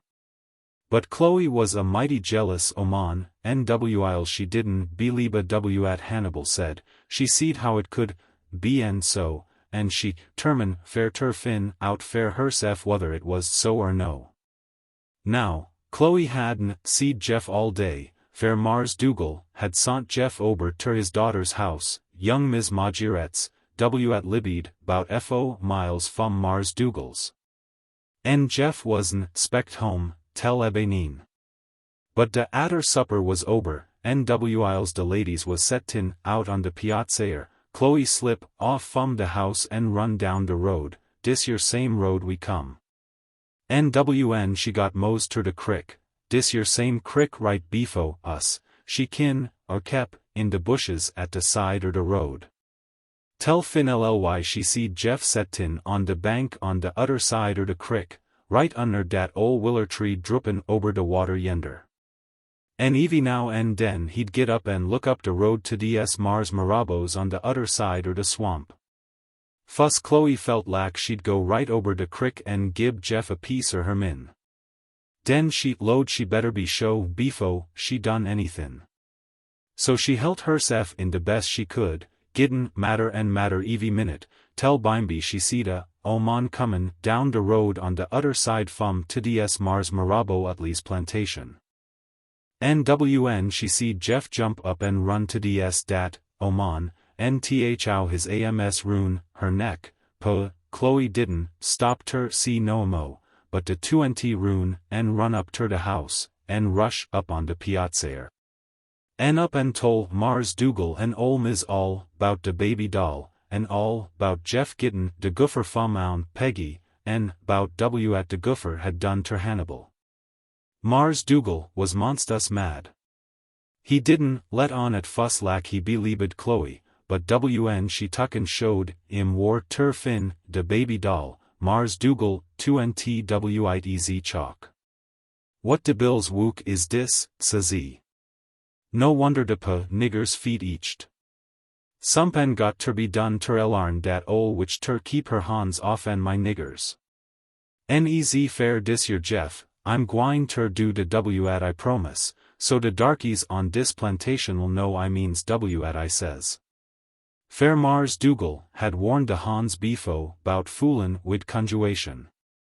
FAC, he had los 1 or 2 niggers hisef fum day be in Goophered, and he would, had ol oun Peggy whip long ago, ani oun Peggy was a free oman, and he was feared she'd conjure him. NW Isles Mars Dougal say he didn't belieba in conjin, and sich, he paired ter, lo it was best ter be on the safe side, and let oun Peggy alone. So Mars Dougal done de ez he say. Ef ol Miz had ple'd fair Jeff, he mought, kep him. But ol Miz hadn't got ober losin' dem bulbs yit, and she neber said a wud. Mars Dougal tuck Jeff ter town next day and sol im ter a speculator, who estiated down de ribber wid im next a monin on a steamboat, fair ter take im ter Alabama. Now, WN Chloe tol ol Mars Dougal, bout dis your baby doll and dis utter Goopher, she hadn't ha daily load Mars Dougal would sell Jeff down south. Howsomever, she was so mad with Jeff dat she suad hersef she didn't keer, and so she hilt her head up and went roon lookin' lak she was raw glad bout it. But one day she was walkin' down de road, WN who sh'd come long but dis your Hannibal. When Hannibal seed he bus out laughin' fittin' fair ter kill, ya, ya, ya. Ho, ho, ho. Ha, ha, ha. Oh, hole me, honey, hole me, I'll laugh myself ter death. I ein neber laugh so much since I be bound. What you laughin' at, Hotfoot? Ya, ya, ya. What I laughin' at? I's laughin' at myself, to be show, laughin' ter think W at a fine oman I made. Chloe 2nt pale, and her heat come up in her mouth. What you mean, nigger? Says she, catchin' holt a bush by de road fair ter stiddy hersef. What you mean by de kin, oman you made? What do I mean? I means dat I got squared up wid you fair treatin' me de way you done, and I got eben wid dat yaller nigger Jeff fair cuttin' me out. Now, he's gwine ter no W at it is ter eat Cohen bread and merlisses once a mo, and wook fum daylight ter decay, and ter hab a obersea dribben im fum one day zine, ter de udder. I means dat I sont wid ter Jeff dat Sunday dat you was gwine ter be ober ter Mars Marabos visitin' dat ebenin. And you want him ter meet you down by de crick on de way home and go de rest er de road wid you. And den I put on a frock and a sunbonnet, and fix myself up ter look laka, oman. NWN Jeff seed me comin', he run ter meet me, and you seed him, fair I'd be watchin' in de bushes befo and skivered you comin' down de road.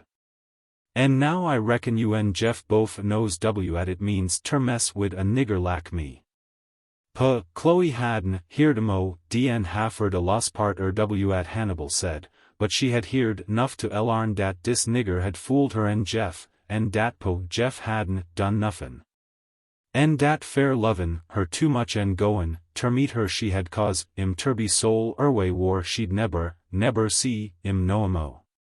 De sun mought shine by day, de moon by night, de flowers mought bloom, and de mockingbirds mought sing, but Jeff was done los ter her fariber and fariber. Hannibal had'n dn finish, at he had ter say, wn Chloe's knees gun, way under her, and she fell down in de road, and lay dear half a hour or so befo she come to. When she did, she crep up ter de house de pale easy a goes. En fair amont so she crawled roon de house, en paired ter be so pulley dat Mars Dougal sant fair a doctor. En de doctor kep on ashin her questions, tell he found she was de pinin erway fair Jeff. When he told Mars Dougal laughed, en said he'd fix dat. She could have de no house boy fair a husband. But ol Miz say, no, Chloe ein dat kinner gal, en dat Mars Dougal shed by Jeff back. So Mars Dougal writ a letter ter dis your speculator down ter Vimelton, en tol, ef he ein, done sol, dat nigger south at he bought fum he'd lack ter by, back agin. Chloe immense, ter pick up a little wn ol Miz tol her, bout dis letter. Howsomever, bimeby Mars Dougal got a answer fum the speculator, who said he was monsta sorry, but Jeff had fell overboard jumped off en de steamboat on de way ter Vimelton, en got drowned dead. En se he couldn't sell back, much easy he'd lack ter bleege Mars Dougal. Well, atter Chloe heard dis, she wa'n't much use ter nobody.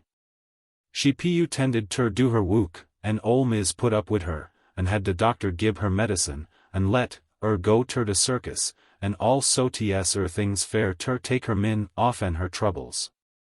But dey didn't none on do no good. Chloe got ter slippin' down here in de ebeneen de lack she usie comin' ter meet Jeff, and she'd set deer under dat willer tree on de udder side, en wait fair night atter night. Bimeby she got so bad de wite folk sont her ober ter young Miss Majorette's fair ter gib her a change. But she runned way de fuss night, nwn day looked fair, next morning, day found her copse layin' in de branch yender, right cross fum war we're set tin now. Eber since den, said Julius in conclusion, Chloe's hind tea comes evie ebeneen en sets down under dat willer tree en waits fair Jeff, ese walks up and down de road yender, lookin' en lookin'. En waitin', fair her sweethiet at ein, neber come back ter her no dot. There was silence when the old man had finished, and I am sure I saw a tear in my wife's eye, and more than one in Mabel's. I think, Julius, said my wife, after a moment, that you may turn the mare around and go by the long road. The old man obeyed with alacrity, and I noticed no reluctance on the mare's part. You are not afraid of Chloe's haunt, are you? I asked jocularly. My mood was not responded to, and neither of the ladies smiled. Oh, no, said Annie, but I've changed my mind. I prefer the other route. When we had reached the main road and had proceeded along it for a short distance, we met a cart driven by a young Negro, and on the cart were a trunk and a valise. We recognized the man as Malcolm Murchison's servant, and drew up a moment to speak to him.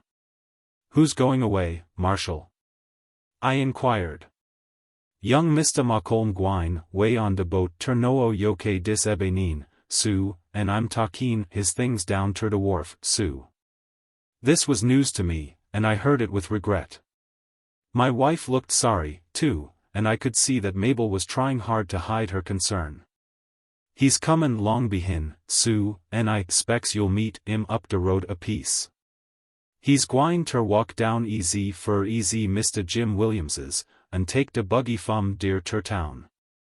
He expects to be gone a long time, Sue, and say probably he ein neber comin' back. The man drove on. There were a few words exchanged in an undertone between my wife and Mabel, which I did not catch. Then Annie said, Julius, you may stop the rockaway a moment. There are some trumpet flowers by the road there that I want. Will you get them for me, John? I sprang into the underbrush, and soon returned with a great bunch of scarlet blossoms. "Where is Mabel?" I asked, noting her absence. "She has walked on ahead. We shall overtake her in a few minutes." The carriage had gone only a short distance when my wife discovered that she had dropped her fan. I had it where we were stopping. "Julius, will you go back and get it for me?" Julius got down and went back for the fan. He was an unconscionably long time finding it. After we got started again we had gone only a little way, when we saw Mabel and young Murchison coming toward us. They were walking arm in arm, and their faces were aglow with the light of love. I do not know whether or not Julius had a previous understanding with Malcolm Murchison by which he was to drive us round by the long road that day. Nor do I know exactly what motive influenced the old man's exertions in the matter. He was fond of Mabel, but I was old enough, and knew Julius well enough, to be skeptical of his motives.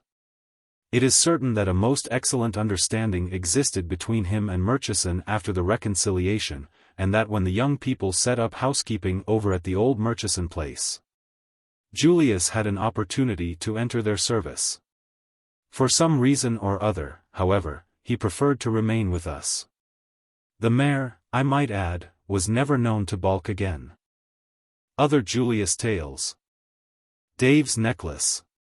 "Have some dinner, Uncle Julius," said my wife. It was a Sunday afternoon in early autumn. Our 2 women servants had gone to a camp meeting some miles away, and would not return until evening. My wife had served the dinner, and we were just rising from the table, when Julius came up the lane, and, taking off his hat, seated himself on the piazza. The old man glanced through the open door at the dinner table, and his eyes rested lovingly upon a large sugar-cured ham, from which several slices had been cut, exposing a rich pink expanse that would have appealed strongly to the appetite of any hungry Christian. "Thankee, Miss Annie," he said, after a momentary hesitation, "I dunno I cares ef I does tas a piece or dat ham, ef you'll cut me off a slice on it." "No," said Annie, "I won't. Just sit down to the table and help yourself, eat all you want, and don't be bashful." Julius drew a chair up to the table, while my wife and I went out on the piazza. Julius was in my employment. He took his meals with his own family, but when he happened to be about our house at mealtimes, my wife never let him go away hungry. I threw myself into a hammock, from which I could see Julius through an open window.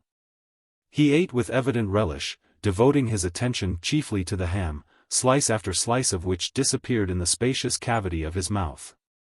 At first the old man ate rapidly, but after the edge of his appetite had been taken off he proceeded in a more leisurely manner.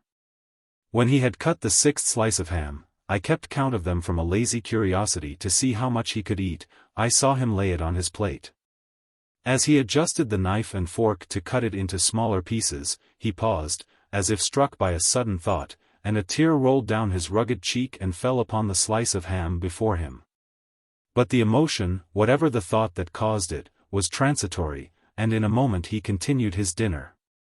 When he was through eating, he came out on the porch, and resumed his seat with the satisfied expression of countenance that usually follows a good dinner. "Julius," I said, "you seem to be affected by something, a moment ago. Was the mustard so strong that it moved you to tears?" "No, Sue, it wa'n't de mustard, I was studyin' 'bout Dave." "Who was Dave, and what about him?" I asked. The conditions were all favorable to storytelling. There was an autumnal languor in the air, and a dreamy haze softened the dark green of the distant pines and the deep blue of the southern sky. The generous meal he had made had put the old man in a very good humor. He was not always so, for his curiously undeveloped nature was subject to moods which were almost childish in their variableness. It was only now and then that we were able to study, through the medium of his recollection, the simple but intensely human inner life of slavery. His way of looking at the past seemed very strange to us, his view of certain sides of life was essentially different from ours. He never indulged in any regrets for the Arcadian joyousness and irresponsibility which was a somewhat popular conception of slavery. His had not been the lot of the petted house servant, but that of the toiling field hand. While he mentioned with a warm appreciation the acts of kindness which those in authority had shown to him and his people, he would speak of a cruel deed. Not with the indignation of one accustomed to quick feeling and spontaneous expression, but with a furtive disapproval which suggested to us a doubt in his own mind as to whether he had a right to think or to feel, and presented to us the curious psychological spectacle of a mind enslaved long after the shackles had been struck off from the limbs of its possessor. Whether the sacred name of liberty ever set his soul aglow with a generous fire. Whether he had more than the most elementary ideas of love, friendship, patriotism, religion, things which are half, and the better half, of life to us.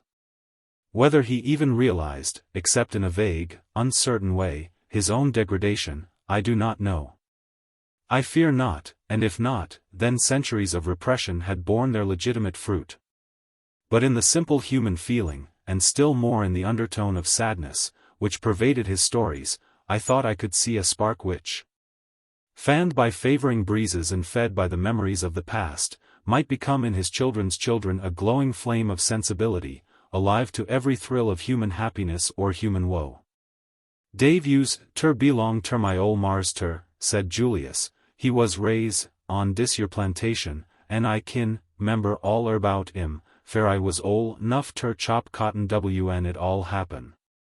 Dave was a tall man, and monsta strong, he could do a mo' wook in a day dan any yother two niggers on de plantation. He was one or dese yer solemn kiner men, and nebber run on wid much foolishness, like de yother darkies. He used ter go out in de woods and pray. Nw'n he hear de Hans on de plantation cussin' and gwine on wid deer dancin' and foolishness, he use ter tell bout religion and Judgment Day. Wn day would have ter gin account fair evie idle word and all day yother sinful kyrans on. Dave had larn how ter read de Bible. Day was a free nigger boy in de settlement at was monsta smart, and could write and cipher, and was a luz readin' books papers. And Dave had hide dis free boy fair ter larn how ter read. Hit was in de law, but coese none de niggers didn't say nuffin ter de wite folks bout it.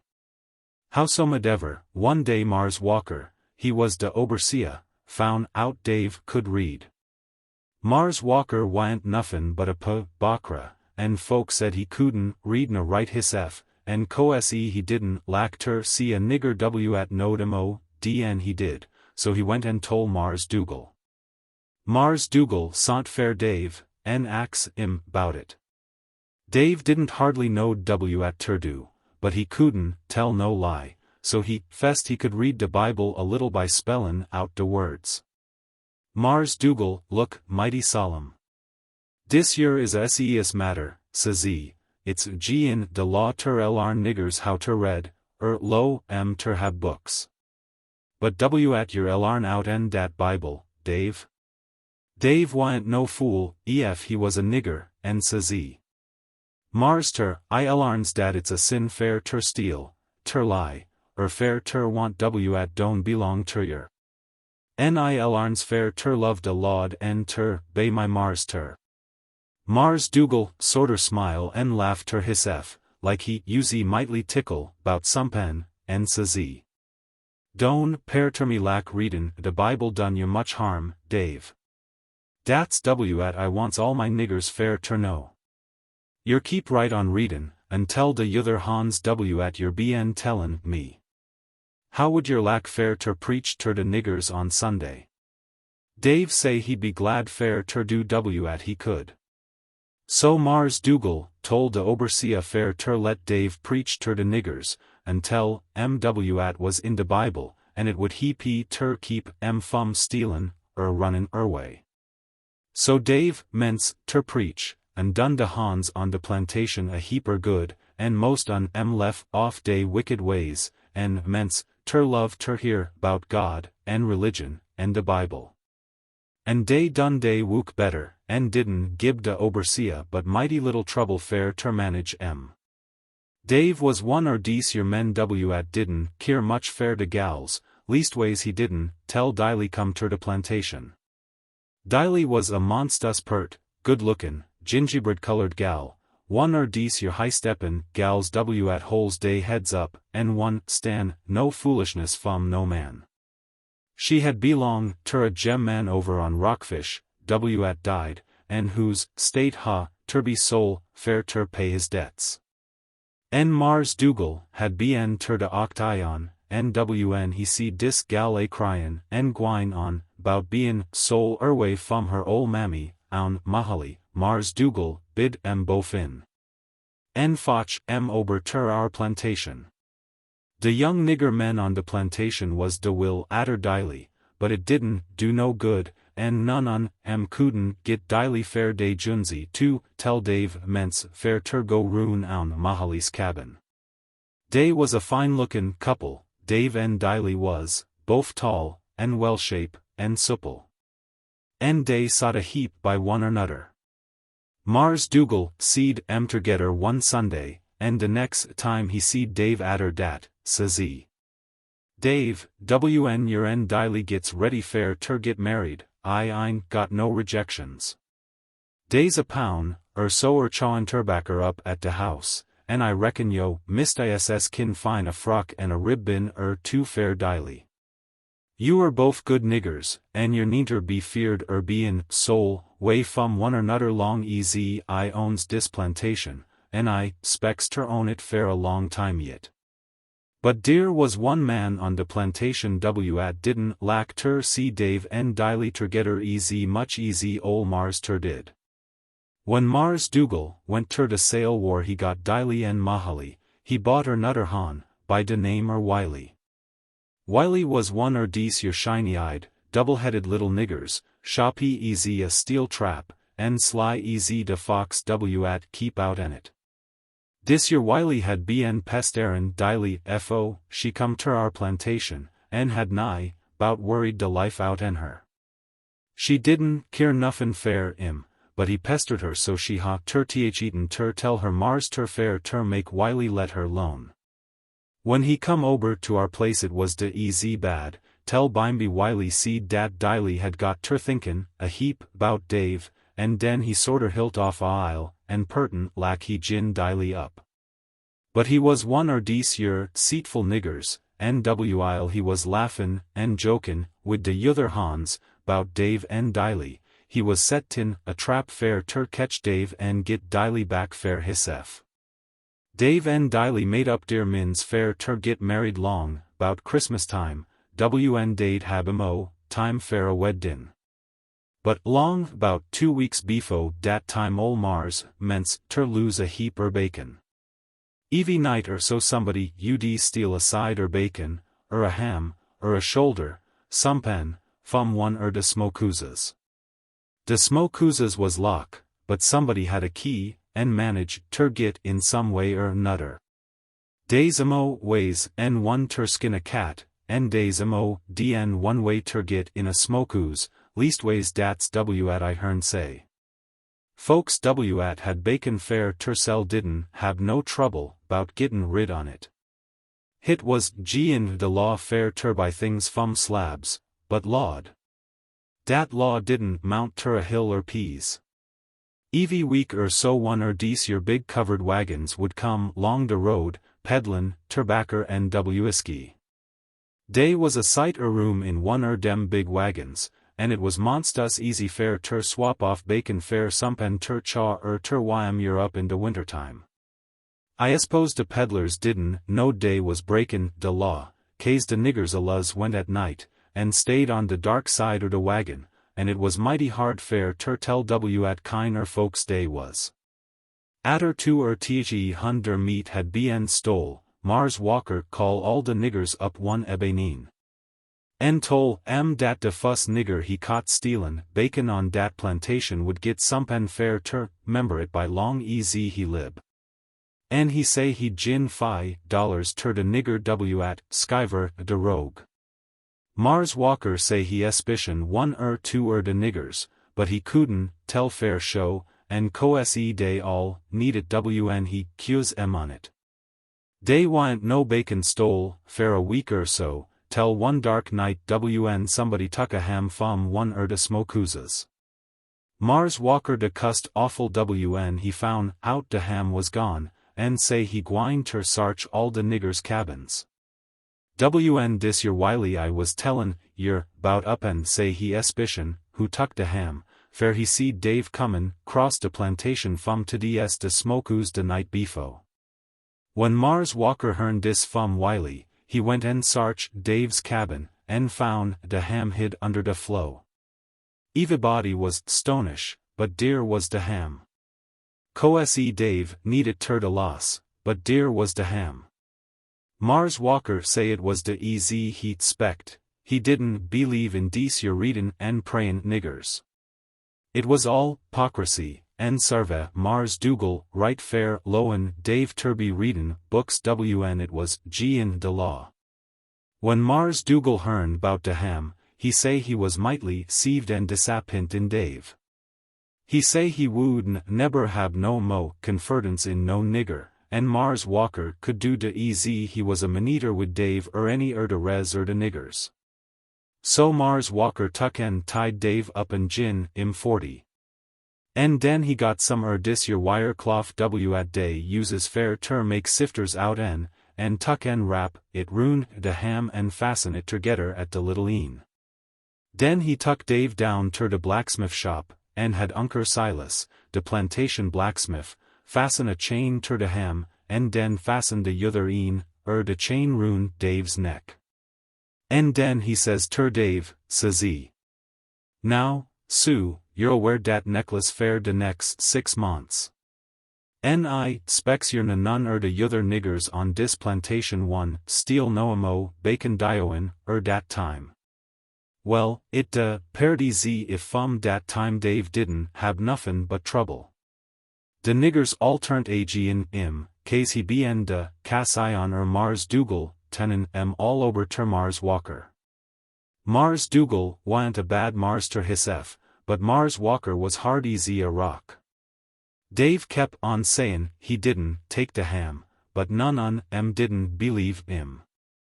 Diley wa'n't on de plantation wn Dave was cussed stealin' de bacon. Ol' Mist ISS had sont her ter town fair a week so fair ter wait on one her darters at had a young baby, and she didn't find out nuffin' bout Dave's trouble till she got back ter de plantation. Dave had patient ly endio de finger scone, and all de hard words at de niggers pile on case he was show Diley would stand by and wouldn't believe he was a rogue. None de yother tales de darkies was tellin' bout When Diley come back fum town, and got down fum behind de buggy war she en ridin' wid ol' Mars, de fuss nigger she met says ter her. Is yer see Dave, Diley? No, I ain't see Dave, says Diley. Yer da oughter look at dat nigger, reckon yer wouldn't want fair yo junzi no mo. Mars Walker cotch stealin' bacon, and gone en fasten a ham ruin his neck, so he can't get it off en hisef. He sutnly do look quare. And den de woman bus out laughin' fit ter kill hersef. When she got though laughin', she up and told Diley all bout de ham, and all de yother lies at de niggers en tellin' on Dave. When Diley started down ter de quarters, who should she meet but Dave, comin' in fum de cotton fiel. She turned her head ter one side, and pertin' lack she didn't see Dave. Diley, says he. Diley walk right on, and didn't notice him. Oh, Diley. Diley didn't paid no tention ter and den Dave knowed some de niggers en tellin' her bout de ham. He felt monstus bad, but he lowed ef he could de git Diley fair ter listen ter fair a minute so, he could make her believe he didn't stole de bacon. It was a week or two befo he could get a chance ter speak ter her agin. But finally he cotch her down by de spring one day, and says he. Diley, at fair yer one speak ter me, en pertin' lack yer don't see me? Diley, yer knows me too well fair ter believe I'd steal, do dis yother witness de niggers is all layin' ter me, yer knows I wouldn't do dat, Diley. Yer ein gwine back on yo, Dave, is yer? But W at Dave say didn't hab no FEC on Diley. Dem lies folks been tellin' her had piesin', her min G in Dave. I don't want her talk ter no nigger, says she, W at bn whip fair stealin', and W at gwine rune, with sich a lookin' thing easy dat hung rune his neck. I's a spectable gal, I is. What yer call dat, Dave? Is dat a cham fair ter keep off witches, is it a no kine or necklace yer got? Puh, Dave didn't know W at ter do. De lost one he had, pended on fair ter stan by, had gone back on, and dey didn't pair ter be nuffin mo wuff libbin fair. He couldn't hole no mo, par meetins, fair Mars Walker wooden lo, ter preach, and de darkies wooden, listen, ter ef he had preach. He didn't eben have his Bible fair ter comfort his wid, fair Mars Walker had tuck it away fum, and burnt it up. En say ef he catch any mo niggers wid Bibles on de plantation he do wussen he done Dave. En ter make it still harder fair Dave, Diley tuck up wid Wiley.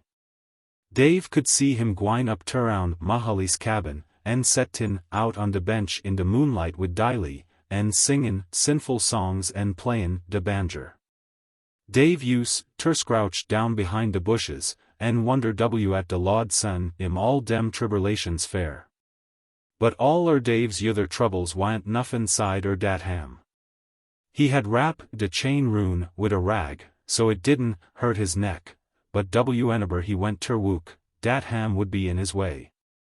He had ter do his task, howsomedever, did de same easy ef he didn't hab de ham. Whenever he went ter lay down, dat ham would be in de way. Ef he turn ober in his sleep, dat ham would be tuggin at his neck. It was de lost thing he seed at night, and de fuss thing he seed in de mornin'. Whenever he met a stranger, de ham would be de fuss thing de stranger would see. Most on would mence ter laugh, and wherever Dave went he could see folks tin at him, and year sayin'. What kind collar dat nigger got rune his neck? Ef dey knowed is yer stole any mo hams lately, what yer take fair yo, Neckliss, Dave, some joker nuther, bout dat ham. Fuss Dave didn't mind it so much, case he knowed he hadn't done nuffin'. But bimeby he got so he couldn't stan it no longer, and he'd hide hisef in de bushes whenever he seed anybody comin', and alluz kep hisef shet up in his cabin atter he comin' fum wook. It was monstus hard on Dave, and bimeby, at wid dat ham everlastin' and eternally draggin' rune his neck, he immense fair ter do say queer things. And make de niggers wonder ef he wa'n't gittin' out an his mine. He got ter gwine rune talkin' ter hisef, and singin' corn-shuckin' songs, and laughin' fit ter kill bout nuffin'. And one day he tol' one de niggers he had skivered a no way fair ter raise hams, gwine ter pick off trees, and save de expense smokehoozes by kyoin' in de sun. And one day he up and tol' Mars Walker he got somepin particular fair ter say ter And he tuck Mars Walker off ter one side, and tol' he was gwine ter show a place in de swamp where dey was a whole track, lawn, covered wid ham trees. When Mars Walker hearn Dave talkin' dis kind fool talk, and he seed how Dave was mensin' ter git behind in his wook, and he ax de niggers and dey tol' how Dave gwine on. He lowed he reckon he'd punish Dave enough, and it mout do mo harm dan good fair ter keep de ham on his neck any longer. So he sont Dave down ter de blacksmith shop and had de ham tuck off. Dey wa'n't much de ham lef by dat time, fair de sun had melt all de fat, and de lean had all swivel up, so dey wa'n't but fo pounds lef. When de ham had tuck off and Dave, folks kinder stopped talkin' bout so much.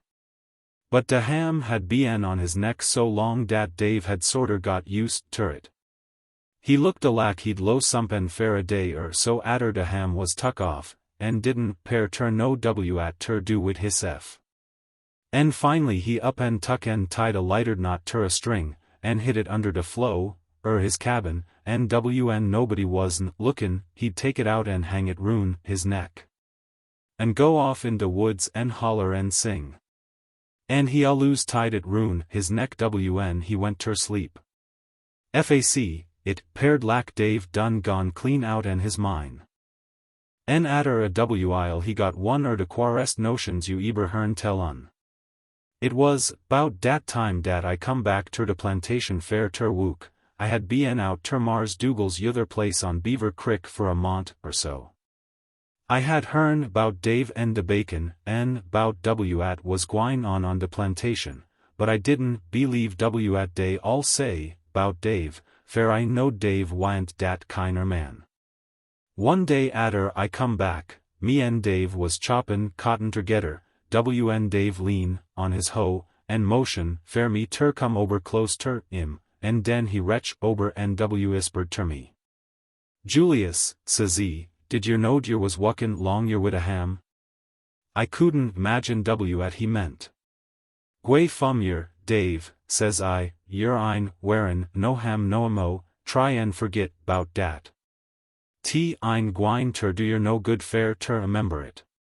Look a yer, Julius, says he, kin yer keep a secret? Coese I kin, Dave, says I. I don't go roon tellin' people at yother folks says ter me. Kin I trust yer, Julius? Will yer cross yo heart? I cross my heart. Woosh I may die ef I tells a soul, says I. Dave look at me de lack he was lookin' though me way on de yother side me, and says he. Did yer knowd I was tenin' ter a ham, Julius? I tried ter swad Dave dat was all foolishness, and dat he oughtn't ter be talkin' dat away, hit wa'n't right. And I tol' I'm ef he'd to be patient, de time would surely come everything would be straightened out, and folks would find out who de raw rogue was at stole de bacon. Dave paired ter listen ter at I say, and promise ter do better, and stop gwine on dat away, and it seem lak he pick up a bit when he seed dey was one poosin didn't believe dem tales 'bout him. Hit wa'n't long atter dat beefo Mars Archie McIntyre, ober on de Wimbledon Road, ments ter complain 'bout somebody stealin' chickens from his henhouse. De chickens kep on gwine, and at Los Mars Archie told de Hans on his plantation dat he gwine ter shoot de fuss man he catch in his henhouse. In less than a week atter he gin dis warnin, he cotch a nigger in de henhouse, and fill him fuller squirrel shot. When he got a light, he skivered it was a strange nigger. When he call one his own sarvants, de nigger tol him it was our Wiley. When Mars Archie found dat out, he sont ober ter our plantation fair ter tell Mars Dougal he had shot one his niggers, and dat he could send ober deer and get at was left on him. Mars Dougal was mad at fuss, but when he got ober deer and hearn how it all happened, he didn't have much ter say. Wiley was shot so bad he was gwine ter die, so he up and says ter ol Mars ter. Mars Dougal, says he, I knows I's bien amongst us bad nigger. But befo I go I wanter get somepin off en my mine. Dave didn't steal dat bacon at was tuck out en de smokehouse. I stole it all, and I hid de ham under Dave's cabin fair ter thou de blame on him, and made de good Lord forgive me fair it. Mars Dougal had Wiley tuck back ter de plantation, en sont fair a doctor fair ter pick de shot out en him. En de vey next morning Mars Dougal sont fair Dave ter come up ter de big house. He felt kinder sorry fair de way Dave had been treated.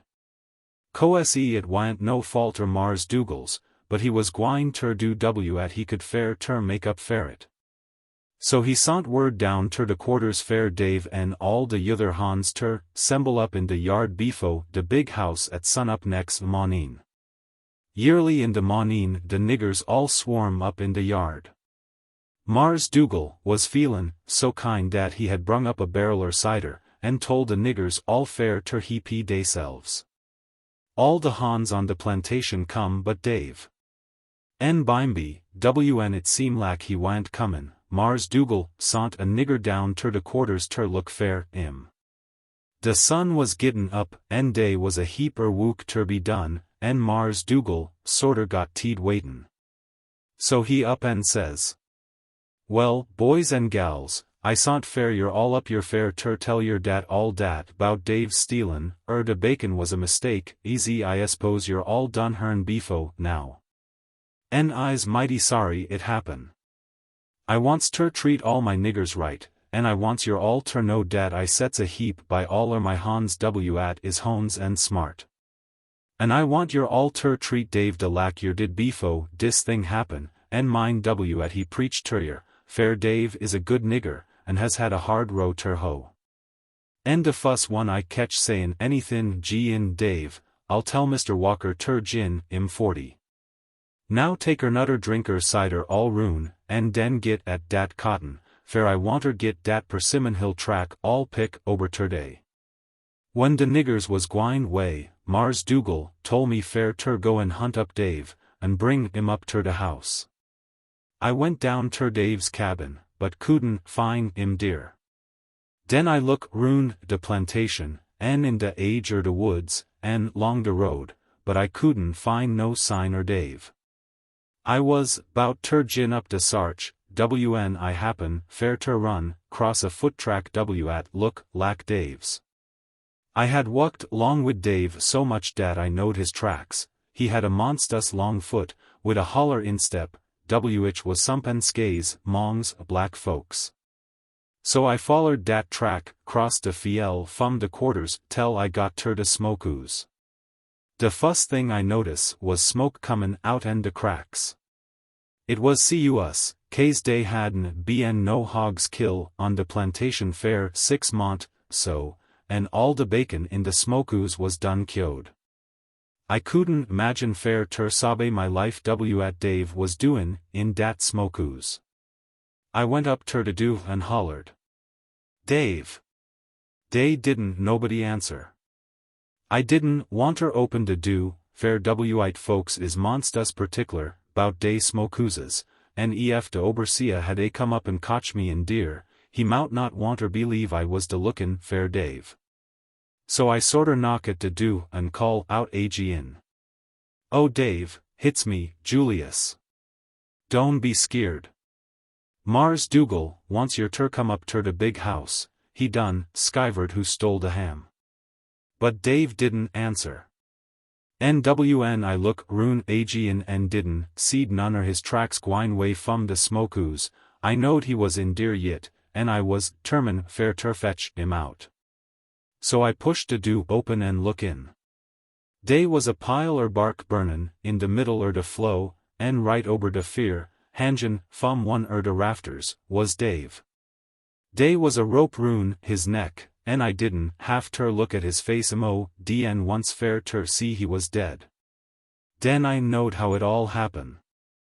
Dave had kep on gittin' wusser en wusser in his mind, he de got ter believin' he was all done turnt ter a ham. En den he had gone en built a fear, en tied a rope roon his neck, de lak de hams was tied, en had hung hisself up in de smokehoos fair terkyo.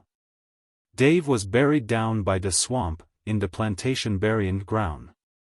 Wiley didn't died fum de wown he got in Mars McIntyre's hen booze.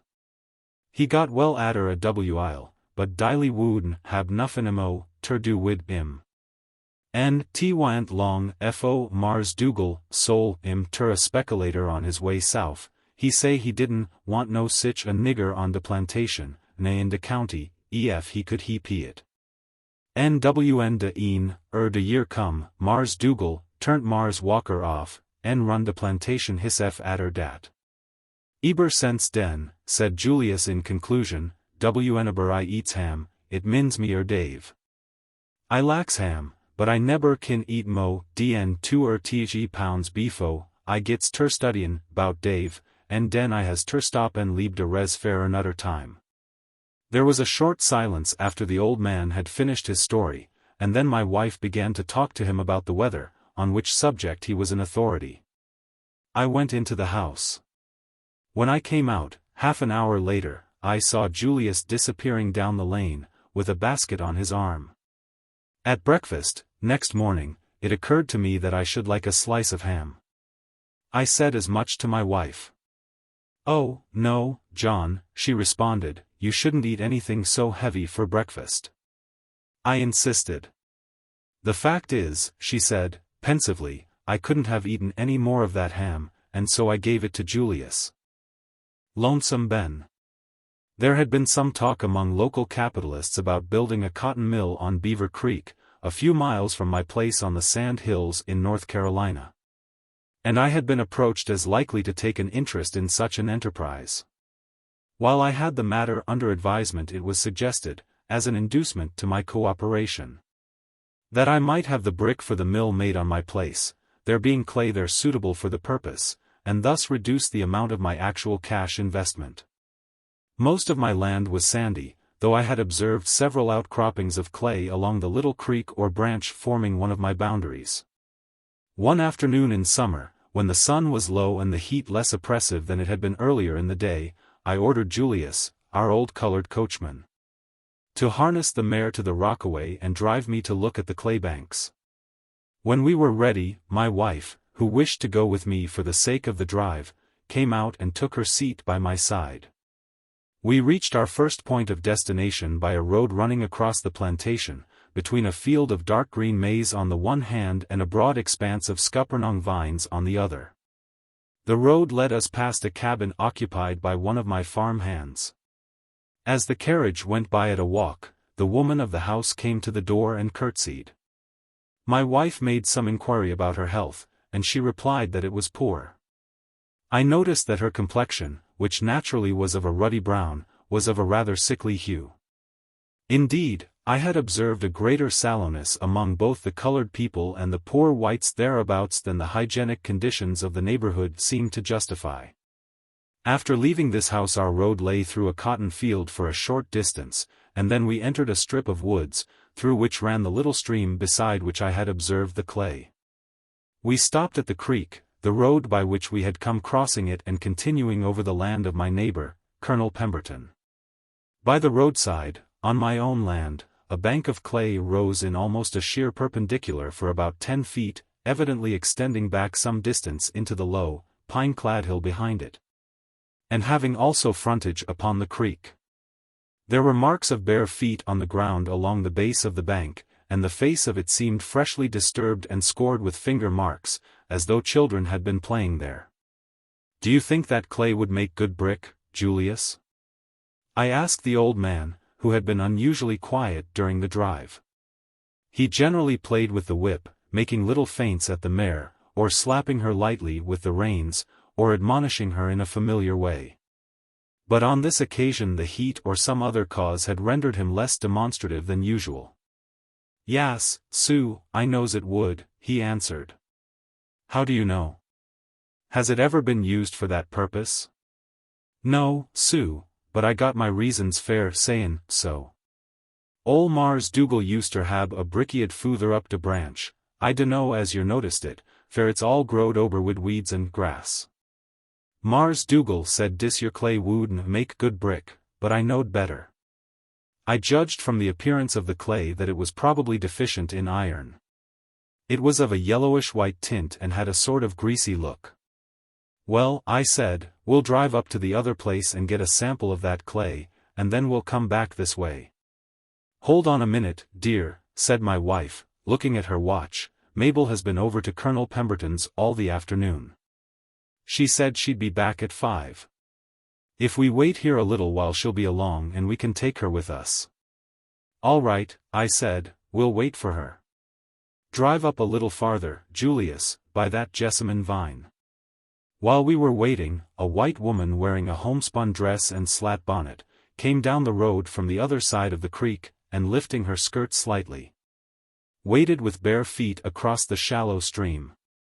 Reaching the clay bank she stooped and gathered from it, with the aid of a convenient stick, a quantity of the clay which she pressed together in the form of a ball. She had not seen us at first, the bushes partially screening us. But when, having secured the clay, she turned her face in our direction and caught sight of us watching her, she hid the lump of clay in her pocket with a shamefaced look. And hurried away by the road she had come. "What is she going to do with that, Uncle Julius?" asked my wife. We were northern settlers, and still new to some of the customs of the locality, concerning which we often looked to Julius for information. He had lived on the place many years and knew the neighborhood thoroughly. "She's gwinneter eat it, Miss Annie," he replied, "when she gets outer sight." "Ugh!" said my wife with a grimace, "you don't mean she's going to eat that great lump of clay?" "Yas I does, dat's jest what I means, gwinneter eat evy bit on it, and den come back bimeby fair dot." "I should think it would make them sick," she said. "Dey gits use ter it," said Julius. "Howsomeber, ef dey eats too much it does make sick, and I knows what I'm talkin' erbout. I don't min what dem kinder folks does," he added, looking contemptuously after the retreating figure of the poor white woman. "But whenever I sees black folks eatin' clay of dat particlar clay bank, it alluz sets me ter studyin' 'bout Lonesome Ben." "What was the matter with Ben?" asked my wife. "You can tell us while we're waiting for Mabel." Old Julius often beguiled our leisure with stories of plantation life, some of them folklore stories, which we found to be in general circulation among the colored people. Some of them tales of real life as Julius had seen it in the old slave days. But the most striking were, we suspected, purely imaginary, or so colored by old Julius's fancy as to make us speculate at times upon how many original minds, which might have added to the world's wealth of literature and art, had been buried in the ocean of slavery. When ol' Mars Marabo McSwain owned dat place ober de Branch Deer, at Cunnel Pempton owns now, the old man began, he used ter hab a nigger man name Ben. Ben was one er dese yer big black niggers, he was den 6 foot high and black coal. He was a fee elhon and a good wucker, but he had one little failin', he would take a drap so oncet in a while. Coese everybody locks a drap now and den, but it paired ter fec Ben den it did yother folks. He didn't have much chance dat away, but evy now and den he'd get holt somep'n somewhere, and shows he did, he'd get out and Denara road. Mars Marabo kep on wanin bout it, and fin lly he tol ef he eber ketch in dat shape ag and he use gwinneter gib fo tie. Ben knowed ol' Mars Marabo had a good memanson alluz done what he said, so he was monstus careful not ter gib no cas ion fair ter use his memance on him. And so fair mos a whole Ben need his and neber techet a drap nuffin. But it's ad wook ter larna ol' dog new tricks, ter make him forget de ol' uns, and Ben's time come bimeby, jes lak everybody eses does. Mars Marabo sent ober ter dis yer plantation one day wid a bundle cotton sacks fair Mars Dougal, and whiles he was ober year.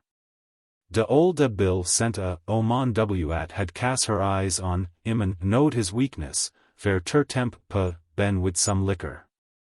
Mars Whiskey was right dear and Mars Marabo was a mile away, and so Ben minded Mars Whiskey and forget 'bout Mars Marabo.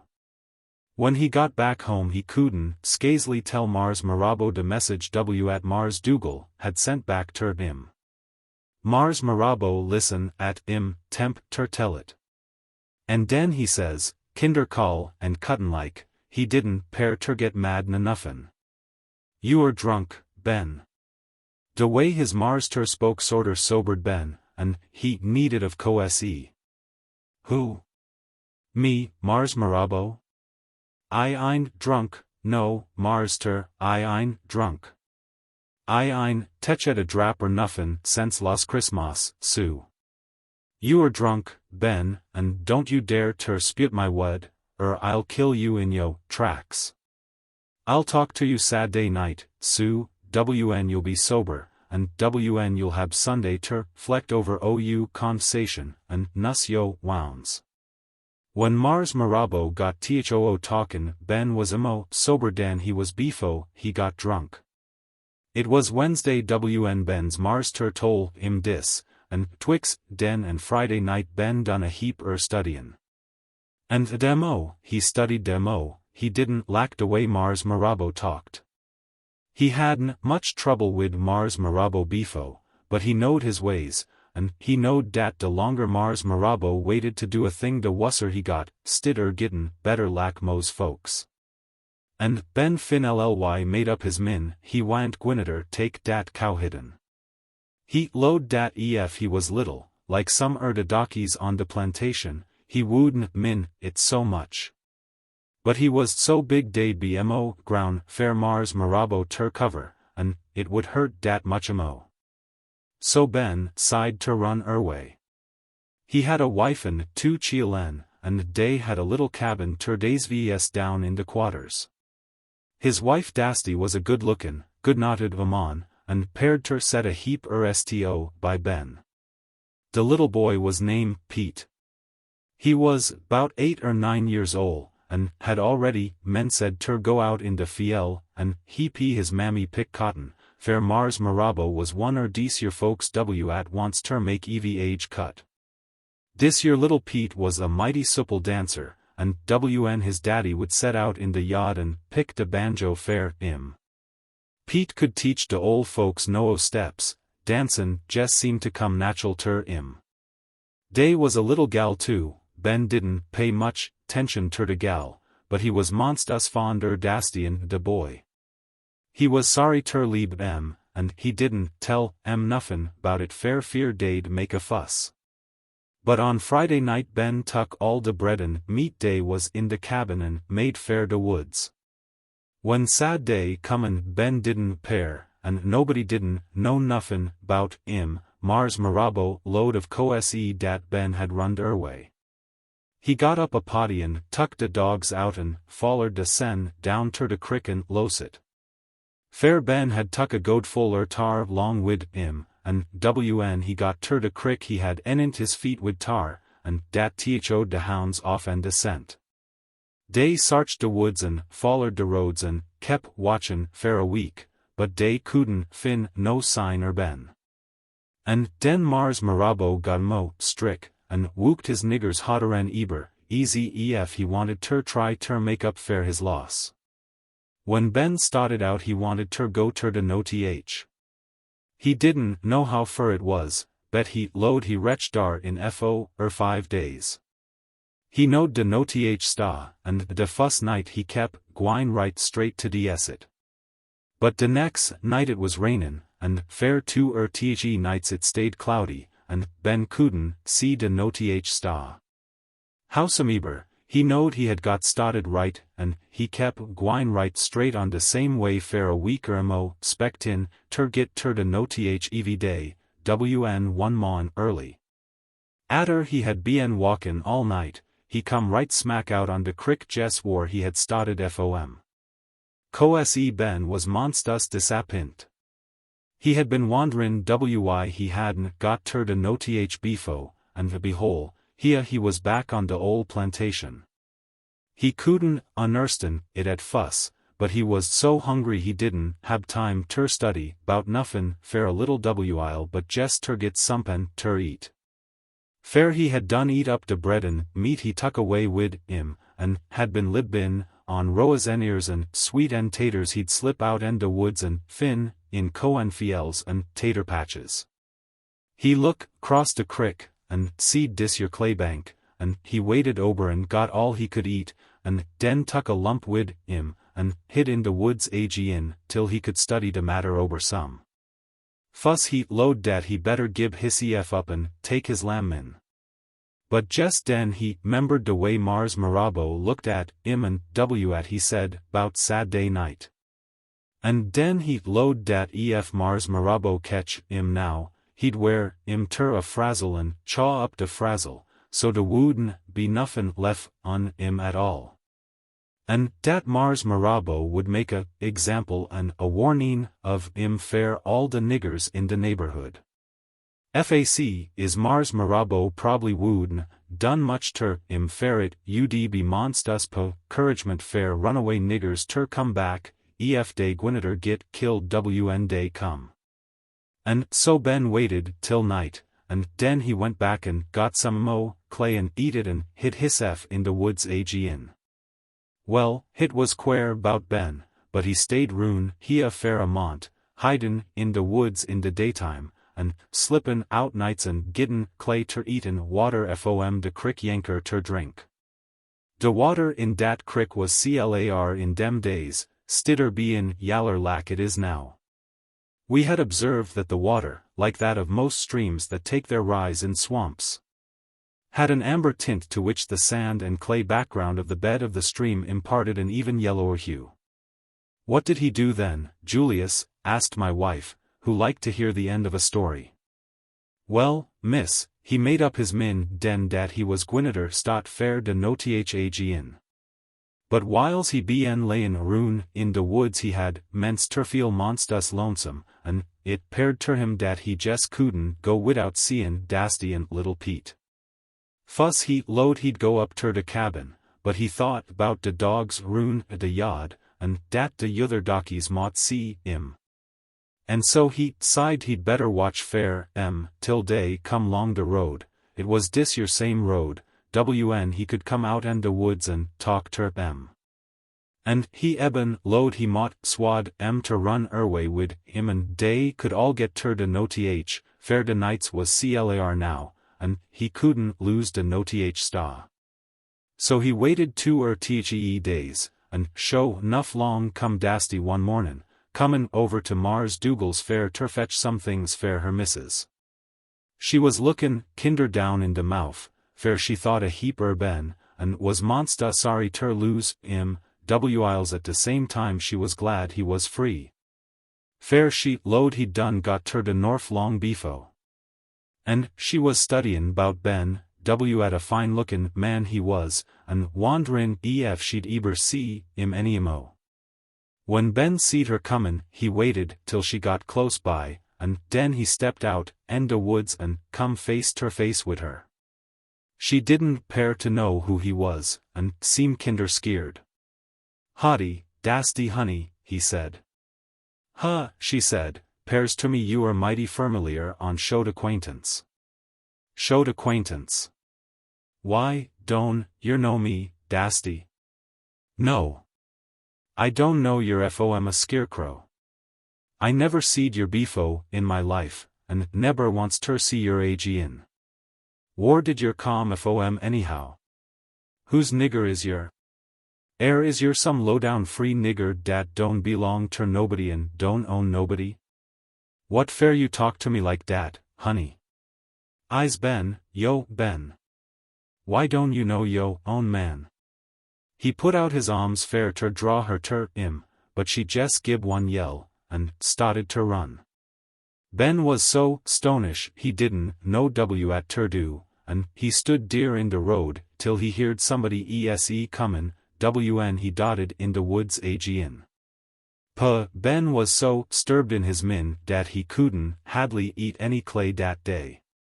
He couldn't make out what was de matter wid Dasty, but he lowed maybe she'd heard he was dead somepen, and thought he was a high and dat was why she had run away. So he watch by de side de road, and next mornin' who should come erlong but little Pete, wid a reed over his shoulder, and a goat full bait, gwine fishin' in de crick. Ben called him. "Pete, oh Pete! Little Pete!" Little Pete cocked up his ears and listened. Paired lack he'd heard dat voice befo. He started fair de woods fair ter see who it was callin' him, but befo he got dear Ben stepped out and retched fair him. "Come here, honey, and see yo daddy, who ein senior fair so long." But little Pete tuck one look at him, and den mensider holler and squeal and kick and bite and scratch. Ben was so stonish dat he couldn't hold de boy, who slipped out and his hands and run to de house faz his legs would tote him. Ben kep gittin' wuss and wuss mixed up. He couldn't make out fair de life him what could be de matter. Nobody didn't pair ter want own him. He felt so cast down dat he didn't notice a nigger man comin' long the road, till he got right close up on him, and didn't hear dis man wn he said haughty ter him. "What's the matter wid yer?" Said the yother man wn Ben didn't spawn. "What jedge or member er the legislator or hotel keeper does you belong ter dat you can't speak ter a man wn he says haughty ter yer." Ben kinder come ter hisef and seed it was Primus, who belonged ter his Mars ter and knowed him as well as anybody. But befo he could get de words out and his mouth Primus went on talkin'. "You are de mos misable lookin' merlatter I eber seed. Dem rags look lak dey bien run tho a sawmill. My Mars ter don lo no strange niggers ruin dis your plantation, and yo better take yo yaller hide way yer as faz as yo kin." Just den somebody hollered on the yother side er the crick, and Primus started off on a run, so Ben didn't have no chance ter say no mo ter him. Ben almos load he was gwine out en his min, he was so stonished and mazed at none er dese yer folks recognizen him. He went back in the woods agin and stayed dear all day, wanderin' at he was gwinneter do. Oncet twicet he seed folks comin' long the road, and started out ter speak ter but changed his min, and slip back agin. Coesef Mars Marabo had been huntin' Ben he would found him. But he had long since los all hope er seein' him agin, and so nobody didn't stir Ben in the woods. He stayed hid a day er two mo, and den he got so lonesome and homesick fair dasty and little Pete and de yother dockies, somebody ter talk ter, dat he jes made up his min ter go right up ter da house and gib hisef up and take his medicine. Mars Marabo couldn't do nuffin mo dn kill him and he moughts well be dead as hidin' in the woods wid nobody ter talk ter or look at nuffin. He had jes come out en the woods and started up dis vy road, wn who sht come long in a hoss en buggy but ol Mars Marabo, drivin' ober ter dat yother brickyard you er gwinter see now. Ben run out en the woods, and fell down on his knees in the road right in front er Mars Marabo. Mars Marabo had to pull on the lines and hoy the hoss up ter keep him runnin' ober Ben. "Get out en the road, you fool nigger," says Mars Marabo, "does your wanter get run ober? Whose nigger is you, anyhow?" "I's yo nigger, Mars Marabo, don yer know Ben, at rund way?" "Yas, I knows my Ben at rund way." "Does you know where he is?" "Why, I's yo Ben, Mars Marabo." "Don yer know me, Mars ter?" "No, I don't know yer, you yaller rascal." "What the debil yer mean by tellin' me sich a lie?" Ben was black easy a colon straight easy and "You a yaller easy dat claybank, and crooked easy a barrel hoop. I reckon you are some 'stracted nigger, tunt out by some Mars ter at don't wanter take care o' yer. You get off en my plantation, and don't show yo clay-colored hide around yer no more, or I'll have yer sent ter jail and whip." Mars Marabo drove away and left Ben mo dead and alive. He crept back in the bushes and laid down and wep like a baby. He didn't have no wife, no chili, no friends, no Marster, he'd bien willin' enough to get long without a Marster, wn he had one. But it paired lack a sin fair his own Marster New York him and cass him off dat away. It paired ter him he mought jes easy well be dead easy livin', fair he was all alone in the world, wid now har ter go, and nobody didn't have nuffin ter say ter him but ter buse him and drive I'm way. Atter he got ober his grievin' spell he ments ter wonder at Mars Marabo meant by callin' him yaller, and easy long easy nobody didn't seem ter care whether dey seed him or not. He went down by the crick in broad daylight, and kneeled down by the water and looked at his face. Fuss he didn't recognize hisef and glanced back ter cef dey wa'n't somebody lookin' ober his shoulder, but dey wa'n't. And wn he looked back in the water he seed the same thing, he wa'n't black no mo, but had turned ter a light yaller. Ben didn't know W at ter maker it fair a minute or so. Fuss heat load he must have de yaller fever, de yaller janders, sompen lack dat. But he had knowed ral dark folks ter hab janders befo, and it hadn't neber fected dat away. But bimeby he got up offn, is Hans and Niesen was standin' lookin' ober de crick at de clay bank. And wand'rin' ef de clay he'd been eaten, hadn't turnt im yaller wn he heard sompen say jes easy plain easy wa ds. Turnt ter clay. Turnt ter clay. Turnt ter clay. He looked all roon, but he couldn't see nobody but a big bullfrog settin' on a log on de yother side de crick. And when he turned roon and st back in de woods, he heard de same thing behin him. Turnt ter clay. Turnt ter clay. Turnt ter clay. Dem wa ds kep ringin' in is yes till he fin lly load day was bound ter be so, ese day wooden a bn told ter im, and dat he had libbied on clay so long and had eat so much. Dat he must jes knockly turnt ter clay. Imperious Caesar, turned to clay. Might stop a hole to keep the wind away. I murmured parenthetically. Yas, Sue, said the old man, turnt ter clay. But you's mistook in de name, Sue, hit was Ben, you member, not Caesar. Ol Mars Marabo did have a nigger name Caesar, but dat was another one. Don't interrupt him, John, said my wife impatiently. What happened then, Julius? Well, Ben didn't know W at ter do. He had been lonesome enough befo, but now he didn't eben have his own sef ter sociate wid, fair he felt mo lack a stranger and he did lack Ben. In a day so mo, he ments ter wonder whether he was libbin, not. He had hearn bout folks tenin, ter clay wn day was dead, and he lowed maybe he was dead and didn't knowed it. And dat was de reason why eve body run erway fm, im and wouldn't hab nuffin ter do wid im.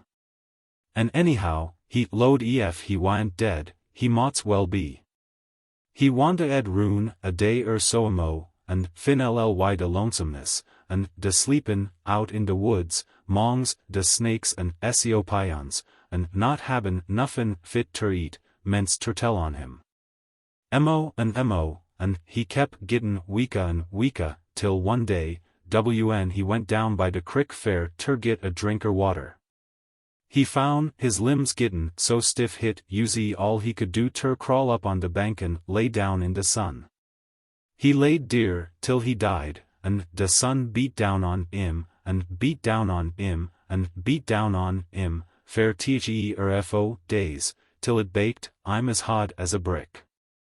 And den a big wind come erlong and blowed a tree down, and it fell on him and smashed him all ter pieces, and ground him ter powder.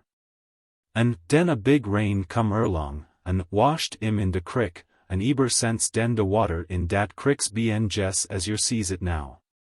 And dat was de een, Lonesome Ben, and dat's de reason why I knows dat clay'll make brick and why I don't neber lack ter see no black folks eatin' it.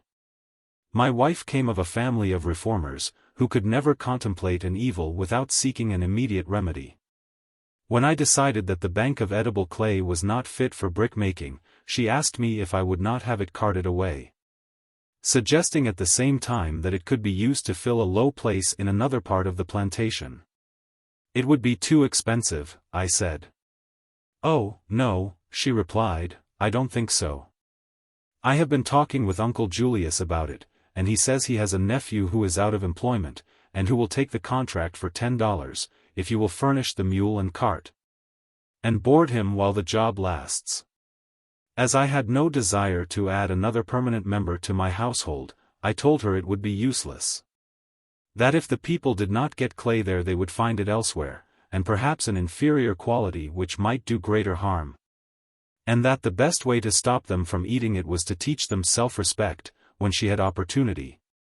And those habits of industry and thrift whereby they could get their living from the soil in a manner less direct but more commendable. A Victim of Heredity. Or, Why the Darky Loves Chicken. I went to North Carolina a few years after the war with some hopeful views in regard to the colored people.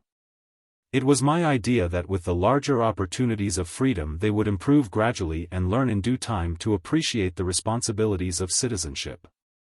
This opinion, based on simple faith in human nature, which is much the same the world over, I never saw any good reason to change.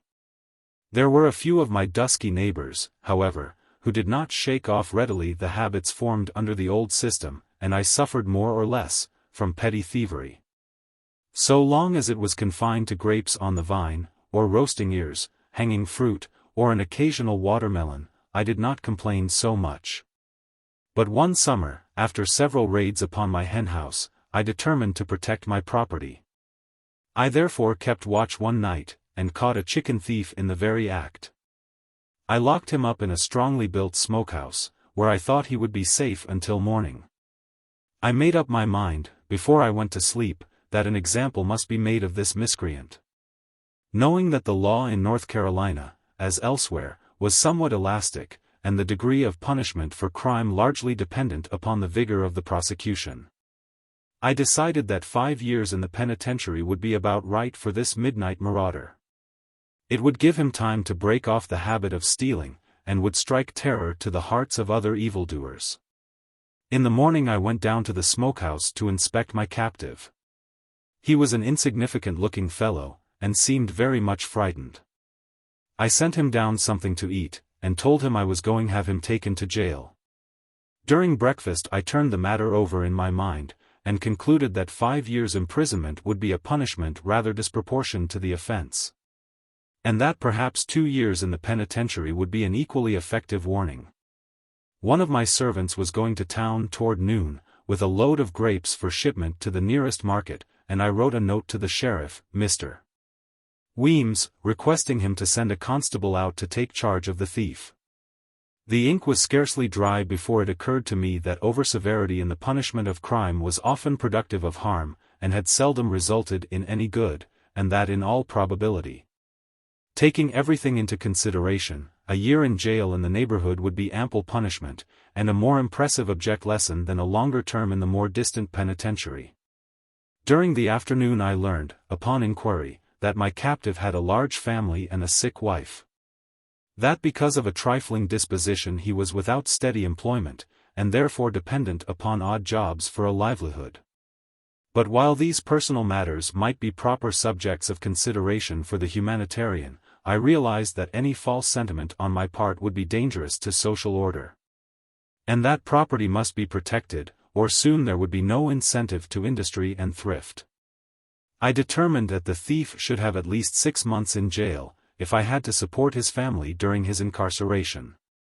I was sitting on the front piazza, indulging in a quiet smoke during the hot part of the afternoon, just after having arrived at the final conclusion, when old Julius came around the house, and, touching his hat, asked at what time my wife wished the rockaway brought round for our afternoon drive.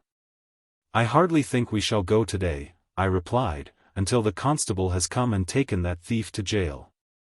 By the way, Julius," I added with some severity, "why is it that your people can't let chickens alone?" The old man shook his head sadly. "It's a mystery, Sue," he answered with a sigh, "dat everybody don't understand. Ef dey did, some un mought make 'em allowance." My wife came out of the house and took a seat in an armchair near me, behind the honeysuckle vine. "I am asking Julius to explain," I said, "why his people are so partial to chickens." "I think it unkind, John," returned my wife, "to charge upon a whole race the sins of one worthless individual. There are thieves wherever there is portable property, and I don't imagine colored people like chicken better than other people." Old Julius shook his head dissentingly. "I is bleeds ter differ fum you dear, ma'am," he said, with as much positiveness as he was capable of in conversation with white people. "Colored folks is fonder chicken and white folks. Dey can't but be." "Why so?" I asked. "Is it in the blood?" "Yous is hit it, Sue, de fuss estiate off." "Yas, Sue, dat is de fac, to be show, and no mistake erbout it." "Why, Uncle Julius!" exclaimed my wife with some show of indignation. "You ought to be ashamed to slander your race in that way. I begs yo pardon, ma'am, ef it hoots yo feelin's, but I ein findin no fault wid dem. Dey ein sponsible fair day tase fair chicken meat. A white man's ter blame fair dat." "Well," I said, "that statement is interesting. Sit down and tell us all about it." Julius took a seat on the top step, and laying his ragged straw hat beside him, began. "Long yes befo de wade was a monstus rich white gentleman, name Mars Donald McDonald. At used ter lib down on de yother side de Vimelton road. He hadn't aluz bien rich, fair he fuss come ter dis country he was and he wucked fair a year so as oversee fair another white man, he had save money nuff ter buy one two niggers. And den he rented a place on Shears, and bimeby he had bought a plantation and bought some mo niggers and raise some. Tell he ments ter be so well off dat folks mos forget he had eber bien a nigger driver. He kep on gittin richer and richer, tell fin lly he was one de richest men in de county. But he wa'n't satisfied. He had a nephy, name Tom, and Mars Donald had bien left Jardine fair dis year nephy hisen. And he had managed so dat young Mars Tom growed up day wa'n't nuffin at all left de fine property at young Mars Tom's daddy had he died. Folks said Mars Donald had robbed his nephy, but dey wa'n't no way ter prove it. Mo den dat, Mars Donald didn't per terlak Mars Tom atall atter he growed up, and turned him out in de world ter shif fair hisef widout no money na nuffin. Mars Tom had bien co-tin fair low. Dese many years his second cousin, young Miss Liza Mgeyer, who used ter lib on de yother side de river, and young Mars Tom wanter ter marry Miss Liza monstus bad. But Mars Tom come age, and Mars Donald, say all his property done use, up on his education, Miss Liza's daddy say he wouldn't low her ter marry Mars Tom, tell he make some money. Show her daddy how he was gwine ter support Miss Liza ef he married her. De young folks wa'n't load ter see one another vy often, but Mars Tom had a bateau down on de river and he used ter paddle over sometimes ter meet Miss Liza whether or no. One evening Mars Tom went down ter de river and untied his bateau and was startin' ter cross he heard somebody holler. He looked roun and he see hit was a ol' nigger amon had fell in de river. She had sunk once, and was gwine down in, Mars Tom cotch and pulled out, and gin a drink sompen he had in a flass, and den tied his boat and he ped up de bank ter de top.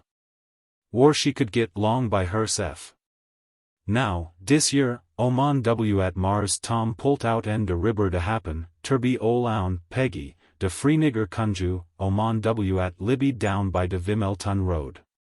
She had bien diggin' roots fair her conjin, and had got too close ter de river, and had fell in war de water was deep and strong, and had come monstus close ter bein' drowned dead.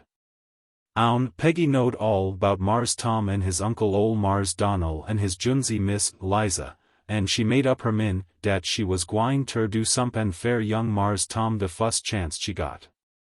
She was wonderin' what kinder goofer she could wook fair Mars Tom, who should come ter see her one day but ol' Mars Donald, hisef. Now, Mars Donald come ter go ter see ol' Peggy was dis way. Mars Donald had bien gittin' richer and richer, and closeter, till he'd got so he'd mos skin a flea fair his hide and taller. But he wa'n't satisfied, and he kep on projickin' wid one thing and figurin' on another, fair ter see how he could git mo.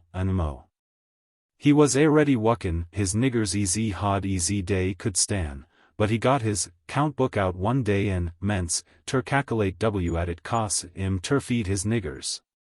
And it paired ter be a monstus sum. And he load ter hisef dat ef he could feed his niggers fair bout half at it had bien costin' him, he'd save a heap money every year. Coesi everybody knowed, en Mars Donnell, knowed, dat a fee Elhan, had ter hab so much bacon and so much meal and so much merlisses a week ter make him fitten, ter do his wook. But Mars Donnell lowed dey mought be some way ter fool de niggers, sompen, so he tuck a $silver and went down ter see own Peggy. Own Peggy laid de $silver on de mantelpiece and heard what he had to say, and den she'd wook her roots, and he'd have ter come back next day and fetch her another $silver.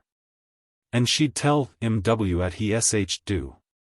Mars Donnell stated out, and bein easy own Peggy's back was to nt, he'd take dat $silver long wid him, bein easy she hadn't tol him nuffin, and he'd gin it ter her next day.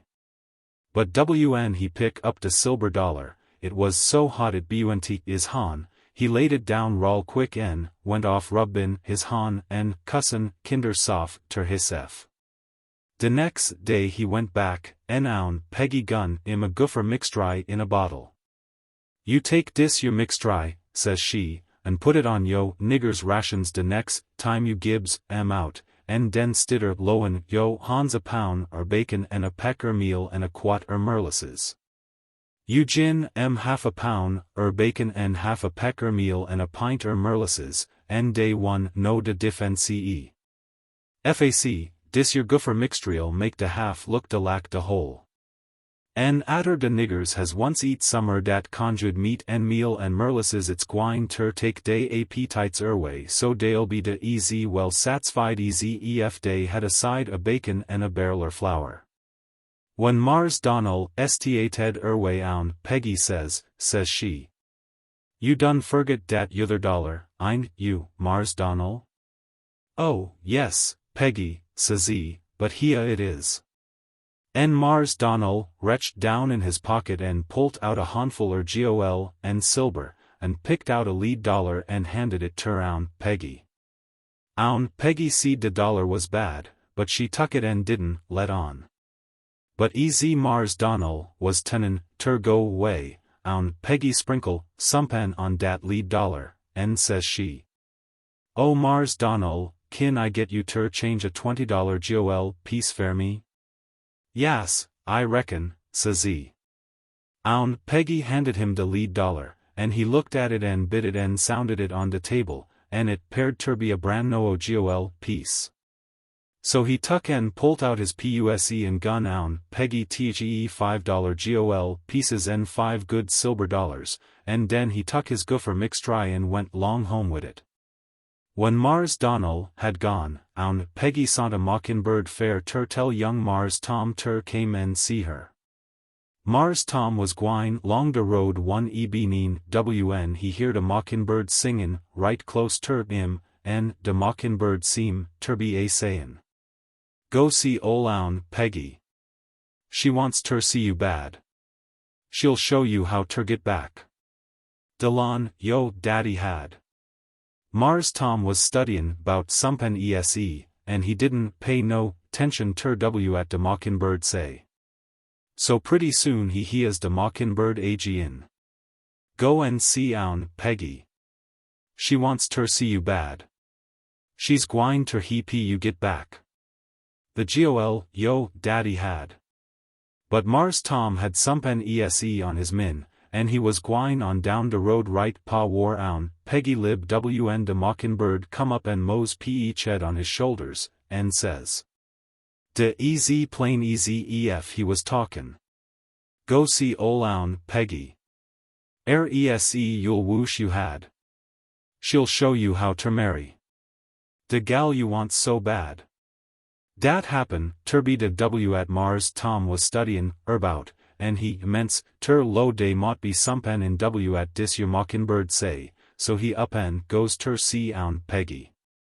Own Peggy say how glad she was ter see him, and tol him how she'd be en wantin' ter do sompen fair him.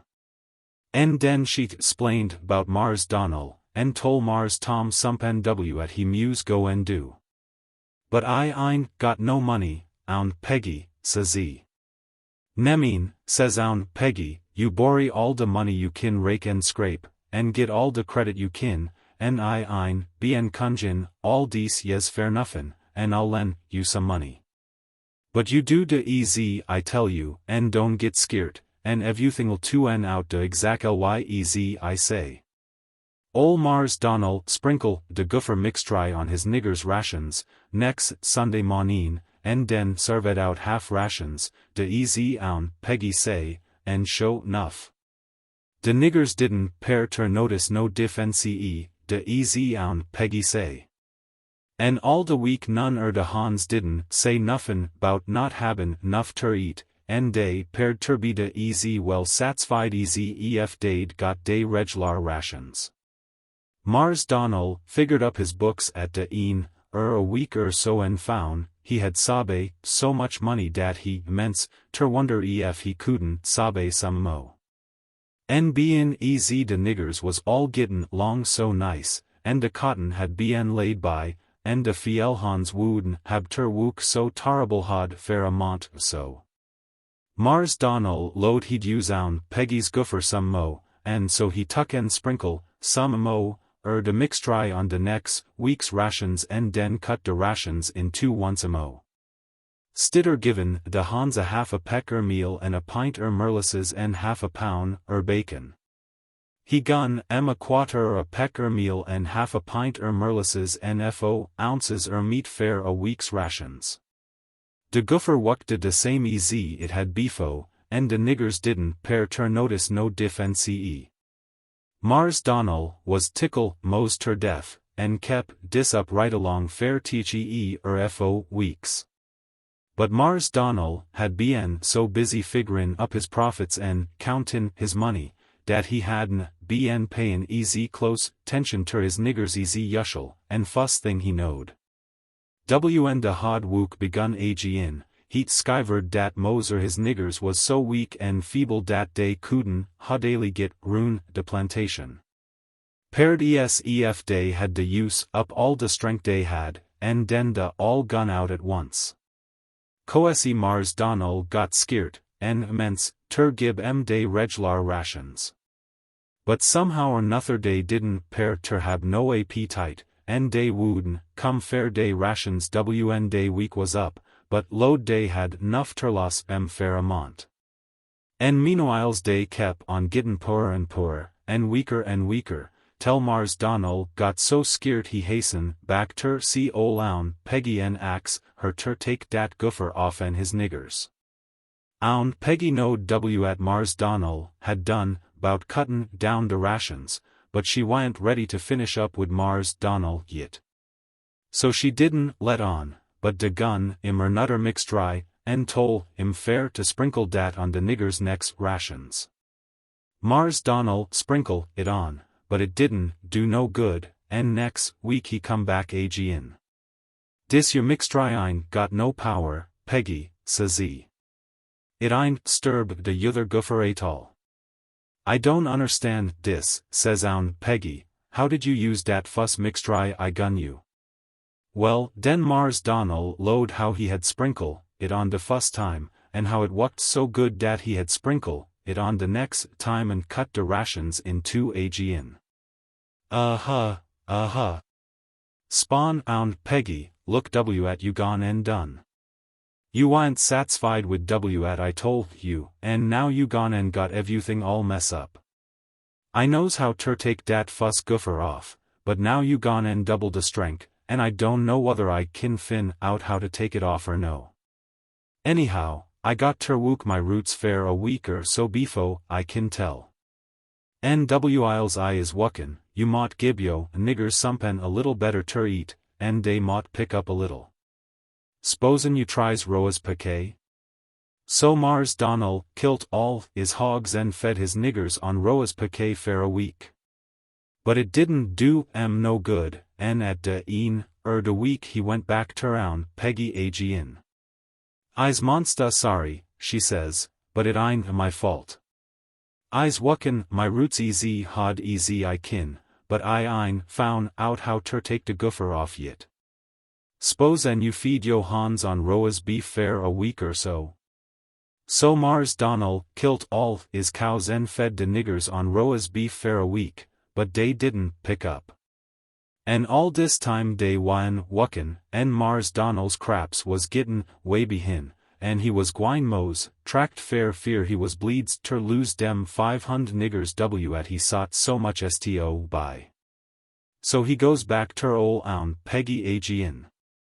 Peggy, says he, you is got ter do somepen fair me, ese I'll be in de pahouse fust thing I know. Well, Sue, says own Peggy, I's bien doin' all I knows how, but dey's a root I's bleeds ter hab, and it don't grow now har but down in Robeson County. And I got ter go down dear and gether it on a Friday night in de full de moon. And I won't be back here fair a week or 10 days. Mars Donnell was mos out and his min wid waitin' and losin' the money. But esposin' dem niggers dies on my Hans whiles you are gone, says he, at is I gwine ter do? Own Peggy studied, and den she up and says she. Well, ef dey dies I reckon you'll hatter bury em. Dey is one thing you mought try, and I espects it's 'bout de only thing at'll keep yo niggers alive, tell I gits back. You mought see ef dey one eat chicken. Well, Mars Donnell wanted ter sabe his niggers. Dey was all so puh and so skinny and so feeble dat he couldn't sell em ter nobody, and dey wouldn't eat nuffin ese, so he da had ter feed em on chicken. When he had use up all de chickens on his place, he went roon ter his neighbors ter buy chickens and dey say dey was sorry, but dey'd sol all dey chickens ter a man in town. Mars Donnell went ter dis yer man, and he say dem chickens don't belong ter him but ter another man at was gethin' chickens fair ter ship ter Vimelton, de Noef, Summers. Mars Donnell say he de bleeds ter hab chickens, and fair dat man to see de yuther henteman and ax im at he'd take fair dem chickens. De next day de man say Mars Donnell could hab de chickens fair so much, which was 'bout twice it easy much easy chickens had bien fetchin' in de market befo. It mos broke Mars Donnell's heat, but he load dem chickens would loss, tell own Peggy come back and tuck de goofer off and de niggers. But de de week was wretch, ol' own Peggy hadn't come back, and Mars Donnell had ter habmo chickens, fair chicken meat de barely paired ter keep de niggers alive. And so he went out in de country fair ter hunt fair chickens. And everywhere he'd go, dis yuther man had bien befo im and had bought up all de chickens, contracted fair em all. And Mars Donnell had ter go back ter dis man in town and pay 2 prices ter get chickens ter feed his niggers. De next week it was de same way, and Mars Donnell ments ter get desperate. He sont way off in 2 or 3 counties, fair ter hunt chickens, but high or low, no matter war, dis yuther man had bien befo, tell it, paired lack he had bought up all de chickens in Noef Cielina. But at was dribben Mars Donnell mos crazy was de money he had ter spend fair dese chickens.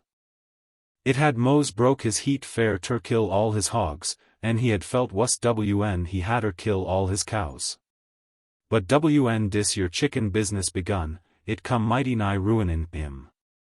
Fuss, he spent all de money he had saved feed in de niggers. Den he spent all de money he had in de bank, restio et away. Den he borried all de money he could on his notes, and he bout wretch de pint war he'd hadder mortgage his plantation fair ter raise money ter buy chickens fair his niggers. One day own Peggy come back from Robeson County and tol Mars Donnell she had found de root she usy lookin' fair, and gun im a mixtry fair ter take de goofer off and de niggers. Dis yer mixtry, says she, fetch yo niggers appetites back and make em eat day rations and get day strength back agin. But you is use dat yuther mixtry so strong, and put dat goofer on so hard, dat I imagine it's got in day blood, and I's feared day ein nobody nuffin kin eber take it all off and So I specs you'll hatter gib yo niggers chicken at least once a week easy long easy day libs, ef you wanter get de wook out and dat you oughter. Dey was so many niggers on ol' Mars Donnell's plantation, continued Julius, and dey got scattered roon, so befo da wa en sense. Dat day ein ha daily no colored folks in no FCA Lena but wats has got summer de blood dem Goophered niggers in dey vams. And so eber sense den, all de niggers in no FCA Lena has ter hab chicken at least oncet week fair ter keep dey helt en strength. En dats wy kulu folks locks chicken mo den wite folks. What became of Tom and his sweetheart? Asked my wife. Yasem, said Julius, I was a comin' ter dat. De next week atter de Goopher was tuck off en de niggers, Mars Tom come down ter own Peggy, en paid her back de money he borried.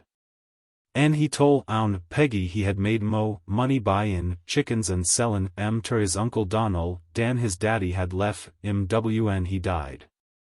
En he say he was gwine ter marry Miss Liza and buy a big plantation and a lot niggers en hole up his head mongs, de big wite folks de lack he oughter. En he tol own Peggy he was much bleeds ter her, en ef she got teed conjin en wanter res en lib easy, she could hab a cabin on his plantation en a stool by his kitchen fire. En all de chicken and wheat bread she wanter eat, and all de tobacco she wanter smoke easy long easy she mought stay in dis whirl or sin and sorrer. I had occasion to visit the other end of the vineyard shortly after Julius had gone shambling down the yard toward the barn. I left word that the constable should be asked to wait until my return. I was detained longer than I expected, and when I came back I asked if the officer had arrived.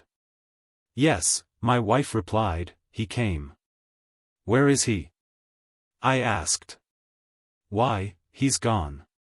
Did he take the chicken thief? I'll tell you, John, said my wife, with a fine thoughtful look, I've been thinking more or less about the influence of heredity and environment.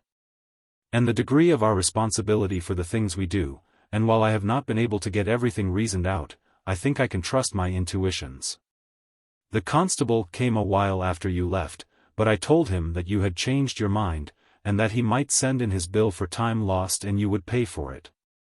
And what am I going to do with Sam Jones? I asked. Oh, she replied, I told Julius he might unlock the smokehouse and let him go. Tobe's Tribulations. About half a mile from our house on the North Carolina sand hills there lay, at the foot of a vine-clad slope, and separated from my Scuppernong vineyard by a rail fence, a marsh of some extent. It was drained at a somewhat later date, but at the time to which I now refer spread for half a mile in length and a quarter of a mile in breadth. Having been planted in rice many years before, it therefore contained no large trees, but was grown up chiefly in reeds and coarse grasses, with here and there a young sycamore or cypress. Though this marsh was not visible from our house, nor from any road that we used, it was nevertheless one of the most prominent features of our environment. We might sometimes forget its existence in the daytime, but it never failed to thrust itself upon our attention after night had fallen. It may be that other localities in our neighborhood were infested with frogs. But if so, their vocal efforts were quite overborne by the volume of sound that issued nightly from this particular marsh. As soon as the red disk of the sun had set behind the pines the performance would begin, first perhaps with occasional shrill pipings, followed by a confused chattering. Then, as the number of participants increased, growing into a steady drumming, punctuated every moment by the hoarse bellowing note of some monstrous bullfrog. If the day had perchance been rainy, the volume of noise would be greater. For a while after we went to live in the neighborhood, this ceaseless, strident din made night hideous, and we would gladly have dispensed with it. But as time wore on we grew accustomed to our nocturnal concert, we began to differentiate its notes and to distinguish a sort of rude harmony in these voices of the night. And after we had become thoroughly accustomed to it, I doubt whether we could have slept comfortably without their lullaby. But I had not been living long in the vicinity of this frog pond before its possibilities as a source of food supply suggested themselves to my somewhat practical mind. I was unable to learn that any of my white neighbors indulged in the delicate article of diet which frogs' legs might be made to supply.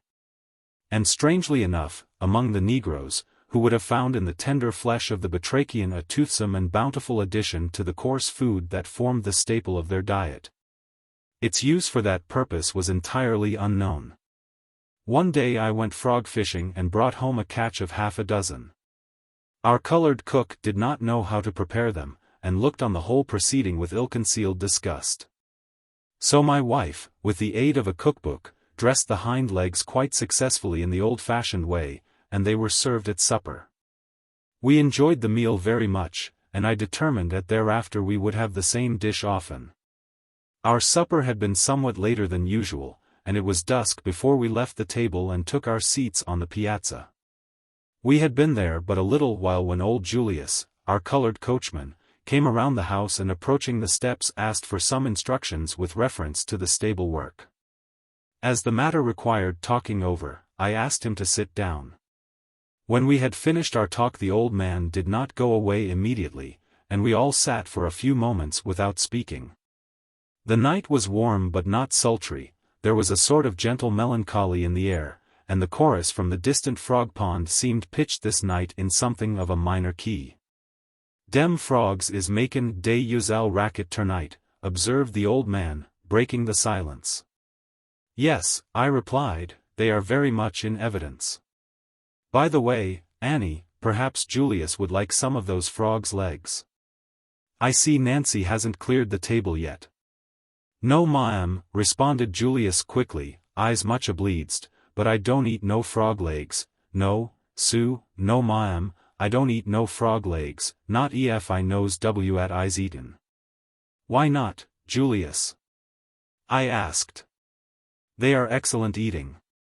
"You listen right close, Sue," he answered, "and you'll hear a perticler bullfrog down yender in dat mash. Listen. Dear he goes now, Callan, Callan, Callan. Sad and mournful, de lack somebody what's low somewhere, and can't fin de way back." "I hear it distinctly," said my wife after a moment. "It sounds like the lament of a lost soul." I had never heard the vocal expression of a lost soul, but I tried, without success, to imagine that I could distinguish one individual croak from another. "Well, what is there about that frog, Julius," I inquired, "that makes it any different from the others?" "Dat's Tobe," he responded solemnly, "Callan oun Peggy, ol oun Peggy what's dead and gone ter de good Mars ter, yes and yes ago." "Tell us about Tobe, Julius," I asked. I could think of no more appropriate time for one of the old man's stories. His views of life were so entirely foreign to our own, that for a time after we got acquainted with him his conversations were a never-failing source of novelty and interest. He had seen life from what was to us a new point of view, from the bottom, as it were. And there clung to his mind, like barnacles to the submerged portion of a ship, all sorts of extravagant beliefs. The simplest phenomena of life were to him fraught with hidden meaning, some prophesy of good, some presage of evil. The source of these notions I never traced, though they doubtless could be easily accounted for. Some perhaps were dim reflections of ancestral fetishism.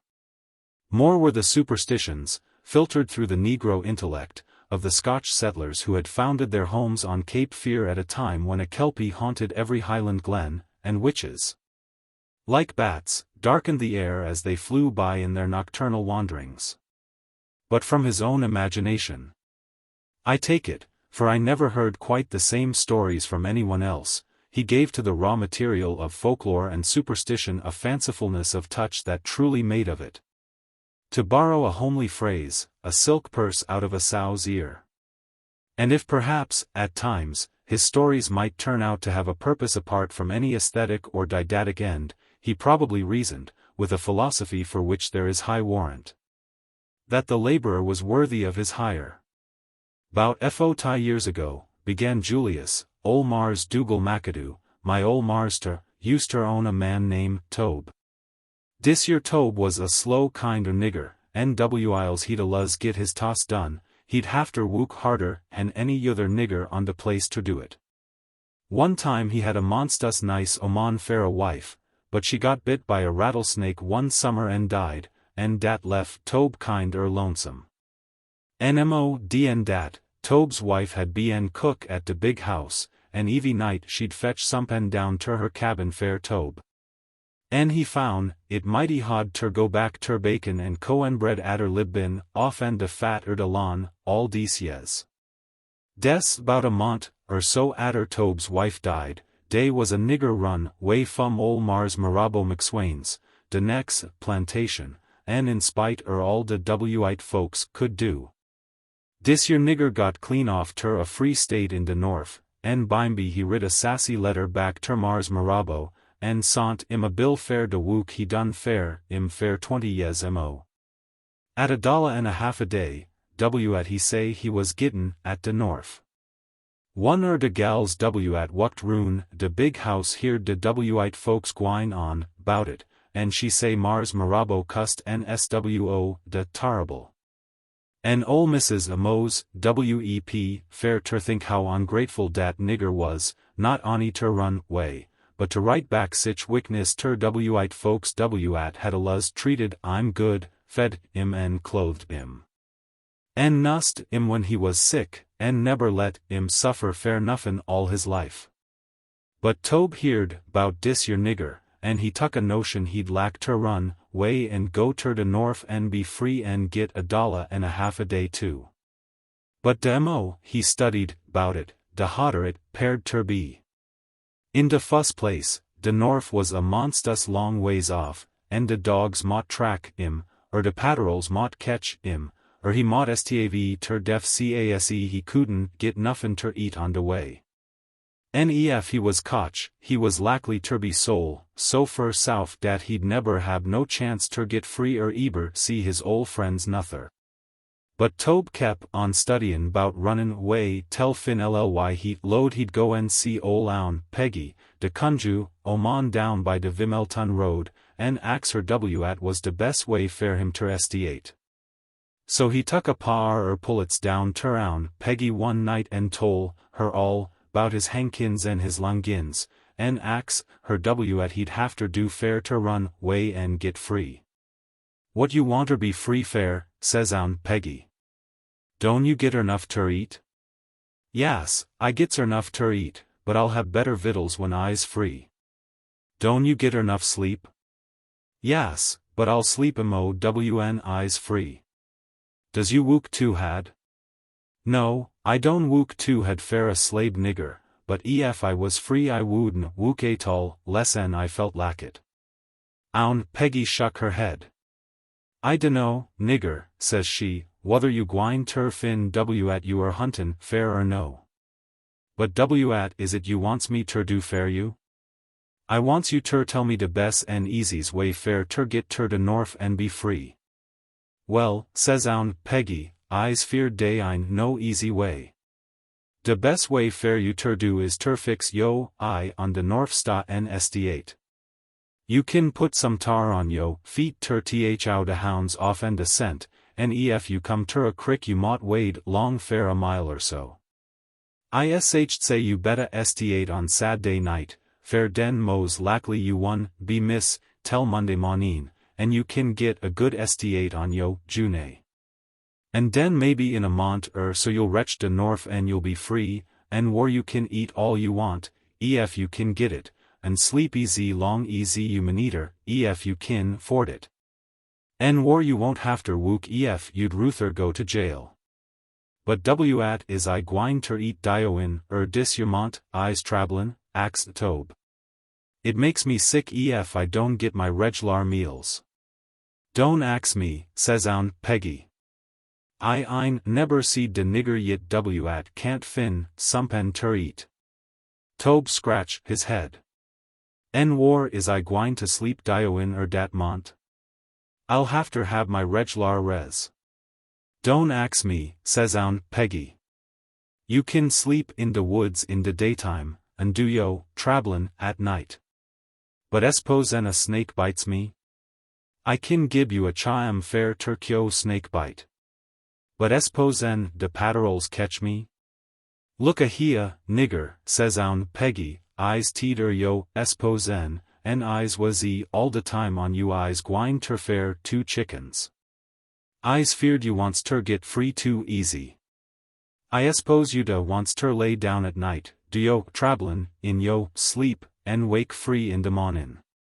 You wants ter get $1,000 nigger fair nuffin and dat's dn anybody but de SMA test white folks kin do. Go long back ter yo wook, man, and don't come back ter me less an you kin fetch me sompan dot. Now, Tobe knowed well enough dat ol' oun Peggy de bien talkin' ter hear hersef talk, and so 2 or 3 nights later he tuck aside her bacon and kired it down ter her cabin. Says oun Peggy, dat is sompan lack it. I suppose you still lows you'd lack to be free, so you kin eat at you maneater, and sleep all you wanter, and res whenever you feels dat way? Yasem, I wants to be free, and I wants you ter fix things so I kin be show, ter get ter de north without much trouble, fair I surely does hate and spies trouble. Oun Peggy studied fair a while, and den she tuck down a goad off and and says she. I's got a goofer mixtry hea w'll 2n you ter a br. You know dey used ter be br's rune hea in dem old days. Den she tuck down another goad. N, she went on, if I put some dis yuther mixtry wid it, you'll 2n back agin into a week mont 2 months, cordon, ter how much I puts in. Now, if I 2ns you ter a br fair, say a mont, and you is careful and keeps way fum de hunters, you kin feed yosefez you goes long, and by de de mont you'll be ter de north. And when you 2ns back you'll 2n back ter a free nigger, or you kin do at you wanter, and go where you maneater, and sleep easy long easy you please. So Tobe say all right, and oun Peggy mixed de goofer, and put it on Tobe and turnt him ter a big black br. Tobe sta ted out to de north, and went 15 or 20 miles without stoppin'. Des befo day in de mornin' he come ter a tater patch, and bein' easy he was feelin' sorter hungry, he stop fair a hour or so, till he got all de taters he could hole. Den he sta ted out agin, and bimeby he run cross a bee tree and eat all de honey he could. Long to des ebenin he come ter a holler tree, and bein' easy he felt kinder sleepy lack, he lowed he'd crawl in and take a nap. So he crawled in and went ter sleep. Meanwhile, Monday mornin' WN de niggers went out in de fiel, ter wook, Tobe was missin'. All de niggers need seein' him, and ol' Mars Dougal sont up ter town and hide some dogs, and gun de scent, and dey follered it ter ol' oun Peggy's cabin. Oun Peggy lowed yas, a nigger had been ter her cabin sad day night, and she had gun a chaam fair ter keep off de rumatiz, and he had sta ted off down to de river. Sayin' he was teed wuckin' and was gwine fishin' fair a mont, so. De white folks hunted and hunted, but se dey didn't fin Tobe. 'Bout a mont atter Tobe had run way, and when oun Peggy had mos forget 'bout him, she was set in her cabin one night, wuckin' her roots, when somebody knock at her do. "Who dear?" says she. "It's me, Tobe, open de do, oun Peggy." Sho enough, w'n oun Peggy tuck down de do bar, who sh'd be stannin' dear but Tobe. "Whar is you come fum, nigger?" Ax oun Peggy, "I lowed you muse be ter de north by dis time, and free, and libbin off and de fat de lawn, dot. You must, expected me ter trabble monstus faz den," says Tobe, "fair I de sta ted fum hea yistiddy mornin'. And hea I is turned back ter a nigger agin befo, I'd ha daily got used ter walkin' on all fours. Dey's sompen de matter wid dat goofer or yoen, fair yo conjin ein wook right dis time. I crawled in a holler tree 'bout 6 o'clock and went ter sleep, and when I woke up in de mornin' I was 2nt back agin, and bein' easy I hadn't got no foother and Rockfish Crick. I lowed I'd come back and git dat goofer at I paid fair fix right." Oun Peggy scratched her head and studied a minute, and den says she. I sees de at de trouble is. I is 2nt you ter a br hea in de fall, and when you come ter a holler tree you crawls in and goes ter sleep fair de winter, de lack any yuther br do. Nef I hadn't mix dat yother goofer in fair tur to you back in a mont, you'd a slep all tho de winter. I had de plum forget bout dat, so I reckon I'll hafter try sompin diffent. I spec I better to you tur a fox.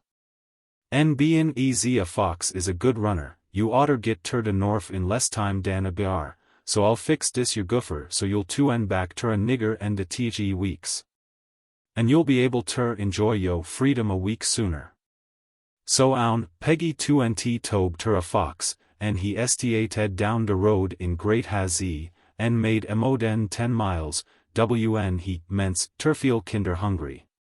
So wn he come ter a henhouse he tuck a hen and eat it, and lay down in de woods ter get his night's res. In de morning, when he woke up, he load he mought swell haber nutter chicken fair breakfast, so he tuck a fat pullet and eat dat.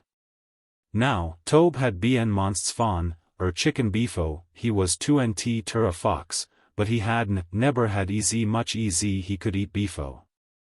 Bein easy dear was so many chickens in dis neighborhood, and dey mought be skyas war he was gwine, he load he better stay roon dear, tell he got kinder fat. So he could stand bein hungry a day so ef he sht fin, slim pickings futher long. So he dug hisef a nice hole under a tree in de woods, and stayed dear and eat chicken fair a couple weeks so. He was so comfortable, eatin at he laked, and restin, when he wa'n't eatin, he de kinder los tracker de time, tell beefo, he notice, it his te weeks was mose up. But bimeby de people at own dese your chickens, mence, termis and day, load day was a fox sommers roon. So dey got out day hounds and day hawns and day hosses, and estiated off fair a fox hunt. And show nuff de hounds got de scent, and was on Tobe's track in a hour so. When Tobe heard comin', he was mos skeered ter death, and he mence, ter run easy hod easy he could, and bein easy de hounds was on de north side, he run to de south. And soon found hisef back in de woods right where he was bound and raise. He jumped a crick and doubled and twisted, and done everything he could fair ter thou de hounds off and de scent but wa'n't no use, fair day de kep gittin closeter, and closeter, and closeter. Soon easy Tobe got back to de's home and, skyward where he was, he estiated fair ol oun, Peggy's cabin fair te get her ter he and de he got ter her do, lo and behold. He 2 back ter a nigger in, fair de the weeks was up de ter a minute. He knock at de do, and hollered. Lemme in, oun, Peggy, lemme in. De dogs is atter me. Oun, Peggy open de do. Fair de laud sake. Nigger, whar is you come fum dis time, says she. I load you was done got ter de norf, and free long ago. What est de matter wid you now? So Tobe up and told her about how he had been stopped by dem chickens, and how hot it was ter get way fum Whiles he was talkin' ter oun Peggy day heerd de dogs comin' closeter, and closeter, and closeter. Me ter sumpen oun Peggy, says Tobe, fair dat fox scent runs right up ter de do, and dey'll be bleeds ter come in, and dey'll fin me and kire me back home, and lamb me. En mos lackly sell me way. Me ter sumpen, quick, I don't care at, fair I don't want dem dogs na dem wite folks ter catch me. Oun Peggy look round de cabin, and says she, takin down a goad fum de chimbly. I ain't got no goofer made up ter day, Tobe, but dis your bullfrog mix dry. I'll you ter a bullfrog, and I'll put in enough dis yother mix dry fair ter take de goofer off in a day so, and meanwhiles you kin hop down yender ter dat mash and stay. NWN de dogs is all gone and you 2ns back, you kin come ter me and I'll 2n you ter a sparrer sumpen at kin fly swift. And den maybe you'll be able ter get way and be free widout all dis your foolishness yous been goin' tho. By dis time de dogs was scratchin' at de do and howlin', en own Peggy and Tobe could hear de hounds de hunters blowin' close behin. All dis yer racket made own Peggy sorter narvous, en when she went terpa, dis yother mixtry in fair ter lif de bullfrog goofer off en Tobe in a day or so. Her han shuck so she spilt it ober de side de yother goad en didn't notice dat it hadn't gone in. En Tobe was so busy listening en watchin' de do, dat he didn't notice nother, and so wn own Peggy put de goofer on Tobe and 2nt im inter a bullfrog. Dey wyant none dis yother mixtry in it at sumaber. Tobe loopy out en a crack, twix de logs, en own Peggy open de do, en de dogs run roon, en de wite folks come en inquied. NWN day seed own Peggy's roots en goaties en snakeskins en yother conjure fixins, en a big black cat wid yaller eyes, set tin, on de hath day load day was wastin' daytime. So day de cussed a little and run long back home widout de fox day had come at her. De next day own Peggy stayed roon home all day, makin' a mixtry fair ter 2 Tobe ter a sparrer, en spectin' im evie minute fair ter come in. But he never come. En bein' easy he didn't pair no mo, own Peggy load he'd got teeter dis yer animal business NWN he had 2 back fum de bullfrog had runned way on his own sponsibility. Lack she viced im at fuss. So own Peggy went on, bout her own business and didn't paid no mo tension ter Tobe. Easy fair Tobe, he had hop off down ter dat mash and had jump in de water, and had waited fair his f ter 2 back. But wn he didn't 2 back de fuss day, he low down Peggy had put in too much de mixtry. En bein' easy de mash was full minners en snails en crawfish en yother things at bullfrogs locks ter eat. He load he mought as well be comfortable en enjoy his f tell his bullfrog time was up. But bimeby, when a mont roll by, en 2 months, en the months, en a yeah, Tobe kinder load day was sompen wrong bout dat goofer. En so he ments ter go up on de dry lawn en look fair own Peggy. En one day wn she came long by de mash, he got in front her, en croak, but own Peggy was studyin' bout sompen ese. En sides, she load Tobe was done gone way and got free long befo, so she didn't pay no tension ter de big bullfrog she met in de path, seppen ter push him out en de road wid her stick. So Tobe went back ter his mash, en dear he's been eber since. It's been 50 years or mo, en Tobe muse be bout 10 years older en I is. But he ein neber got teed wantin ter be 2 back ter his f, ter sompen at could run way ter de north. Coseef he had waited lack de res on us he'd a been free long ago. But he didn't know dat, en he don't know it yet. En evie night, de frogs stats up, dem at knows, bout Tobe kin recognize his voice en hia, im Callan, ol own Peggy fair ter come en 2 im back. De ezef own Peggy hadn't been restin' in Abraham's bosom fair fot yes remo.